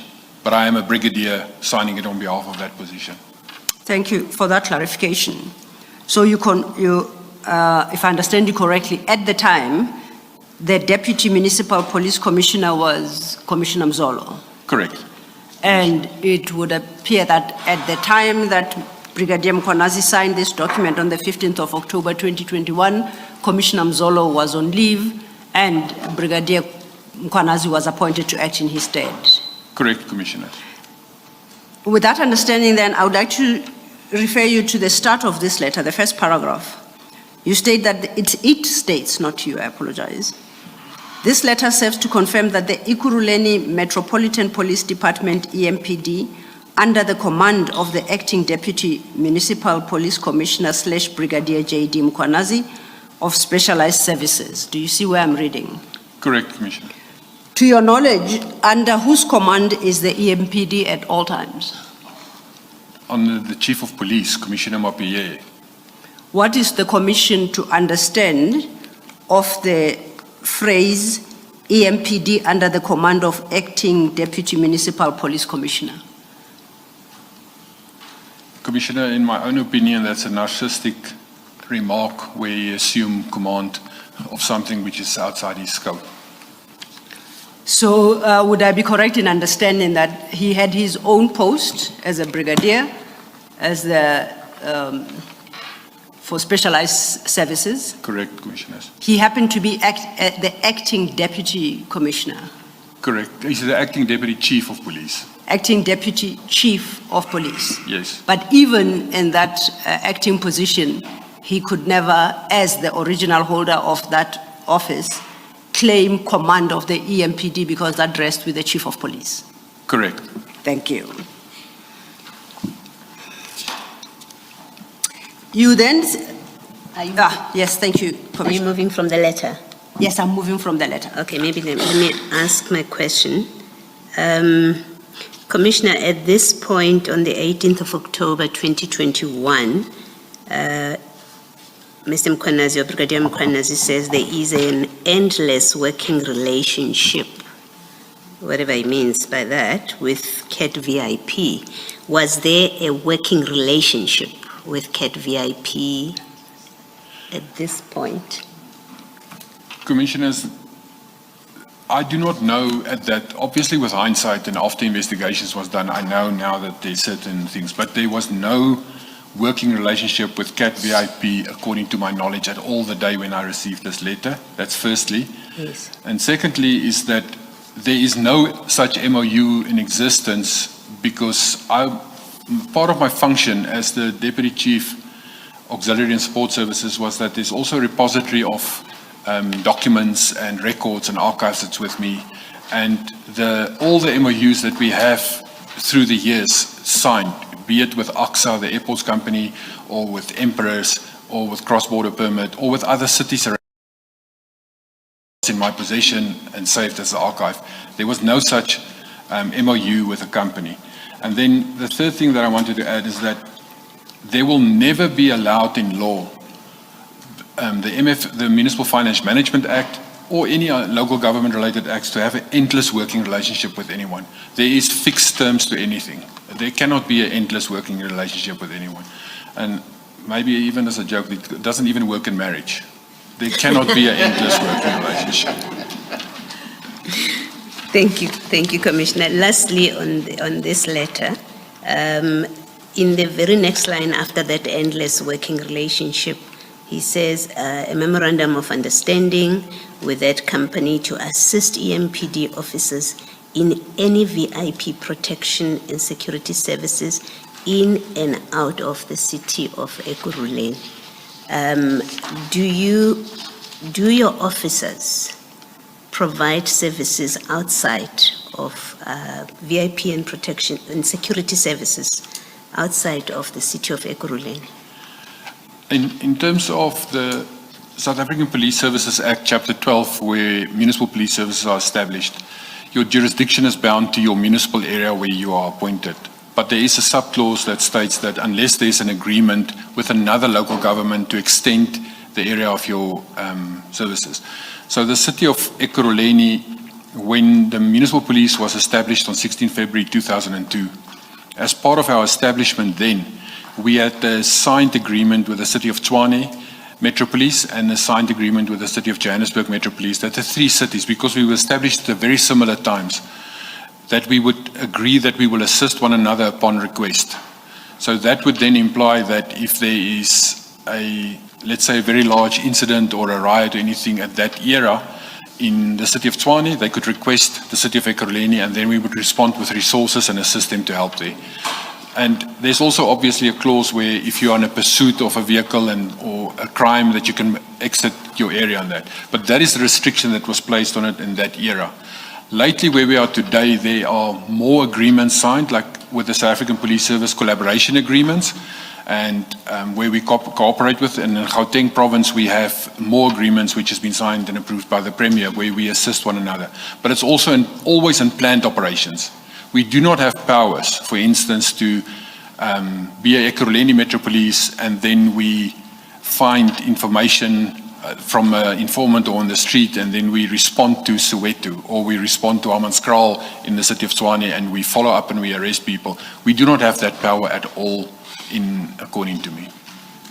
And this letter, that very line that I've just read now, in and out of the city of Ekurhuleni, it seems to permit these vehicles to be anywhere in the country and maybe even outside of the country, because it says in and out of Ekurhuleni. And I understand you to be saying there is no basis in law or in agreement for that kind of access. Yes, there is no basis in law or in agreement. The city itself, the Metro Police do have a VIP protection unit. And that VIP protection unit obviously then provide to the principals, which is the mayor, the city manager, and the MMCs. They do provide protection services, a vehicle to them. If our mayor or our city manager or our MMCs would then go to, for instance, Tshwane for a G20 meeting, they will obviously escort them and then work outside the area protecting their principals. But there is no clause that you can go and work anywhere outside Ekurhuleni in the country or out of the country at all. That is illegal. Thank you, Commissioner. Thank you, Commissioner Baloyi. You go on then at paragraph 12, and we dealt with that paragraph 12 a bit. To reference, this is a confirmation letter of work collaboration, you recall, with one certain Mr. C.J. Smith that was brought to your attention by Mr. Yako Hanekom. You recall? Correct, Commissioner. Then you attach in that respect a document that you have marked RS3. And that RS3 appears at page 5 of your annexes file. Correct, Commissioner.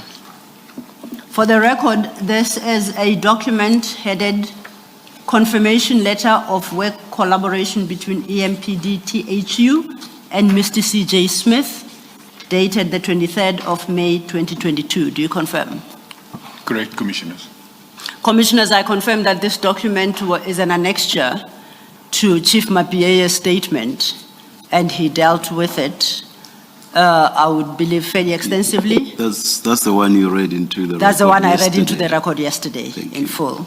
So unless any questions arise from there, I don't think it's necessary for this witness to repeat. Commissioner Spears, you then, at paragraph 13, reference to video clips which Lieutenant Colonel Tepper shared with you, depicting a convoy of black vehicles, BMWs, Mercedes Viano minibus, traveling towards an airport, with a female voice in the background identifying herself as quote-unquote Mama Cat. The second clip showed the vehicles and a small aeroplane at the airport. These videos are marked RS4 and RS5 as part of your statement. Can I deal with this? Do you know where Lieutenant Colonel Tipper obtained these videos from?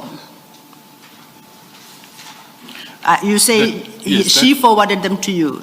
My question is, do you know where she got them from? I made an assumption that you got them from Jeff Weeks, the journalist, because in an email, she stated that she will forward 2 video clips which relate to that same incident. So I am under the assumption that Colonel Tipper obtained it from Jeff Weeks as part of the media query, and she forwarded to me then to look at before I answer the draft media reply. Okay. I think just for the record, in the email itself, so if you go to page 10 of the annexures, that's where you find the email from Jeff Weeks. The second sentence, the second paragraph rather, says 2 videos from the social media page have been sent to you via WhatsApp. Correct, Commissioner. So we should understand that the same video clips that were forwarded to you by Colonel Tipper when she sent this media inquiry to you. Correct, Commissioner. I want us then to turn to paragraph 14 at page 6. Before we do so, Commissioner Baloyi has a question. Yeah, we're not going to see these videos. Commissioner Kumalo says he was looking forward to these videos. We can and we will. We are very edgy this end because this commission unfortunately has had some boo-boos and we wouldn't want to add to your woes this week. We'll try to locate them to make sure that we project them, but they are available as annexures and hopefully we'll be able to make Commissioner Kumalo's day. We strive to impress. All right, maybe let me ask my question then about paragraph 13. Doesn't depend on us viewing the videos. Commissioner, in that paragraph 13, there is description of these vehicles in the video, BMWs, Mercedes Viano, minibus. And then when you look at page 4, which lists those vehicles and registration numbers, are you able to make out, were you able to make out from the videos whether those vehicles are in any way connected with this list of vehicles? The registration numbers, at least, or model even? No, Commissioner. The first video clip is and obviously I don't know the lady at all, but you can hear her speaking and she sits in the back of the vehicle. And you can see it's a BMW because she sits at the back and recording through the windscreen they're traveling on a highway. You can see the blue lights is sucker or blue lights that are stuck to the windscreen at the front, and you can see the reflection of the blue lights against the surrounding and in the vehicle itself, and you can see the left passenger with black clothes on and a white shirt, and you can see slightly the driver. So it shows to the front inside the vehicle out, so you cannot see a registration number on that at all.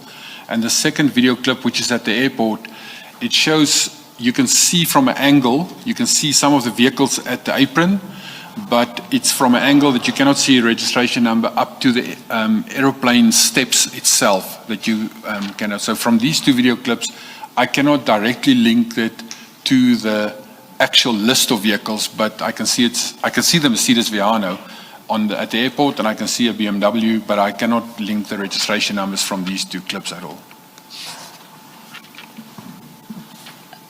What is the concern, and I'm avoiding to use the word risk, about blue lights being in the hands of private security companies such as this, or even private individuals, that they have vehicles where they're able to use blue lights? Commissioner, and it's maybe I must first state on my own career. I'm 43 years a policeman, and when I started, I first was in South African Police Service, and then in Pretoria Traffic, Benoni Traffic, and then Ekurhuleni Metro Police. When I started as a law enforcement officer in SAPS, it was still high risk, but it was easier to do law enforcement because you could use blue lights in the execution of your duties, and the general public would obey it, and there was very, very little issues surrounding that. However, lately it has become just about close to impossible to do law enforcement, irrespective of the day or time. Every single citizen, and that includes me, when I'm after hours and it's off duty, is that I'm afraid of blue lights at night and when someone approaches me from behind. The general public is, because blue lights, there's actually even incidences where there's blue light gangs operating. There's a huge criminal element in the country that use blue lights because they impersonate police officers. There is very well known the groups that operate from the OR Tambo International Airport, following people home, robbing them, and that is the largest risk that we have with the illegal use of blue lights by anyone. It doesn't matter who it is. And then the second risk for that as well is it makes the policeman job close to impossible, because a genuine policeman doesn't know if it's a criminal or not a criminal, and he then gets killed. As a normal policeman, you get killed when you try to stop these vehicles and enforce them. And security officers impersonating police officers is one of our largest risks. The regulation on lights on vehicles actually restricts security companies to have a steady white light with their name in black letters on and strobes in the front, only white lights that they can use. It is a known in the world, it doesn't matter who, in the world is blue lights is law enforcement, red lights is ambulance and paramedics, amber or yellow lights is construction work. And therefore, the misuse and abuse of blue lights has become a really scrounge in our country. And it opens the public open to proper crime being conducted against them. So for all you know, these vehicles with blue lights, the ones that we are talking about now, specific, may well have been used in criminal activities and you wouldn't know. I wouldn't know if those vehicles specifically were used in blue lights, but there has been numerous incidences that I know of where specifically black vehicles and that, but with blue lights fitted, would do robberies, would do truck hijackings, and sometimes you arrest and it's a genuine policeman or a genuine traffic officer or genuine municipal police officer that is a criminal, but majority of the time it is impersonating police officers using blue lights or impersonating traffic or municipal police officers. Thank you, Commissioner. Thank you, Mr. I just want to ask the prohibition against the use of blue lights. Does it apply even where the municipality has given permission, or even where SAPS has given permission? Is it your evidence that the municipality, EMPD, cannot give permission to a security company or a private citizen to use blue lights, and that's the law? Commissioner, the law is very clear that states there's, under correction, I think it's Regulation 179, it states very clearly that only South African Police Service, Municipal Police Service, traffic officers and the SANDF military police may use blue lights. There is a sub-clause where, and I still speak about the administrator, but it's the MEC now. You can apply to the MEC for the use of other lights, and then the MEC will consider it and the MEC can do it. But no one else in this country has the authority to authorize the use of lights at all. We as municipalities and municipal polices, we even go further to say, but we restrict it with internal policies and directives to say that even our own officers must use blue lights very circumspect and not just purely for the sake of blue lights. And if I can follow up perhaps on that conversation with a question, are you suggesting that by right, by law, it has to be that when a civilian sees a vehicle with blue lights, the correct assumption must be it's SAPS or SAPS related, security related, and it's official? Is that what the lights are intended to Commissioner, not security related. I won't go that far. Okay. It will be related to law enforcement. That's what I was looking at. Only police, traffic, or military police or municipal police, not security related. Public must think it's a policeman, and the policeman is giving an instruction to either move out of the way because I'm responding if I use it together with the siren, or the public must pull off because I want to do law enforcement and the public has done something wrong. That must be the only assumption when blue lights is being used and sirens. So, are you suggesting that the risk with placing blue lights in the vehicles that you dealt with in that list is that a normal citizen, when confronted with such a vehicle using the lights, will assume that it's a law enforcement vehicle, and it could very well be abuse of those lights and therefore somebody else involved in criminal activity?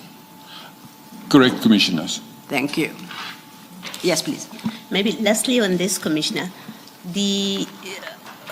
how easy is it to get or to buy these blue lights? Can I just walk into a shop that sells blue lights and I don't need anything, and they will sell them to me?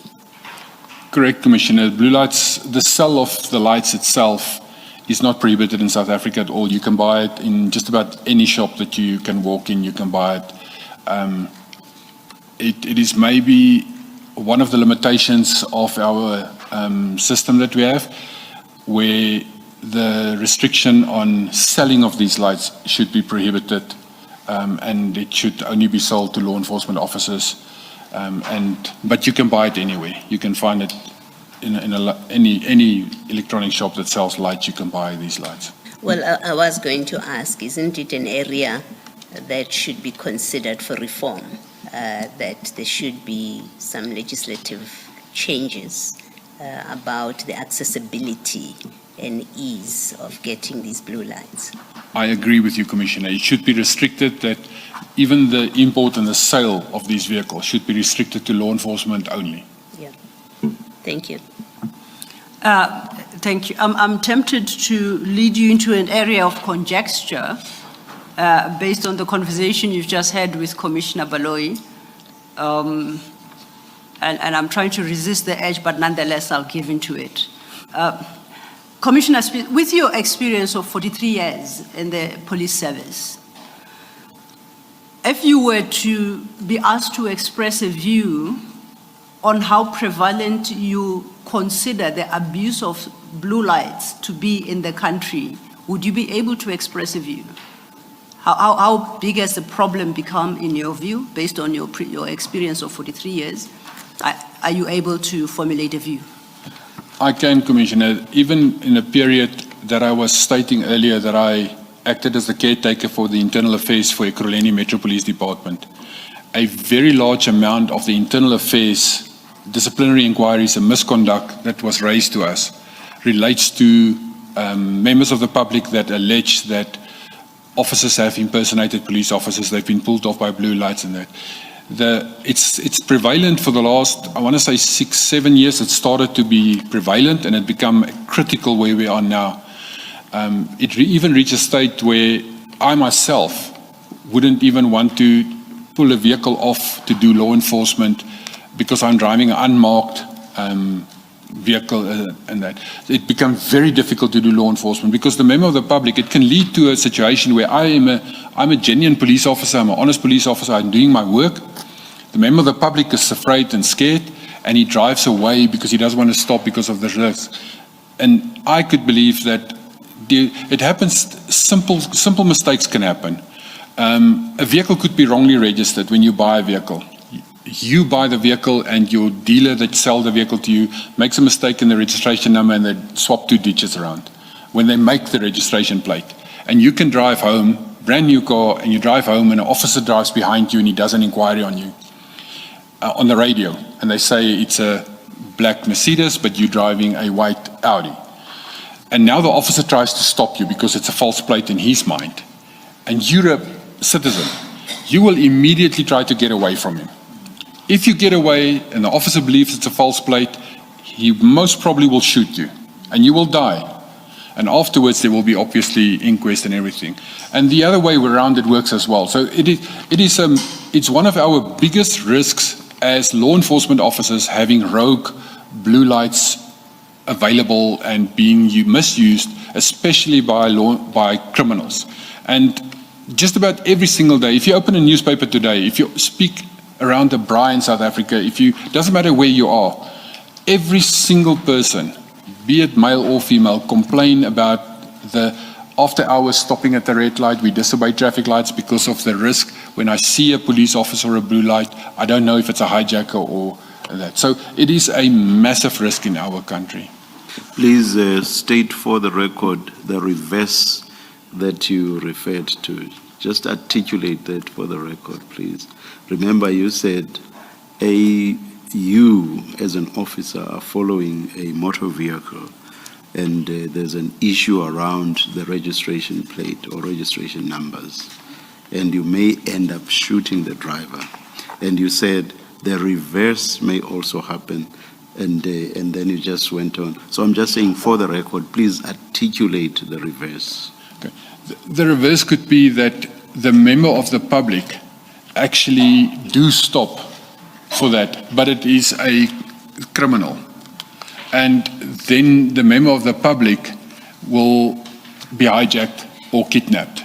So that is the reverse risk of, it's a genuine police officer doing his job, and there's a mistake, administrative mistake, and the reverse of that is where it is a hijacker, it is a criminal who stops that person and then actually hijack, kill, kidnap, and that is the reverse of that, Commissioner. Thank you. Commissioner, leave aside cat protection services. We heard from Chief Mapiaya earlier this morning that EMPD or the Ekurhuleni Metro has MOUs or a lawful relationship with other security companies. And I think we were given a list of 10. Do those security companies that have a lawful relationship with Ekurhuleni use blue lights for their vehicles? No, Commissioner. So the city itself goes into a legal tender process and a contract basis to safeguard and protect their property and perform access control.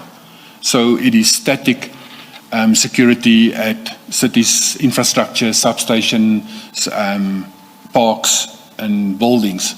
So the contract with the 10 is also, it's a SLA in that term. So it's a contract that you sign with them in terms of the MFMA Act. You enter into a tender for a 3-year period, and then there's a SLA signed with that company. In terms of that contract and the specifications in terms of that contract, it is to provide static guard duties and protect council's property and perform access control in terms of the Public Access Control Act. There's no clause anywhere. We will, even to our contracted security, will be able to override the act and give them permission to use blue lights. They may not use blue lights at all. Thank you, Commissioners.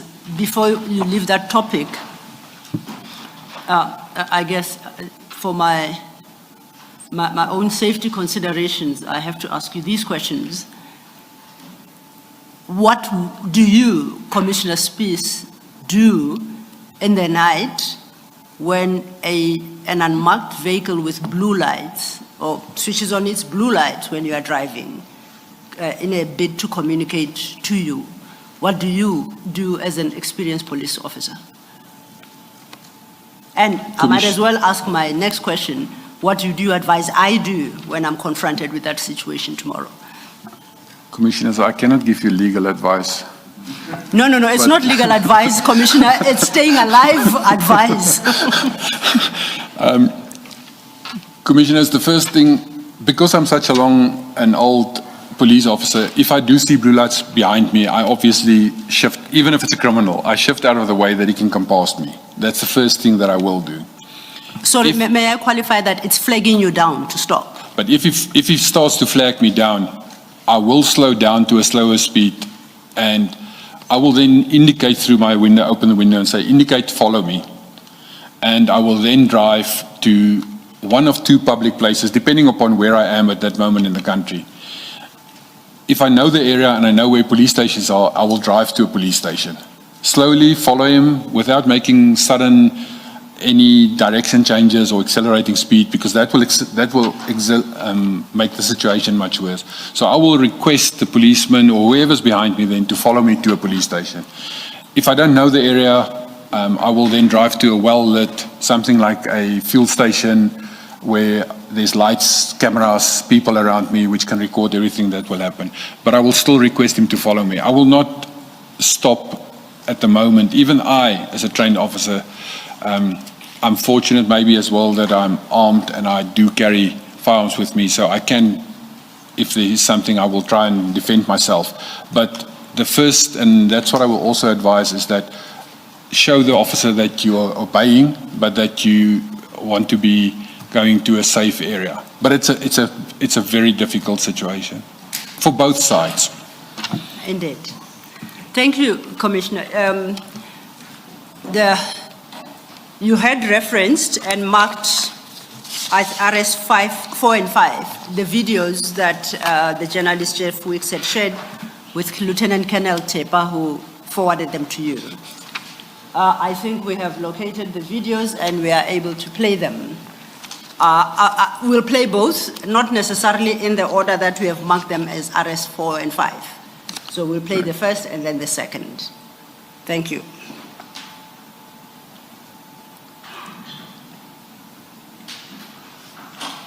Commissioners, that is the first video from inside the car.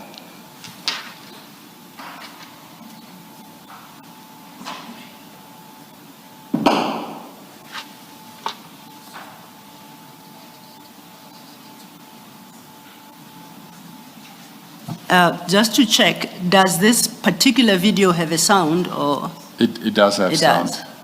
Can we perhaps try again?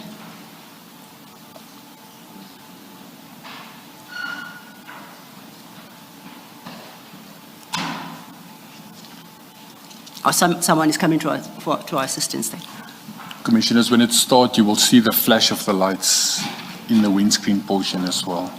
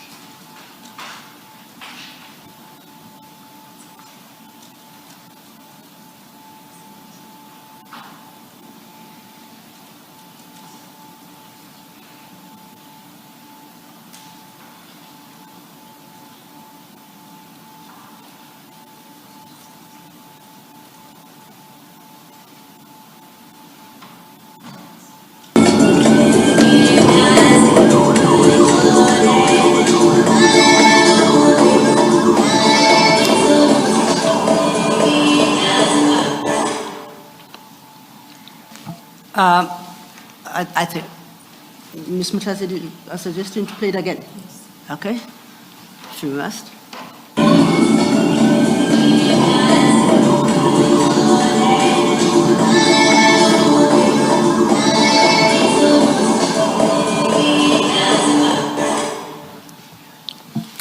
Thank you for the. Now that was recording 1. We are going to try and retrieve recording 2 and play that as well. Apologies. Yes, Commissioner. Maybe Commissioner can just indicate in the video that we have just seen, the blue light, because it's facing outside. Those of us who have experienced them, they are flashing outside, so they're not flashing inside. So the first 3 seconds of the video, you can actually see the flash. Correct, Commissioner. The blue lights is like reflecting against the windscreen, and on the middle center console, which is plastic, you can see, and also against the road traffic signs, you can see the lights flashing against it. Would you like to satisfy yourself by watching it again, Commissioner? Okay.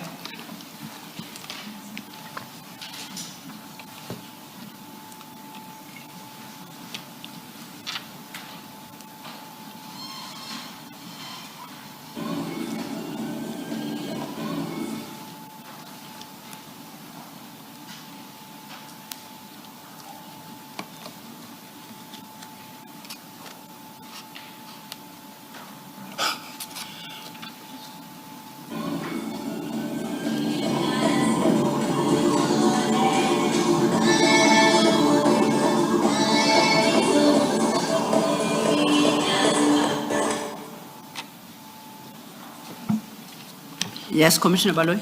Yeah. This paragraph says that you hear a female voice in the background identifying herself as Mama Cat, and then I think somewhere, either in the Commissioner Mapiane's statement or somewhere here, it says she's in fact the wife of Mr. Madlanga. I don't know if I missed the sound where she says Mama Cat. Perhaps I can verify through Commissioner Spies. Yeah. Commissioner, you saw on your statement at paragraph 13, with reference to the first video clip, you say a female voice in the background identifying herself as Mama Cat. Do you see that? Yes, Now, Commissioner. just to check, is the video we just watched, is that the video where we can expect to hear the person identifying themselves as Mama Cat? In this video clip that is on here, it is it's from Instagram, and then at the bottom you'll see there's captions on the screen itself that is like identifying what is being said. So at the bottom it will say, or the top it will say Cordelia, I think Kabeng, and then at the bottom it will say the words on the screen itself that you can hear, because the siren is overpowering in this portion of the clip. So maybe if it's slowed down when you show the video clip.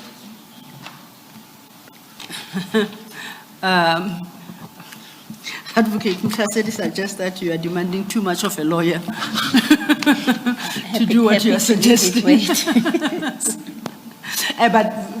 Commissioners, maybe if I can assist, when you show the video clip on the bottom right-hand side, there's something that will say ×1.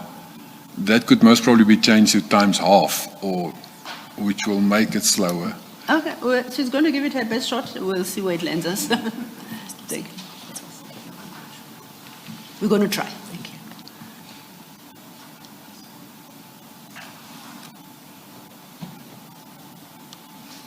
you. And the writing you are referring to, Commissioner, would that be subtitles or what writing would this be? It's on the screen itself, Commissioner. I presume it's the subtitles that runs along with the video. All right, thank you.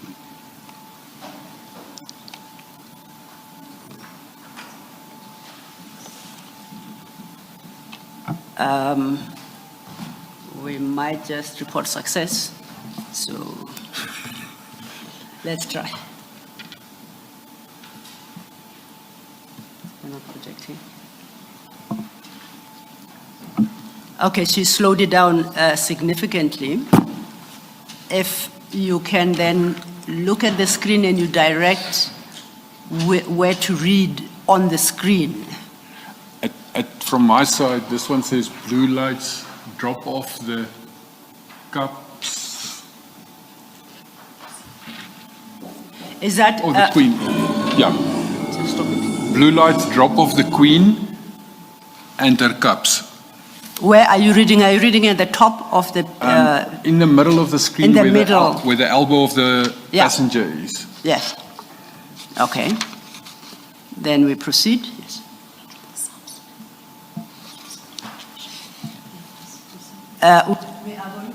We are going to drop the sound because there is no one speaking, it's just music, so that Commissioner Spies can take us through this video. Yes, it's clear now on the back side of the seat. It says blue lights to drop off the Queen and there's just the N and her cups. Yes. Keep playing.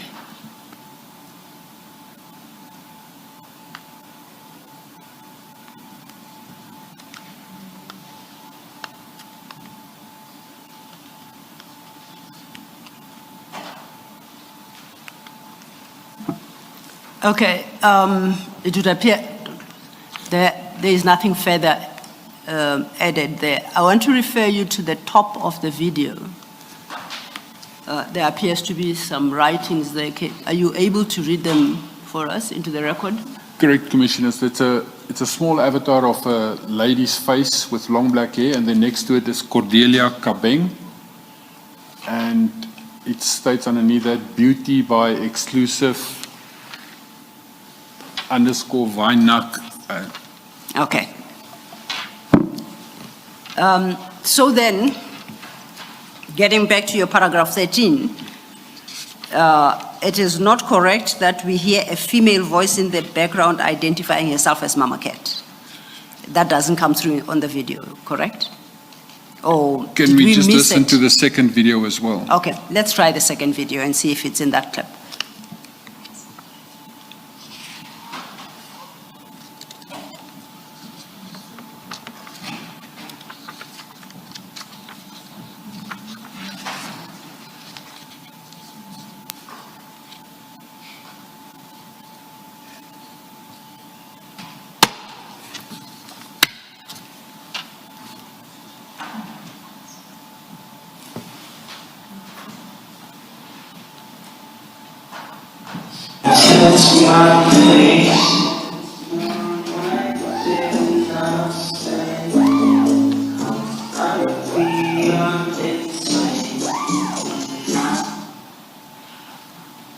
There's the words Mama Cat and a fleet. Is it the words printed on the video there as we see on the screen, or are they spoken? It's the words there on the fleet, which I presumed was the titles as the speaking in the background, that she overlaid music over that. Okay. Can we then I suggest we play this video from beginning to end, and then we can take questions on it.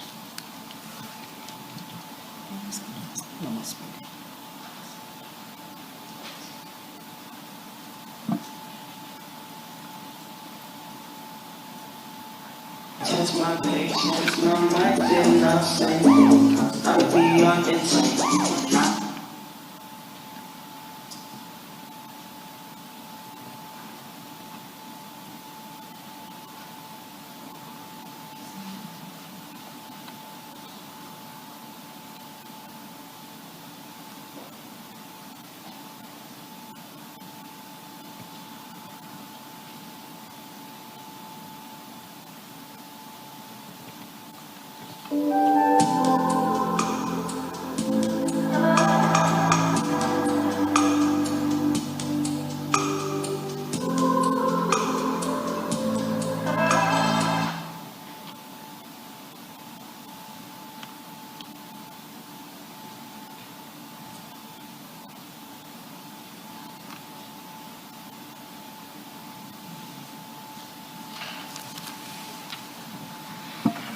Okay, so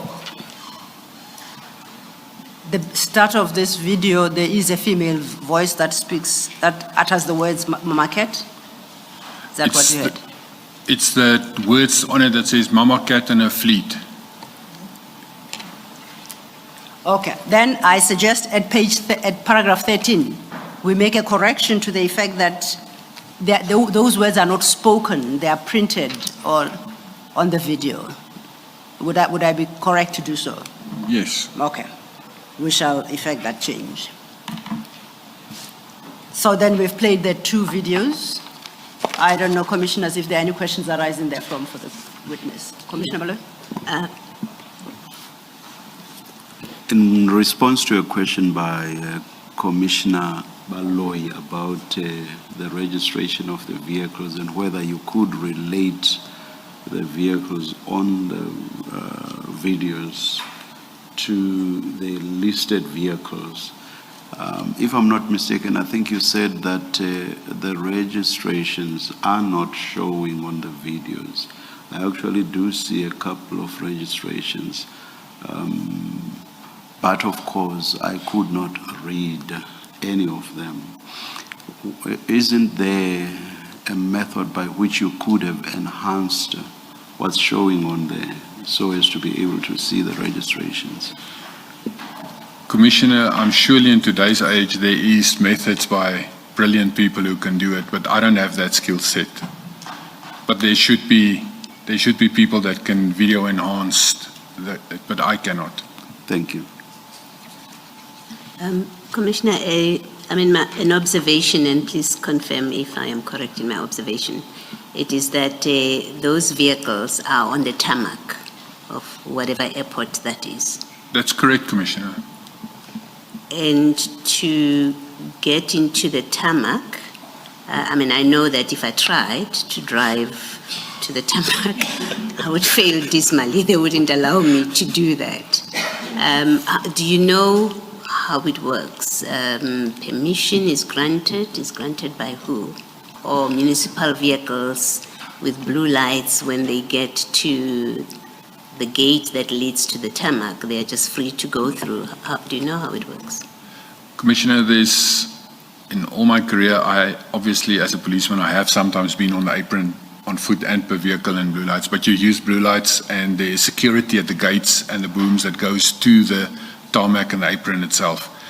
At larger airports, like the international airports, our Tambo and that, there's actually very large gates and walls which is closed, and if there is entrance to those areas, it's under very strict control from the South African Police Services, VIP Protection Services, and AXA that will allow access to the apron itself. For instance, when the president is collected or ambassador or something like that. Same at Wonderboom Airport, there is access to the apron is very much restricted. To me, it is very suspect. So obviously the blue lights and vehicles was used to drive right up to the aeroplane. Normally you would have parked in the front of the airport and you and your luggage would go through the normal customs and the normal airport procedures. You would not be allowed with a vehicle directly to it.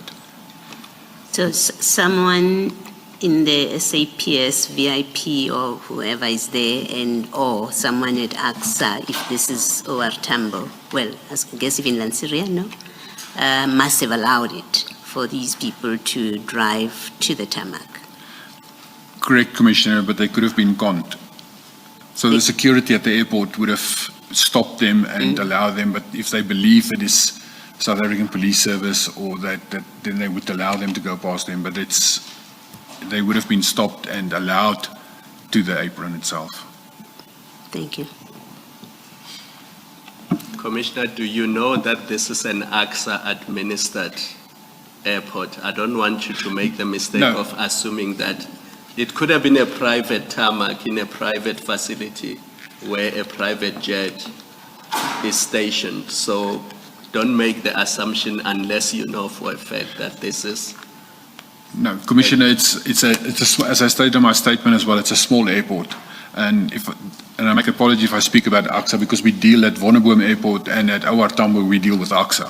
At Wonderboom it's our control. AXA into trouble No. Bring them to this commission. Sorry, I'm not implicated AXA at all. No.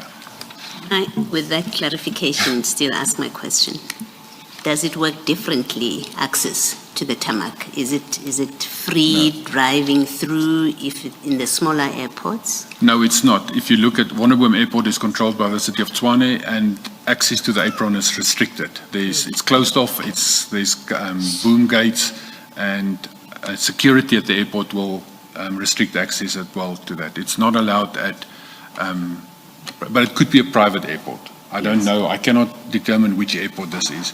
If it is a private airport, for instance, like Fly-In in Ekurhuleni, that is between houses, then it would be allowed to go there because the estate itself would be on the control of that. But under public aspiration, when it's an airport like Lanseria or Wonderboom or OR Tambo, then it will be restricted by the security at those specific airports. Thank you. Thank you, Commissioner. Thank you, Mr. Thank you, Commissioners. In response to a question by Commissioner Baloyi about the vehicles parked on the apron next to the aeroplanes, you suggested that perhaps the security could very well have been conned. My question is, and if that is the case, you wouldn't know how. My question is whether what is the possible effect of driving towards the security point to get onto the apron and the blue lights are on? How is that likely to be interpreted by the security guard? Commissioner, if you approach the security officers and you have blue lights and sirens going, the security will, most of the time, they will open the gate because they will believe it's the South African Police Service that approached them. The risk for that as well, especially even at airports like these, that flight could have transported anything in and out of the country. It could have had drugs, it could have had kidnapping. It could have been trafficking, human trafficking on that. So airport restrictions becomes a very large risk as well. But approaching the gate and a boom gate with blue lights and sirens, the airport security will most of the time think it is police officers, and they will open the gates for them. And possibly salute as the car drives past. Now, the security don't salute us. We salute one another, but not they salute us, and we salute them, Commissioner. Yes. So, from what you've just said now, the blue lights, in the way you describe, with the ability to just drive through onto the tarmac, opens the risk that, in fact, they could be used for illegal activities, to get stuff onto planes and off or from planes into the country. Correct, Commissioner. Thank you. Thank you, Commissioner. Thank you, Commissioners. Let's then have a look at Jeff Wick's original email at page 2 of your bundle of annexures, RS21, Roman 1.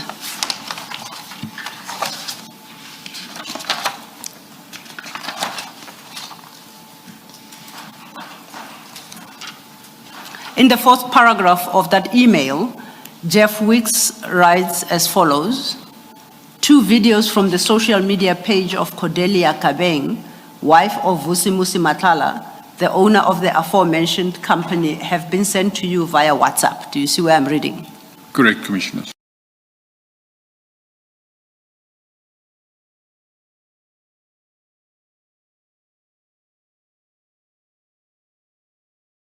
A question for you. I appreciate it's Jeff Wicks today as we sit here, who she is. From media, yes, but still don't know her. But I have seen that she's the wife, allegedly, of Vusimusi Matlala. But at that date, I didn't know any of the 2. Then you didn't know either of the 2? Yes. And today, do you know who Vusimusi Matlala is? Correct, Commissioner. And who do you know it to be? He is the director or owner of the CAT VIP security firm. And since 2022, his name also popped up in that he procured Medicare 24 as a subsidiary, and they have tenders with the South African Police Services, which was cancelled in the meantime. And he has also been arrested and is currently in prison awaiting trial for an attempted murder matter. But that I only know from news, from the media. I appreciate that. Thank you. Chair, it's 15:57. I'm going to a new topic. Would you like me to start?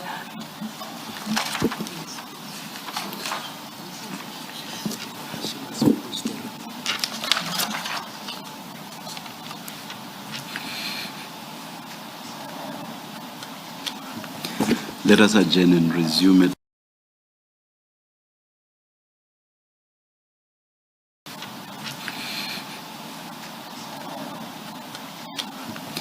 Let us adjourn and resume at 9:30 on Monday. Thank you, Chair.